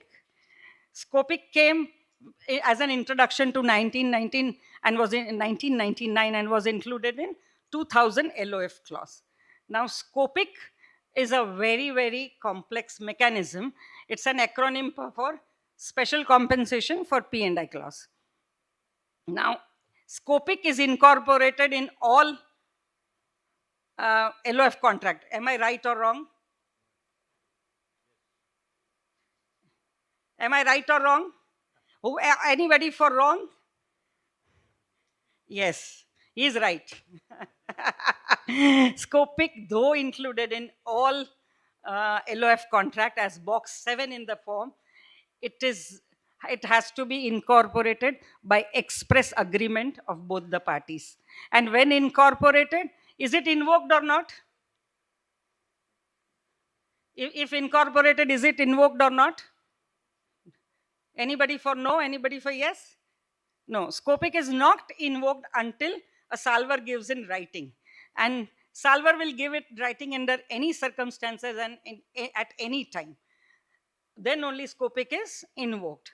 Now, when Scopic is invoked, how is that salvage remuneration?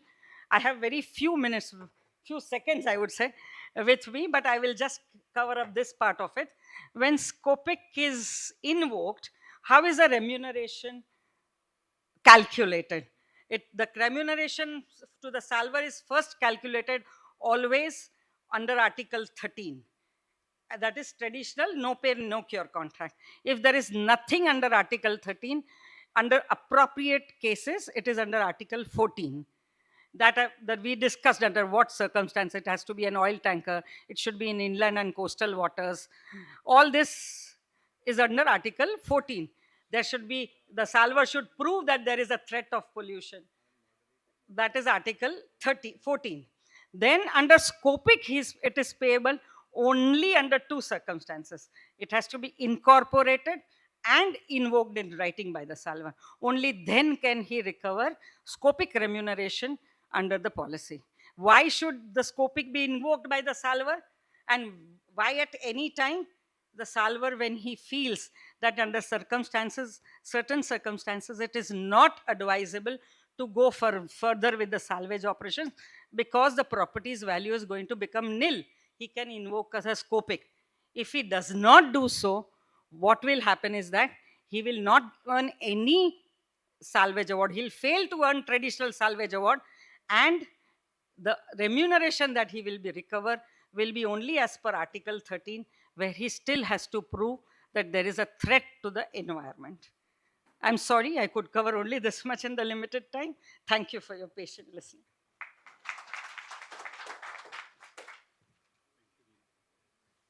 I'll take your seat. Yeah, please. I'll go down. No. Thank you. Thank you, madam. It's a big question nowadays, kissa kursi ka, who will take whose seat? But it's on the other way around. I would love to take your seat. And learn something from you. Thank you very much for taking us through incorporation and invoking of Scopic, one of the most difficult clauses. And not only that, when we started off, Captain Amol gave us a definition of salvage. It said the word which actually springs out of the definition is danger. So let's think about it. There was a case where a ship was coming out, fully loaded vessel coming out of Saldanha Bay. And on her way out, she was still in the pilotage area. Pilot was on board. And suddenly the chief engineer said, look, I cannot give you the steering. That means the ship was without steering in the middle of the channel, fully loaded with the iron ore. The master informed the pilot, we cannot give you steering. Pilot said, no problem. The tugs which were used for unberthing, are they just 5 minutes away? We'll call them. So they called the tugs made fast, took the vessel to safety and dropped anchor. One more question, ladies and gentlemen, for us to chew upon. Should the tugs get salvage money? First question was, should the master be the last person to abandon ship after giving that order? And the second one is this case. The name of the ship is Cleopatra Dream. When we finish our session, I would love if anybody can give an answer. Should the master be the last person? Second, should the tug people claim or not claim, rather get salvage reward? Now, these are all legal complications. And so I will invite Mr. Aditya from one of the most successful and most humble law firm of our country. We're very proud of them, Bose and Mitra. Aditya ji, thank you.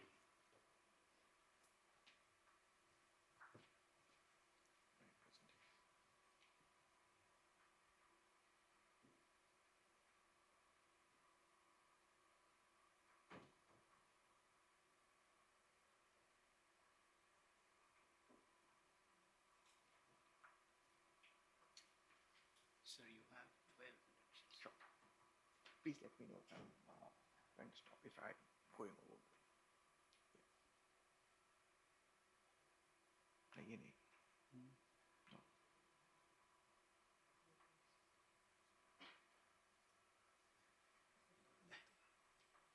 Are there? No answer.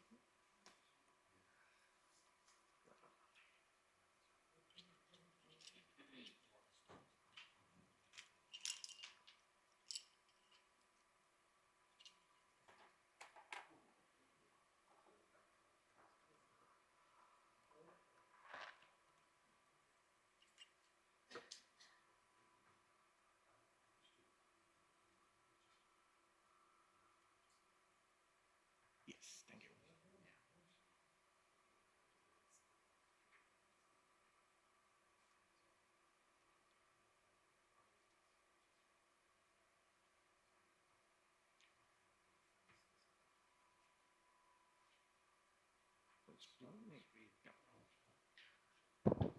Good afternoon, ladies and gentlemen. What? No, you're wrong. Sorry, I'm sorry. This is not a presentation. It's not a presentation. I'm sorry.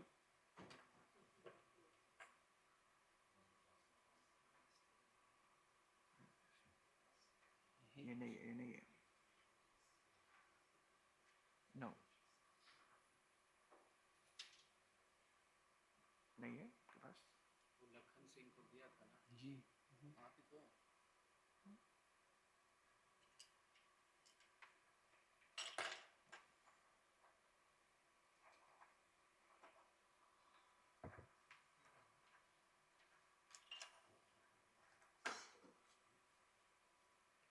it's okay. If it doesn't have it, it's okay. Yeah. यही है.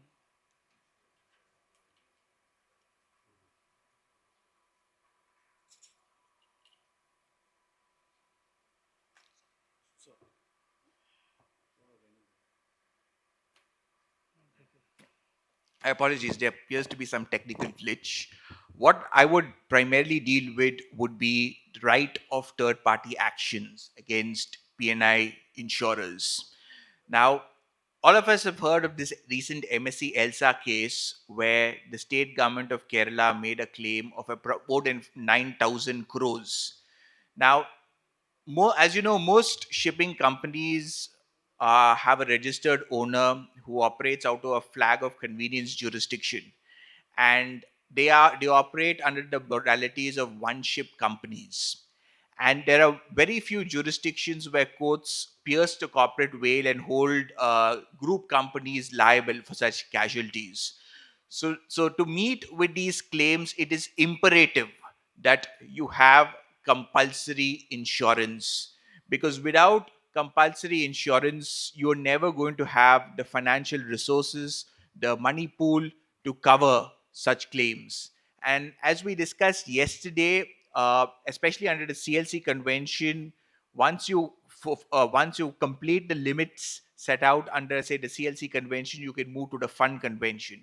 So for these large casualties, as far as pollution liabilities goes, wreck removal goes, bunker pollution goes, you have a regime of insurance.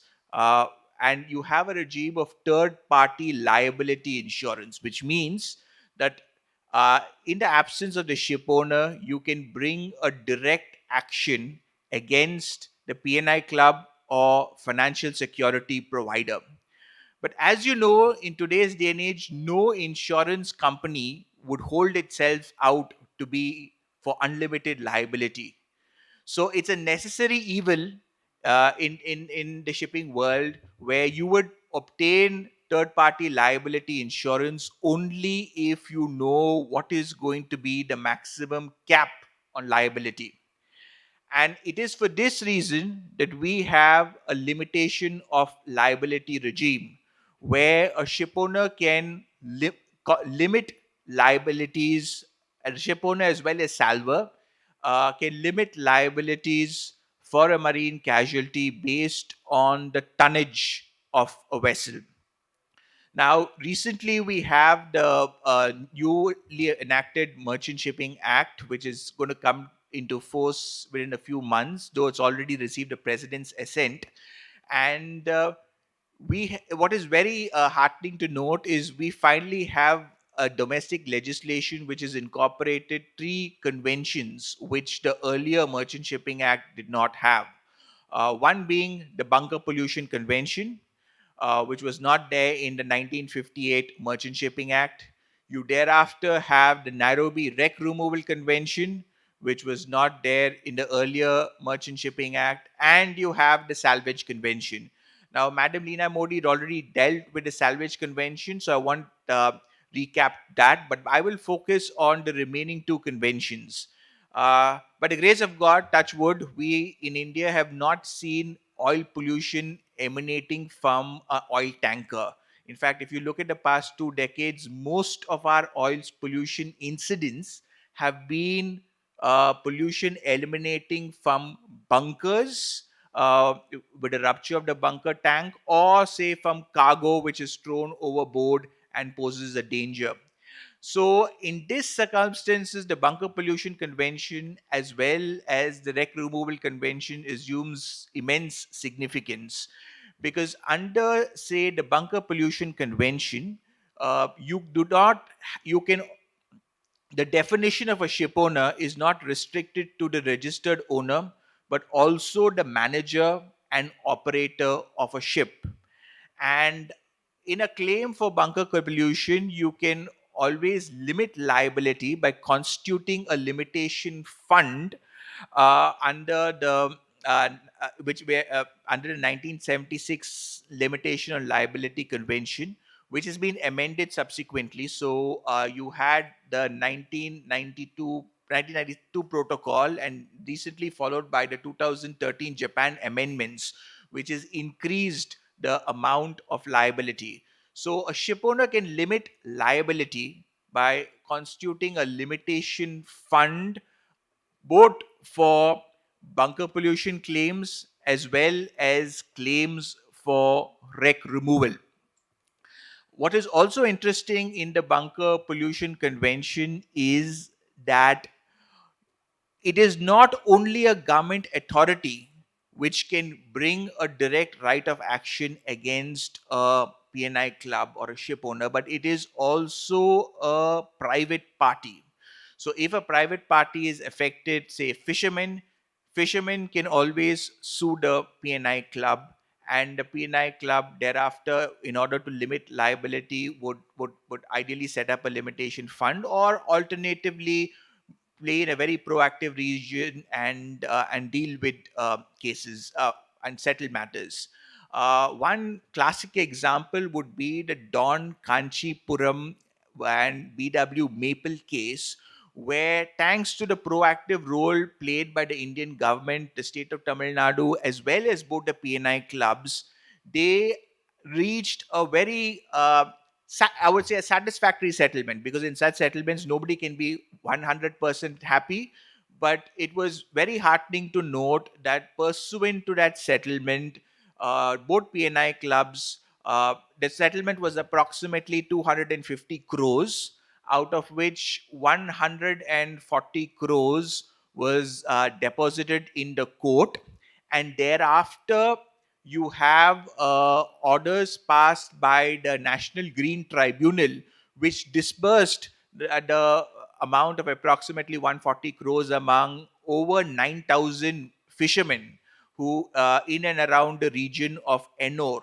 So this is a classical case of cooperation between the PNI club, between the between the maritime administration and the state government, and I genuinely hope in the future that takes place, as opposed to a situation where a claim is made, the ship owner deposits money in court, and the money keeps languishing for years and years, and there is no immediate payout of compensation to fishermen. And presently, you have a recent there was also a judgment of the National Green Tribunal in the case of MV Ruck Carrier.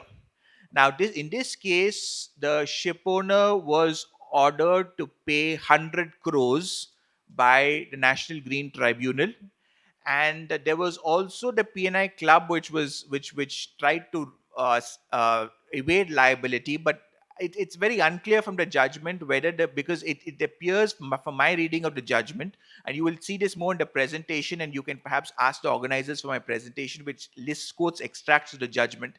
But that judgment says that yes, a PNI club is liable, but it is subject to the pay to be paid rule. So I'm not too sure what eventually took place in the MV rack carrier, but that is the evolving jurisprudence where you have a clear judgment of the court, which imposes liability of 100 crores. So that's a very welcome development. We recently, pursuant to the MSc ELSA incident, there was a judgment of the Kerala High Court on 25th of September 2025, whereby a sister ship of the ship owner was released upon furnishing security of approximately 1,300 crores for a claim of 9,000 crores. But I would like to clarify, all of this is at the interlocutory stage. So the Kerala High Court did not say whether the ship owner is liable for 9,000 crores or 1,000 crores. These were just interim orders which was passed taking into account various categories of compensation for environmental degradation. As my colleague had spoken about nodal contamination in the embassy ELSA case, one of the moot issues was plastic contamination caused by plastic nodals, and this is something which we will have to brace to see how it goes forward. But my hope is once the ship owner deposits, with the assistance of the PNI club, deposits approximately 1,400 crores, both parties would come to a negotiating table and reach a payout where that money can eventually be provided to the fishermen. It can be used for pollution control rather than going through the long winding court process, because I've never come but for the MV Ruck Carrier case, to the best of my knowledge, there has been no case law in the country whereby courts have adjudicated on these issues on the underlying merits of the case. You have a case recently, not recently, about a decade ago, two vessels collided with each other near the JNPT port, which again resulted in containers being washed ashore. You had bunker pollution. There were claims made by the fishermen. The ship owner thereafter so what took place there was the government of Maharashtra set out an expert committee to look at the extent of damage and provide compensation to various categories of fishermen, who also included uh, various categories of boat owners. So you have mechanized boats, non-mechanized boats, and so that is, but unfortunately that case is dragging on for a long time. But thank you very much for this opportunity, and I hope that we have a more proactive solution. One suggestion, what I personally believe is, rather than these cases going lingering on the courts, maybe the new Merchant Shipping Act could be amended where the DG Shipping or any other authority plays some sort of a mediator's role to deal with these issues. Thank you very much.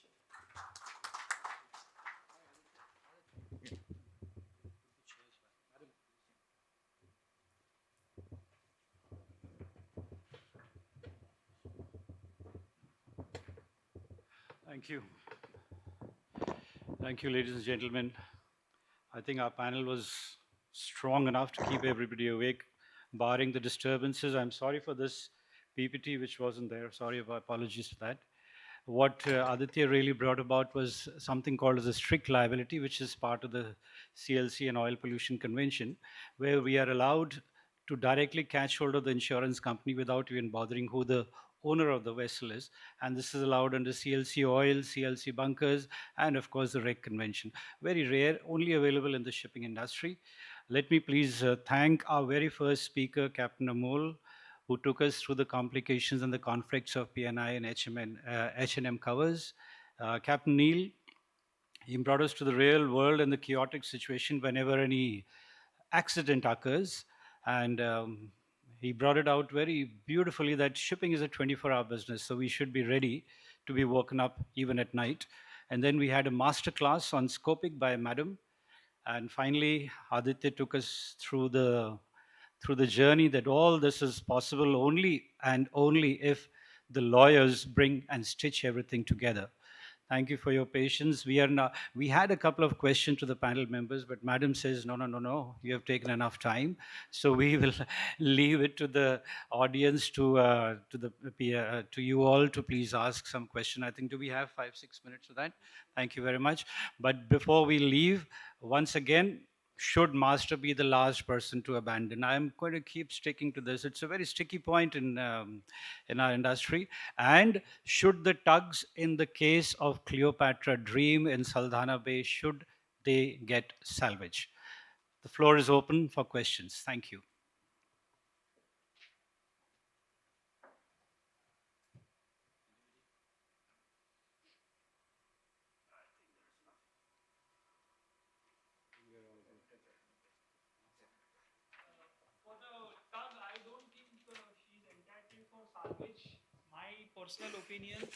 My personal opinion is she's carrying out statutory or those obligatory duty, being in the port, acting as per the pilot's instruction, and taking the vessel to the safe place. I mean, legally, I don't think the tug is entitled for any salvage money. This, in my opinion, comes under statutory requirement, because the ship is within the port with pilot on board.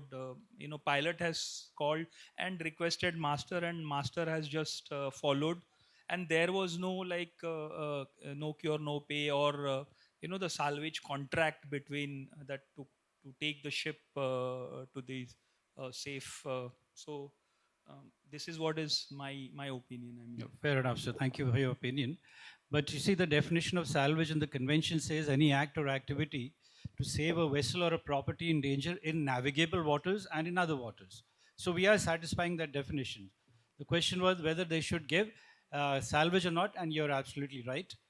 The tugs were already under a pre-existing contract to save every vessel in danger if it is within port limits, and hence they did not get. Your answer is absolutely perfectly right, sir. Thank you. Any questions for the panelists? I think we're all good. Okay, I hope everybody's taken some good notes. Yeah, Thank you. And I hope this knowledge remains theoretical. You don't have to use it anytime and practical. There should be no salvage operations. No. I'm not saying that there should be no salvage, but I hope you never get into danger. I'm sorry for that. Hello. Yeah. Sir, I have one question. Sorry. With Madam Lina Modi ji, or this question is regarding the salvers and the salvage company when they come to sell the vessel. So in that case, if something happens to the crew or maybe the craft of the vessel, which has come for the salvage, in that case, how they will get the insurance from whom?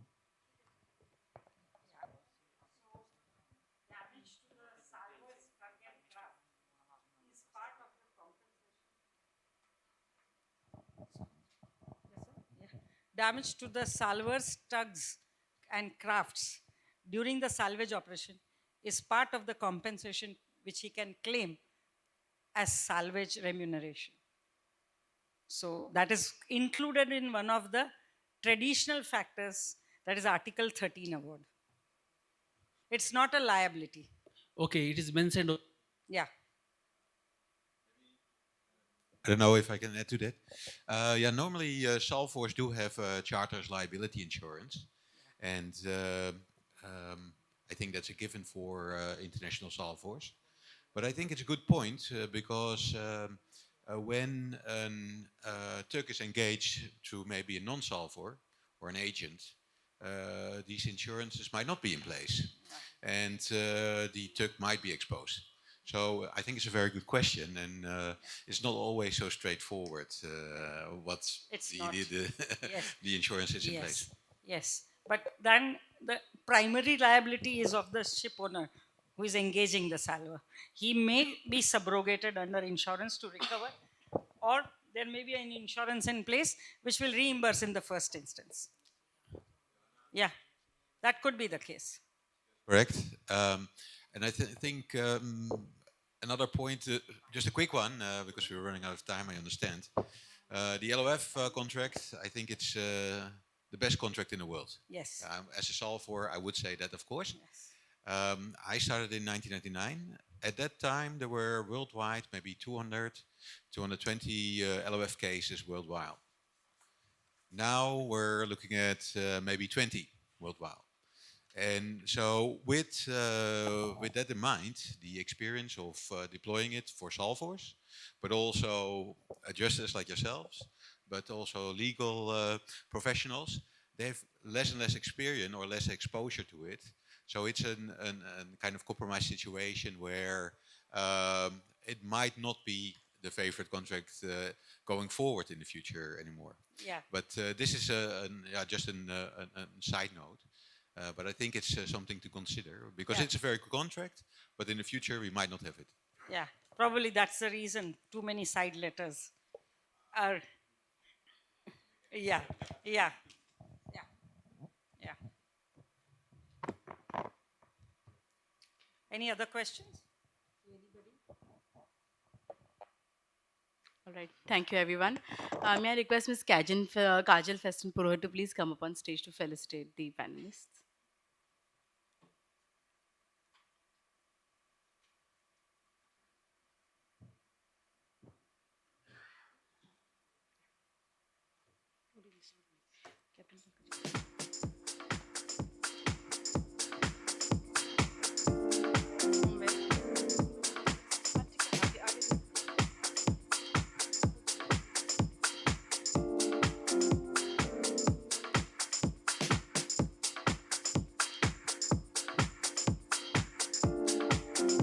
Advocate Aditya Krishnamurthy.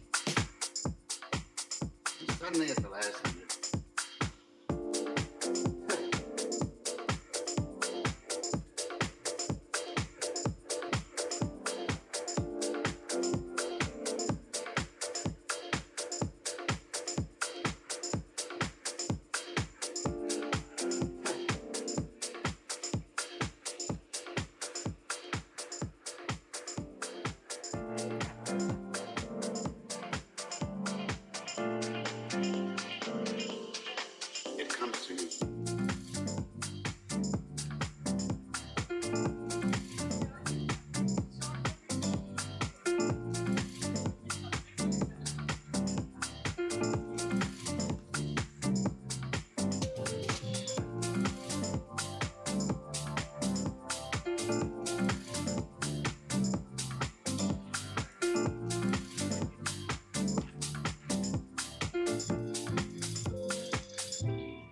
It comes to you.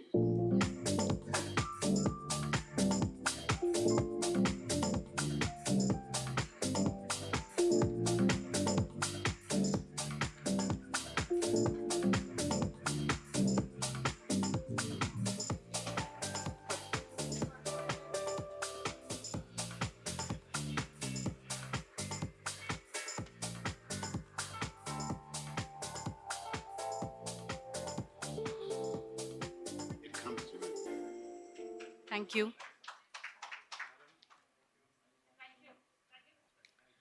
Our last panel for today.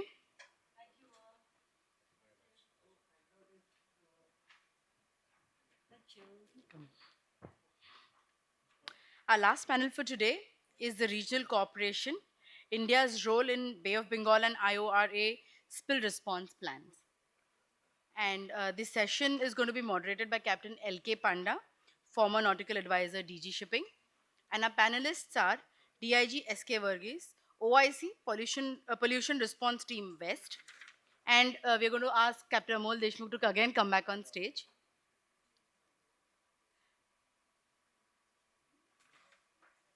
May I request the panelists to please come up on stage?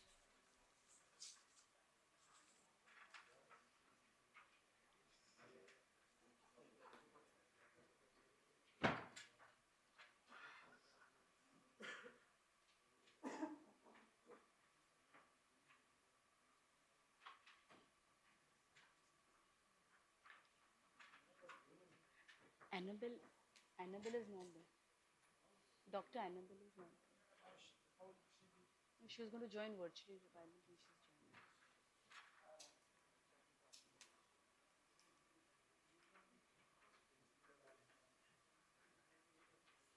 Oh, sorry, we also have Dr. Annabelle Nicholas Kopek joining us again.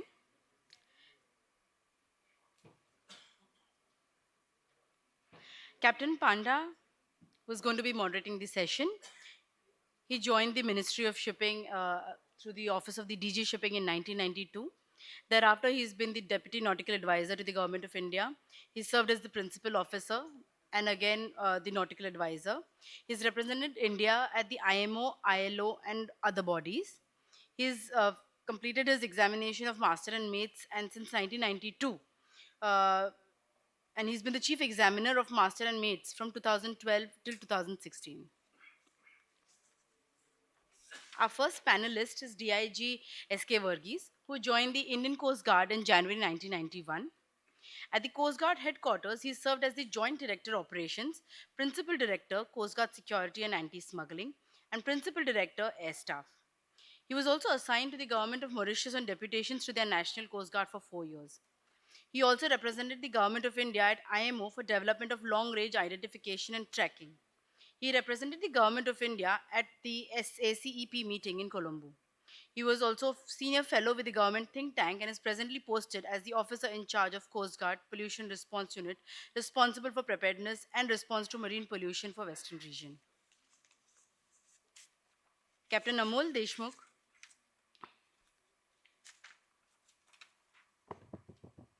who is the head of the Marine Claims and Insurance at Aegis Corp. You've already heard him speak, and as a co-founder and partner at Aegis Corp, he works at providing innovative marine services, risk management, and digital forward solutions in the maritime sector. We also have Dr. Annabelle from ITOPF joining us again. May I request Captain Panda to please take over?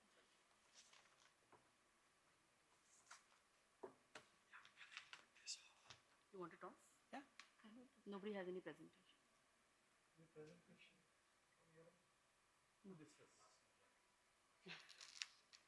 That's the most fascinating one. Okay. Good afternoon, Annabelle, if you are hearing us. Great to see you again. Good evening, or good afternoon, depending upon the status of your mind at present. We had a very interactive session on from morning. One thing we have realized that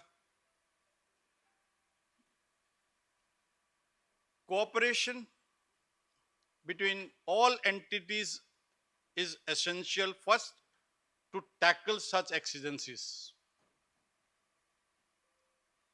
Cooperation between national agencies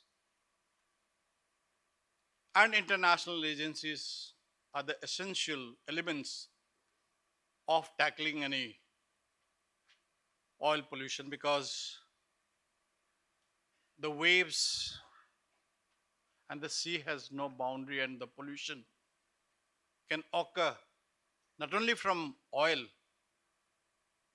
but from all possible cargoes that are being carried now. We have seen the plastic nodules what can we call it, as dangerous cargo? It doesn't fit into the IMDG code, but look at the havoc that it can create. The incidences of Tory Canyon, Amoco Cartage, Exxon Valdez has clearly demonstrated that no matter what resources you have, it's very essential that all countries pull in their resources before the pollution leaves us to a helpless stage. Our geographical position demands such cooperation from all possible resources, because we are at a place where over 50,000 vessels are passing in an year from Donnerhead, very close proximity to the ecologically sensitive areas.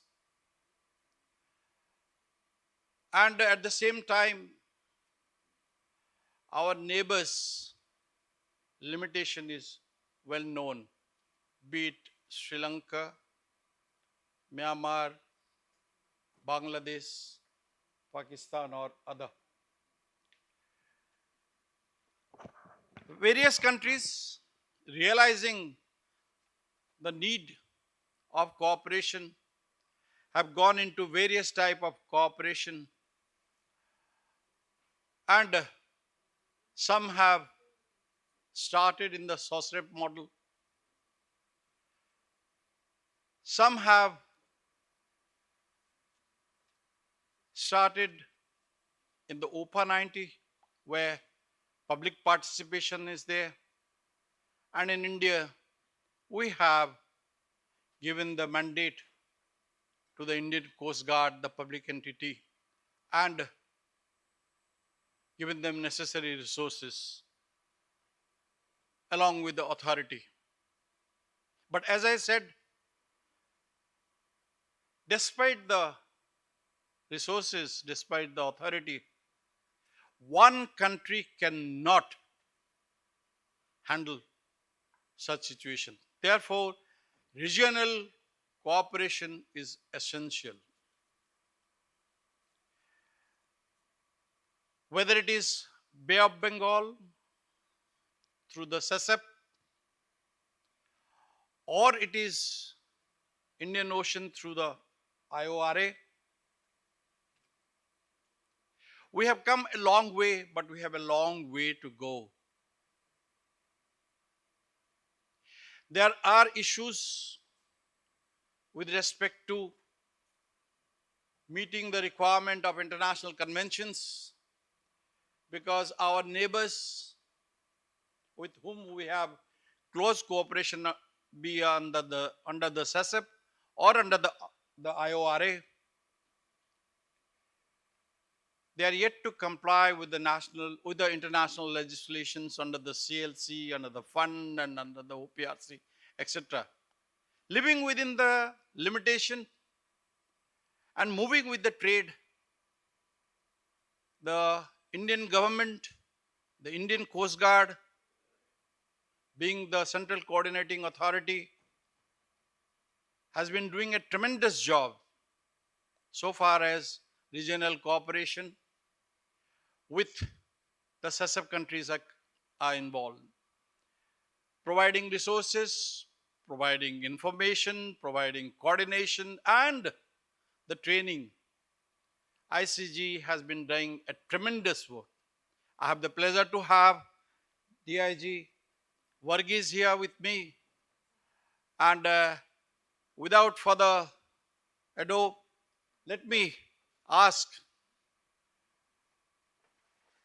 DIG Varghese, with respect to the efforts that the ICG has put in for SESEP, for IORA, and what future planning is being made before the whole issue is taken up in a different format with the new Merchant Shipping Act, or a different dimension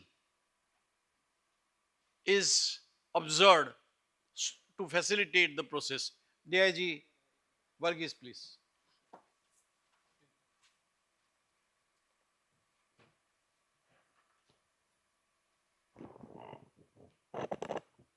Thank you very much at the very outset for inviting us for this very topical conference. We're happy and it's a privilege for us to contribute in this. Thank you very much. Uh, Everybody was drawing a parallel with cricket. If everybody has shown their position, with we're wondering whether we are the tail batsman or we are the night watchman. Difficult job because it'll be all at the cost of repetition. Uh, as I told in the morning, the Coast Guard draws its powers for environment protection from its very act. And that's how the central government has nominated the Indian Coast Guard as the central coordinating authority, which was previously with DG Shipping and Ministry of Shipping. Accordingly, Indian Coast Guard has developed a National Oil Spill Disaster Contingency Plan now, which is called as NOS HNS DCP, because the HNS factor has come in. Why I have mentioned this is that this document is not dated because it was made way back. A government of India approved this way back in 93, but it's a living document. It has been updated regularly, and the latest edition 2015 has incorporated HNS, and thereafter the amendments keep happening as DIG Banugupta brought in. There are CNA circular which he has brought out as early as late as 4th November. Uh, with this plan, the government also approved one team on the west coast, one on the east coast, and one on the Indian. The west coast one, which presently I am responsible, is based in Mumbai. The other one is in Chennai, and the other one is Port Blair. As a matter of fact, there have been two more which has been added subsequently. The main job for this units are particularly to validate the SOP, practice the SOP which has been brought in, um, go and check joint inspection with the port and oil handling agencies, and help them to develop their capability in case of first aid which is required at the time of spill. Uh, Considering that oil spill, for that matter, any maritime disaster doesn't recognize national boundaries. So the government of India mandated Coast Guard to go on for international cooperation, to start with the regional cooperation uh, for any disaster which happens in the cusp of the national boundaries.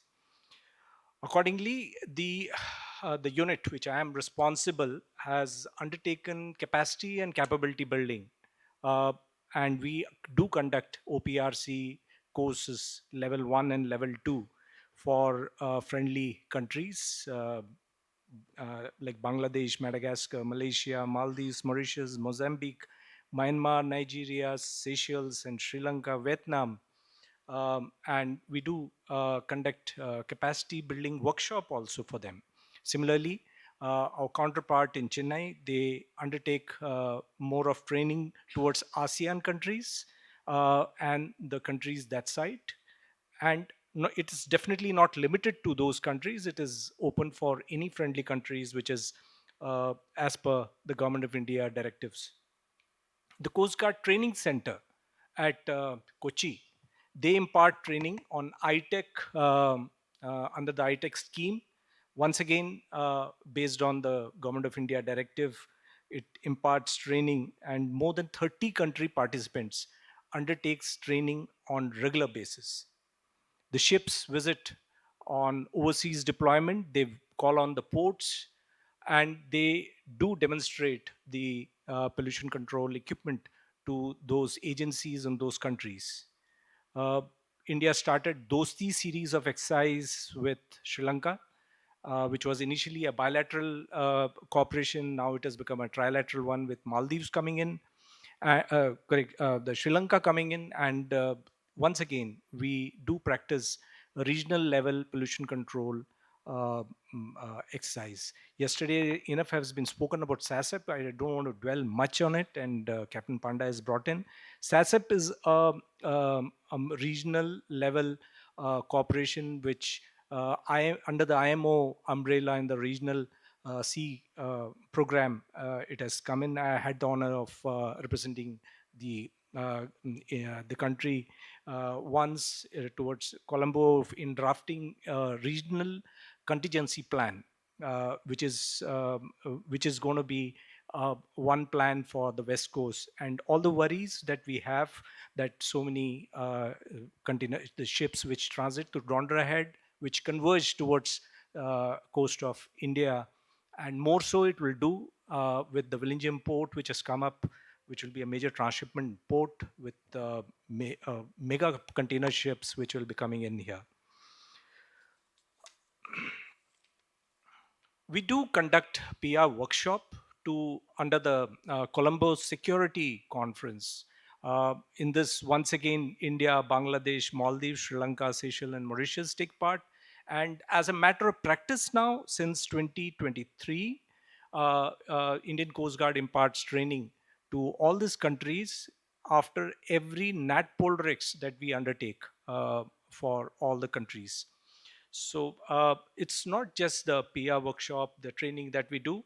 We come in considering that India is a regional leader in pollution response. And I would not dwell on the national one. Let's the ELSA 3 and the other incidents which has already been covered. We all remember MT New Diamond, in which the government of Sri Lanka had requested us to come in and render assistance. It's very important because that time it was peak of COVID-19, and we could pull in 6 ships and daily aircraft sorties to contain and mitigate the pollution whatever best we could. Subsequently, we did MV Express Pearl, which happened once again the next year, 20th March 21. Once again, it was under the SASEP agreement. The government of Sri Lanka had requested government of India to render assistance. We all know the incident of Wakashio in Mauritius. The team from the unit which I am in presently was deployed in Mauritius to contain the pollution there. And not only that, we have gifted pollution control equipment there for their use on gratis basis. There's so many incidents. MSC Daniel of Sri Lanka, MSC Daniel was some 600 miles off, and we have rendered assistance. Merck's Honem. One incident which I personally faced myself was way back in 2006 when I was posted in Delhi. There was MV Amanat Shah, which was grounded off the coast of Gaul in Sri Lanka, and I mean, there was no official communication. It was just the High Commissioner's office called me up personally, and they mentioned about the incident. Is just on a telephone call, the ship from Tuticorin was diverted, and the vessel rendered assistance as first aid, and whereas another ship was prepared from Chennai to come in a PR mode full to do the cleanup operation. So there are so many incidents which I can go on, and whether there is a regional cooperation or not, Coast Guard presently have maintained and made a working level relation with all the littoral states and the IORA countries. And we are in a position at present to render assistance in capacity building and capability building. Yes, there is a requirement of legislation. There is a requirement, probably this conference can take it further by making a paper for a requirement of a regional setup, a regional instrument towards cooperation, not only in the West Coast, also in the East Coast, considering the traffic. the Coast Guard can be a nodal agency because it's by the act is the responsible for environment protection. Yesterday, I'm glad that Annabella is there. She mentioned that there is a requirement of India, ASEAN countries to collaborate towards the eastern side. I just want to flag that we have taken a step forward, and Richard was part of this program in 2018 from ITOP, and with the Ministry of Shipping steering it, the MEA, the Ministry of Agriculture, and Ministry of Defense uh, came in together and brought in all the ASEAN countries here in Mumbai, and we did speak about a regional cooperation. Based on that only, India has approved the training. Presently, the format is we are doing capacity and capability building for those agencies in these countries to come and train in the Coast Guard. So just I wanted to flag that when I saw Annabella is connected.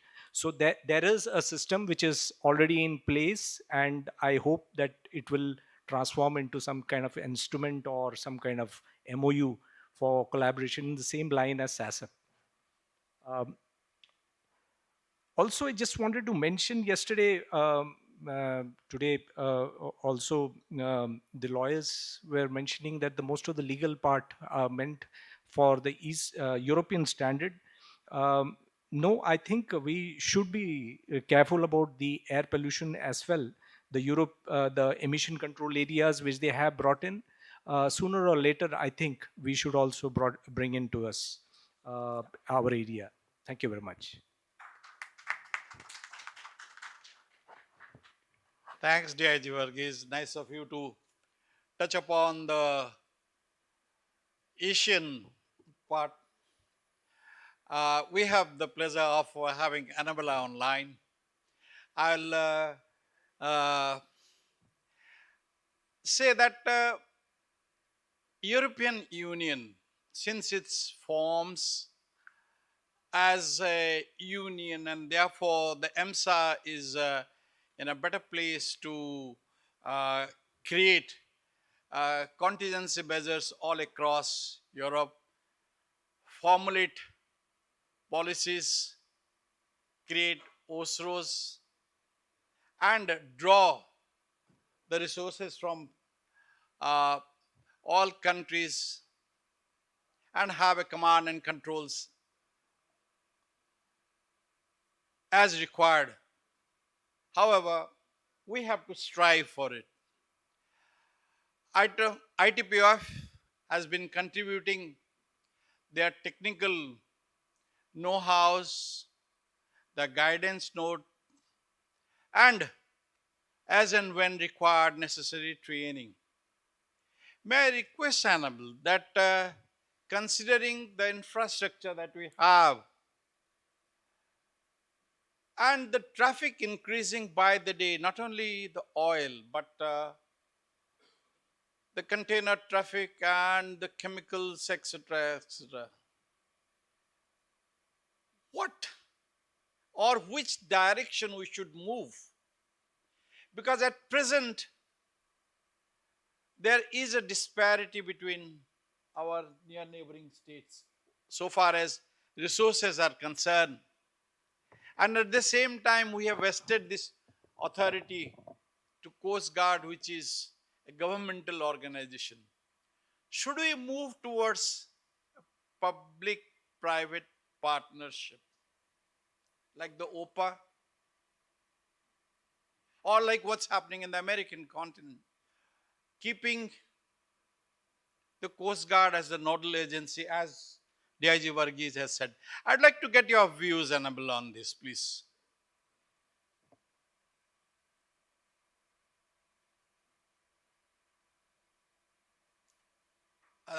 You're mute.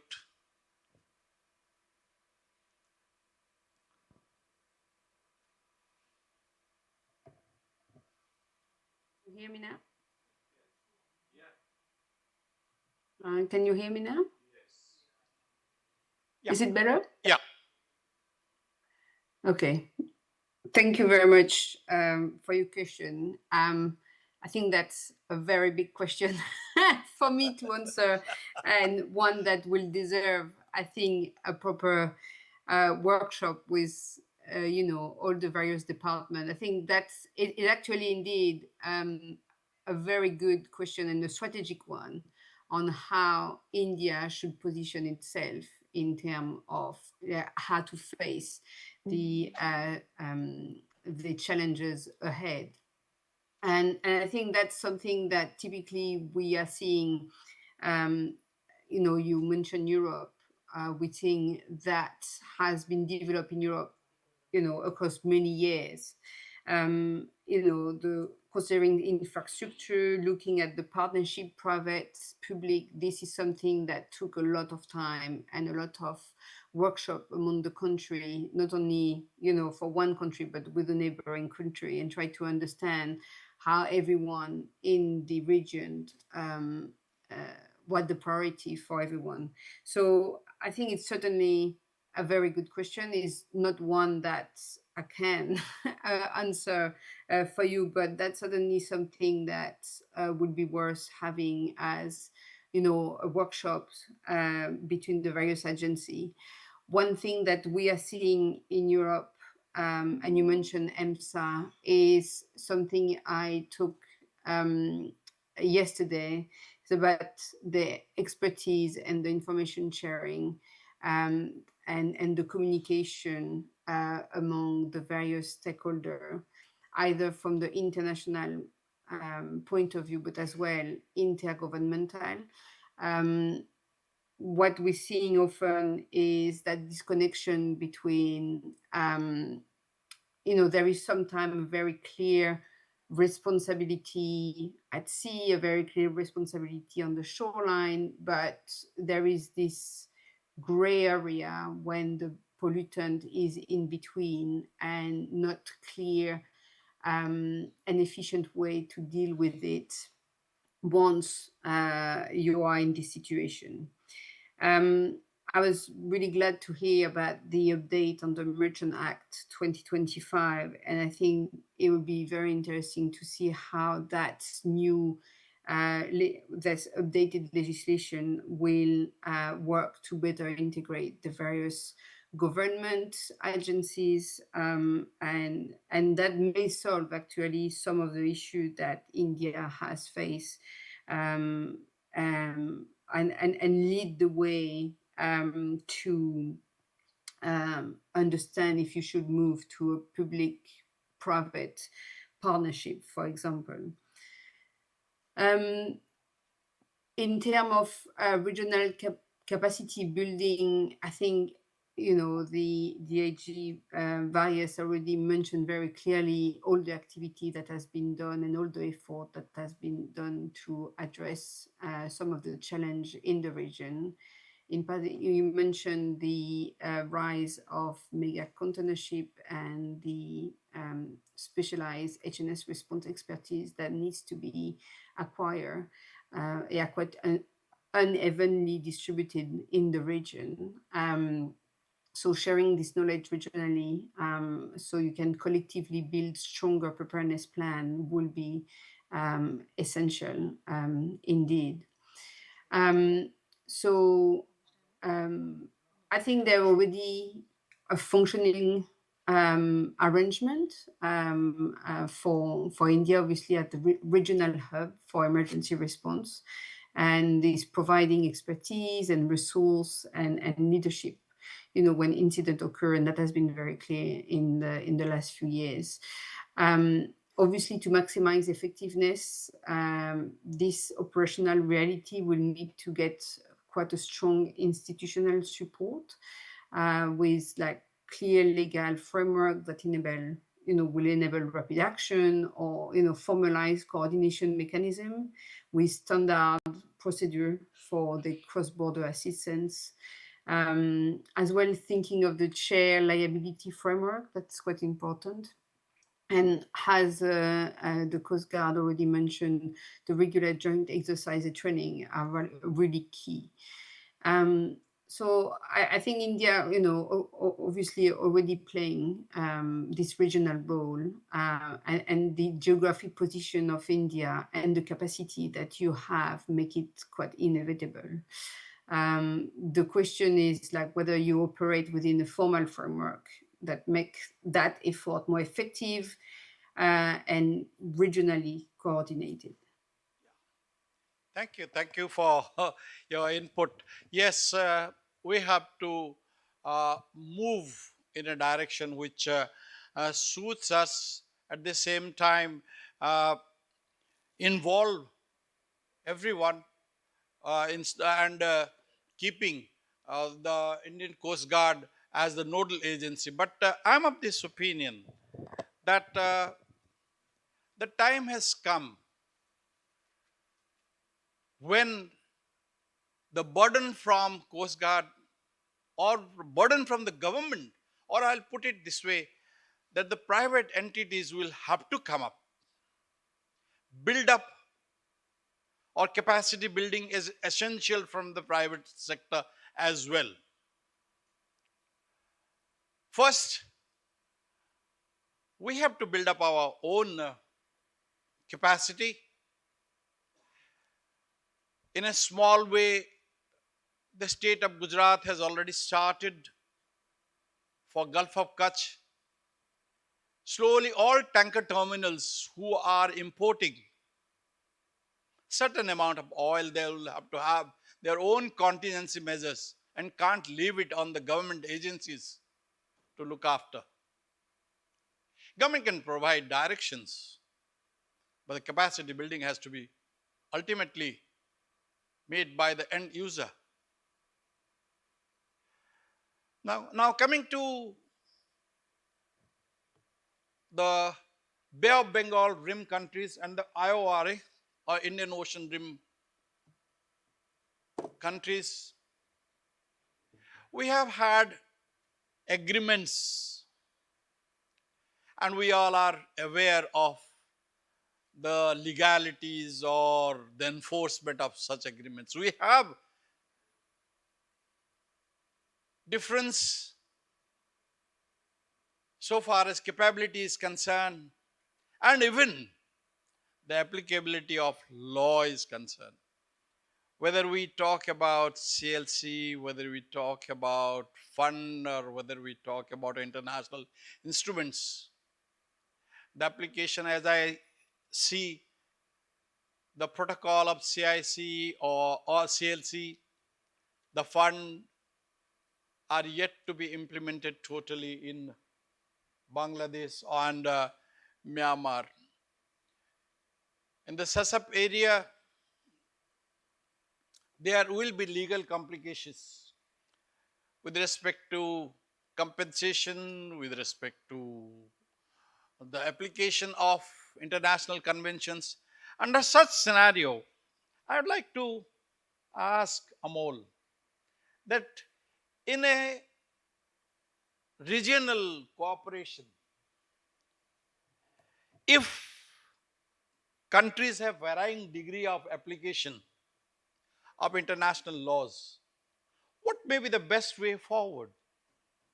We have not yet formulated, but it is never too late to formulate such and bring it in the form of a MOU, like what we have done for IOMOU under the port state control.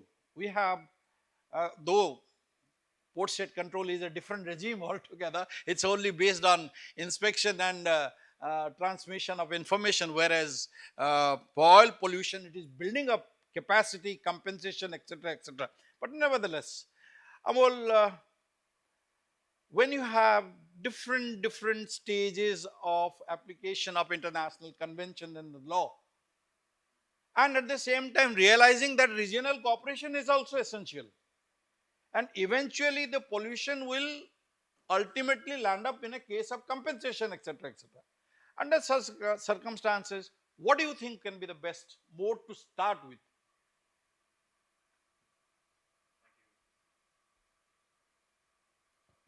Thank you, Captain Panda. Like we are all in the contingency business, an emergency response in this room. I've also been placed in the contingency as a backup speaker today. I will address this question from the P&I side of the business, because eventually when you have a catastrophe or a pollution, it is the P&I who will come to the forefront of dealing with all of these compensations. Now, it can very easily happen that these incidents that we had, let's say, for example, off the coast of Kerala, could have also spilled into Sri Lankan waters, Maldivian waters, and so on. And you have a multi-jurisdictional compensation level, which we are discussing about, as opposed to a region or a particular sect of the biz. So typically what will happen is the clubs will always look at it from a holistic perspective, irrespective of the region which is affected in all of this. And particularly in terms of the new port which is announced in Nicobar. Personally, I feel that's in the coming years going to be a very, very interesting situation. You have mega container ships coming there. It's going to be a bunkering hub, very ecologically sensitive area, and more so, as you said rightly, very close to other jurisdictions and other countries which are there. Now, some of the aspects could be that, as you already have cooperation forums, have a nodal point of contact between these forums who will interact with the P&I clubs, who will be the one singular point of contact, because to deal with multiple jurisdictions is always going to be a challenge, like it is everywhere. And no spill or no contamination is going to affect a single party. I mean, there's so many players involved. So my view on this from a pollution perspective is, can we look at possibly having amongst the corporations like a SOSREP, having a nodal agency or a nodal volunteer, let's call it, who can maybe not compel the countries, but at least arrive at a mutual cooperation and have the sort of act as a mediator between the compensator and the affected parties. Yeah, but you can't enforce. It is left to the sovereign country to accede to international convention, be it compensation regime or operational regime. Well, your viewpoint well taken. Yes, it is true that the way government of India is developing or moving towards development of Nicobar Island, not only the southern Nicobar Island, not only as a transshipment hub, plus the oil exploration activities. We are going to have a scenario where there will be difference so far as application of compensation regime is concerned. However, that is the secondary stage to be taken into consideration. But most important is the regional cooperation. Again, I repeat that the time has come when every entity, the ports, the end users, the shipping companies, all will have to cooperate, because cooperation was the key, as was clarified in the previous session. And the resources from Indian expertise and the foreign ones, like from ITOPF,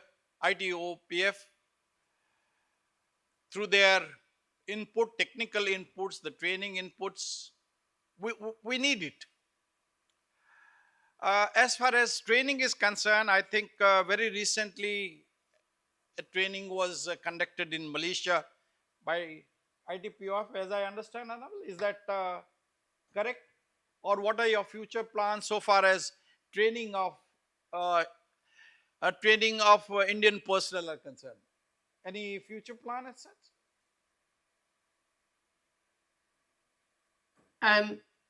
So, I mean, ITOF is always available to provide training and tailor training to the need of each agency. And for that, I have to say the India and Indian Coast Guard have been a prime example. We have tailored more material to the need than any other country. The request for training, particularly on oil and HNS, has been quite subsequent over the last few years.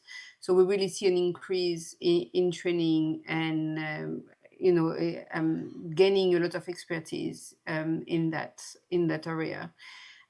So while we don't necessarily have a roadmap yet, we're quite flexible on the demand of expertise and happy to provide support to agencies that feel the need for it. Yeah, thank you, thank you. With that, to sum up, yes, we have gone quite ahead with preparation of regional contingency plans in the SESEP region, extending to Asian region, and with the Honorable PM's move towards BIMSTEC, probably this issue may be encompassed in that. And similarly, IORA region are being developed, and there will be a very formal agreement very soon, as I understand. First, let's handle the contingency issues of tackling the oil pollution because of the traffic that is increasing by the day in this region. Thereafter, we have a bigger challenge to look into the legal aspects, because different countries in this area have varying degree of application of international law. That will be a difficult affair, but that comes second. The third is the need for the industry to come up and move towards a public-private mode to handle this menace of pollution in general, not oil pollution, all pollution at sea. Thank you for giving your inputs. Thank you, Annabelle, for giving your inputs. Definitely, we will be requiring more and more inputs from the esteemed organization like yours, and I'm quite sure the administration will be looking forward to your input. Now, gentlemen, I open the floor for any person to seek any explanation or any query that you have. The floor is open.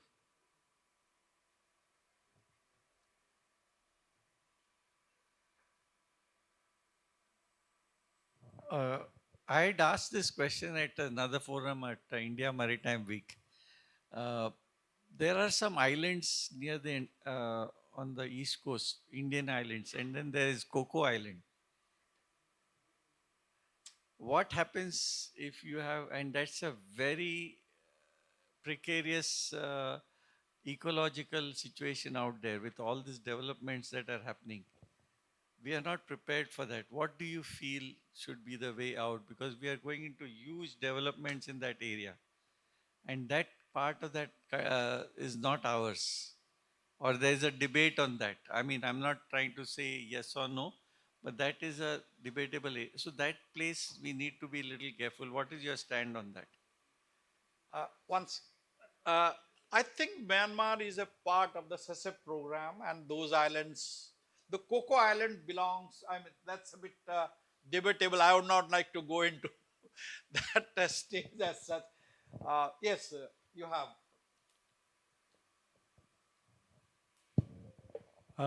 With regard to mega project which is coming up in Nicobar, that's way south, and Coco Island is on north.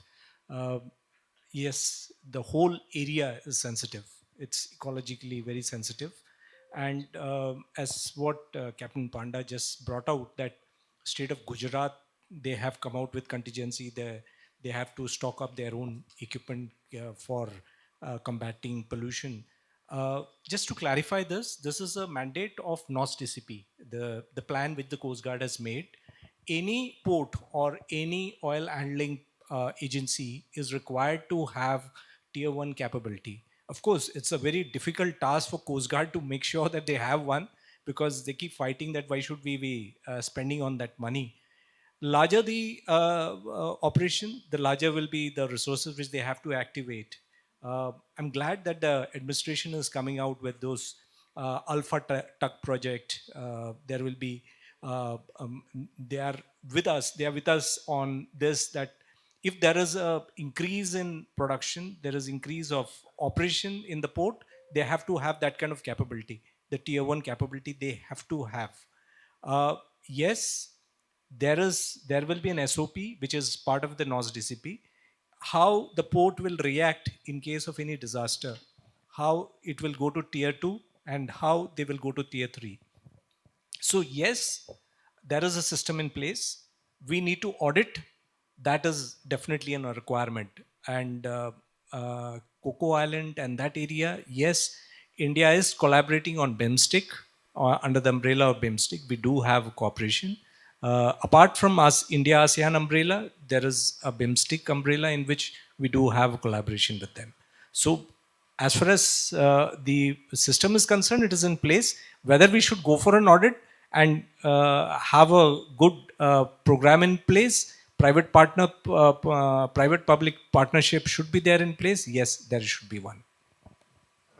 Thank you. Anyone else? Okay. I think I must thank my colleagues on the dais and enable online for giving insight and giving the future thought processes that we may go on to achieve the objective. And thank organizers for giving us this opportunity to present our views. Thank you. Thank you, sir. With this, we come to the end of the session. This was the last session.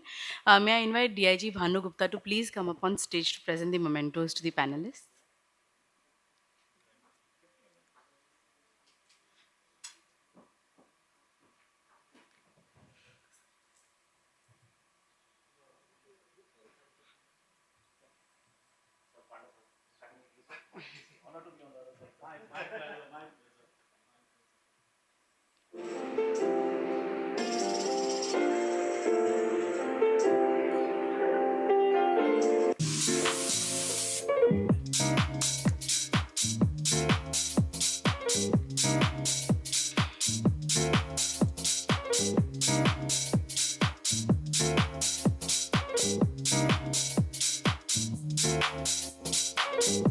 May I request Captain Bhandarkar to please accept in absentia for Dr. Annabelle?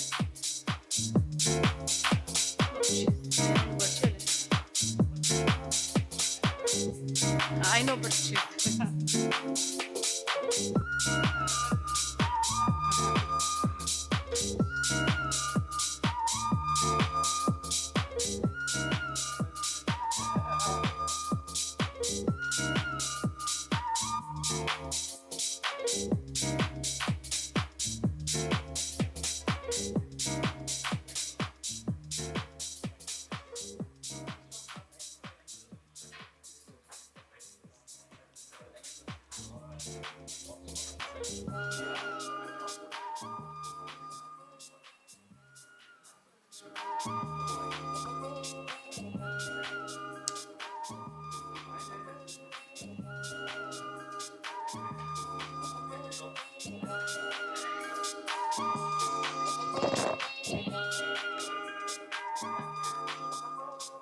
in the last 2 days, we've had a great deal of good points that we've come forward with.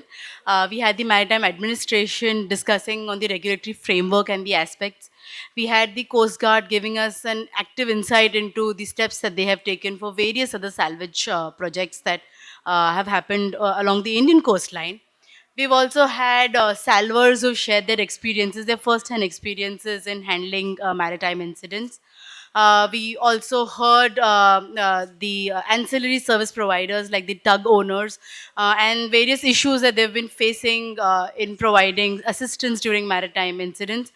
Last but not the least, we also heard the lawyers, the liability insurers, as well as the other stakeholders like the H&M insurers in this context. So I think we now have a good blueprint to begin discussions on what was planned in the symposium. And with this, I request Captain Bhandarkar for his closing remarks.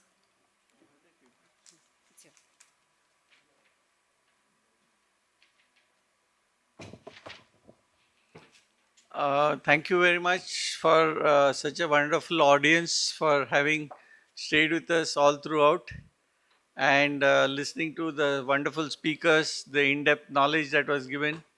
And that leaves us with a thoughtful mind as to how we have to proceed for the next coming days. In the meantime, as we bring the 2-day symposium to a close, we reflect on 2 days of rich dialogue, learning, and shared purpose.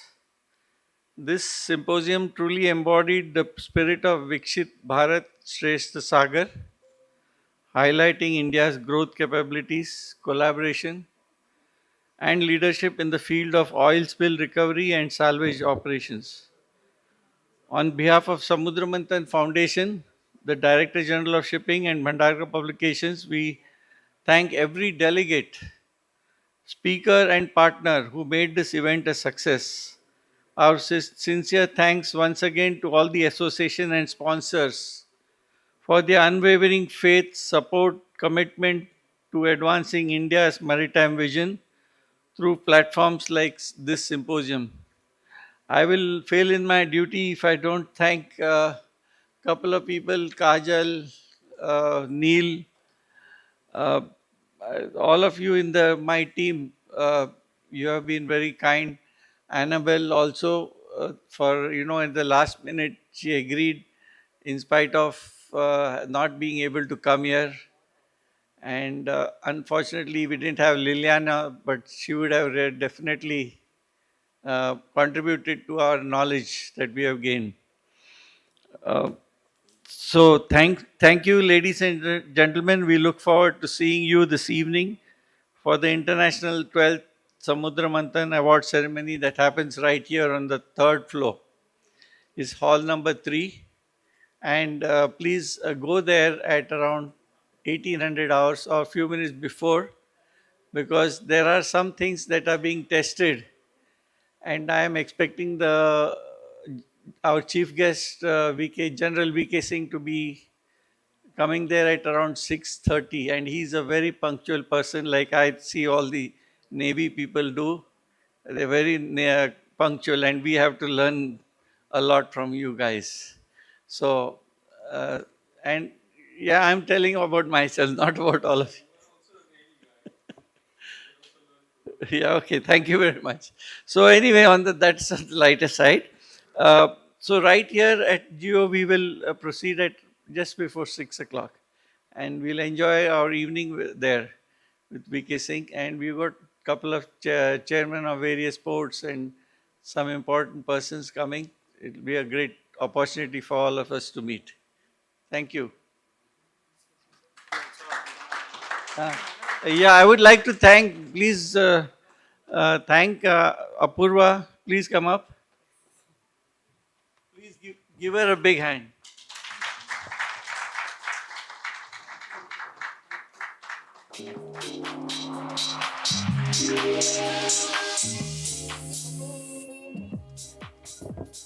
You've been so good. Thank you. Please join us for tea. Yes, please join us for tea before we disperse. Thank you.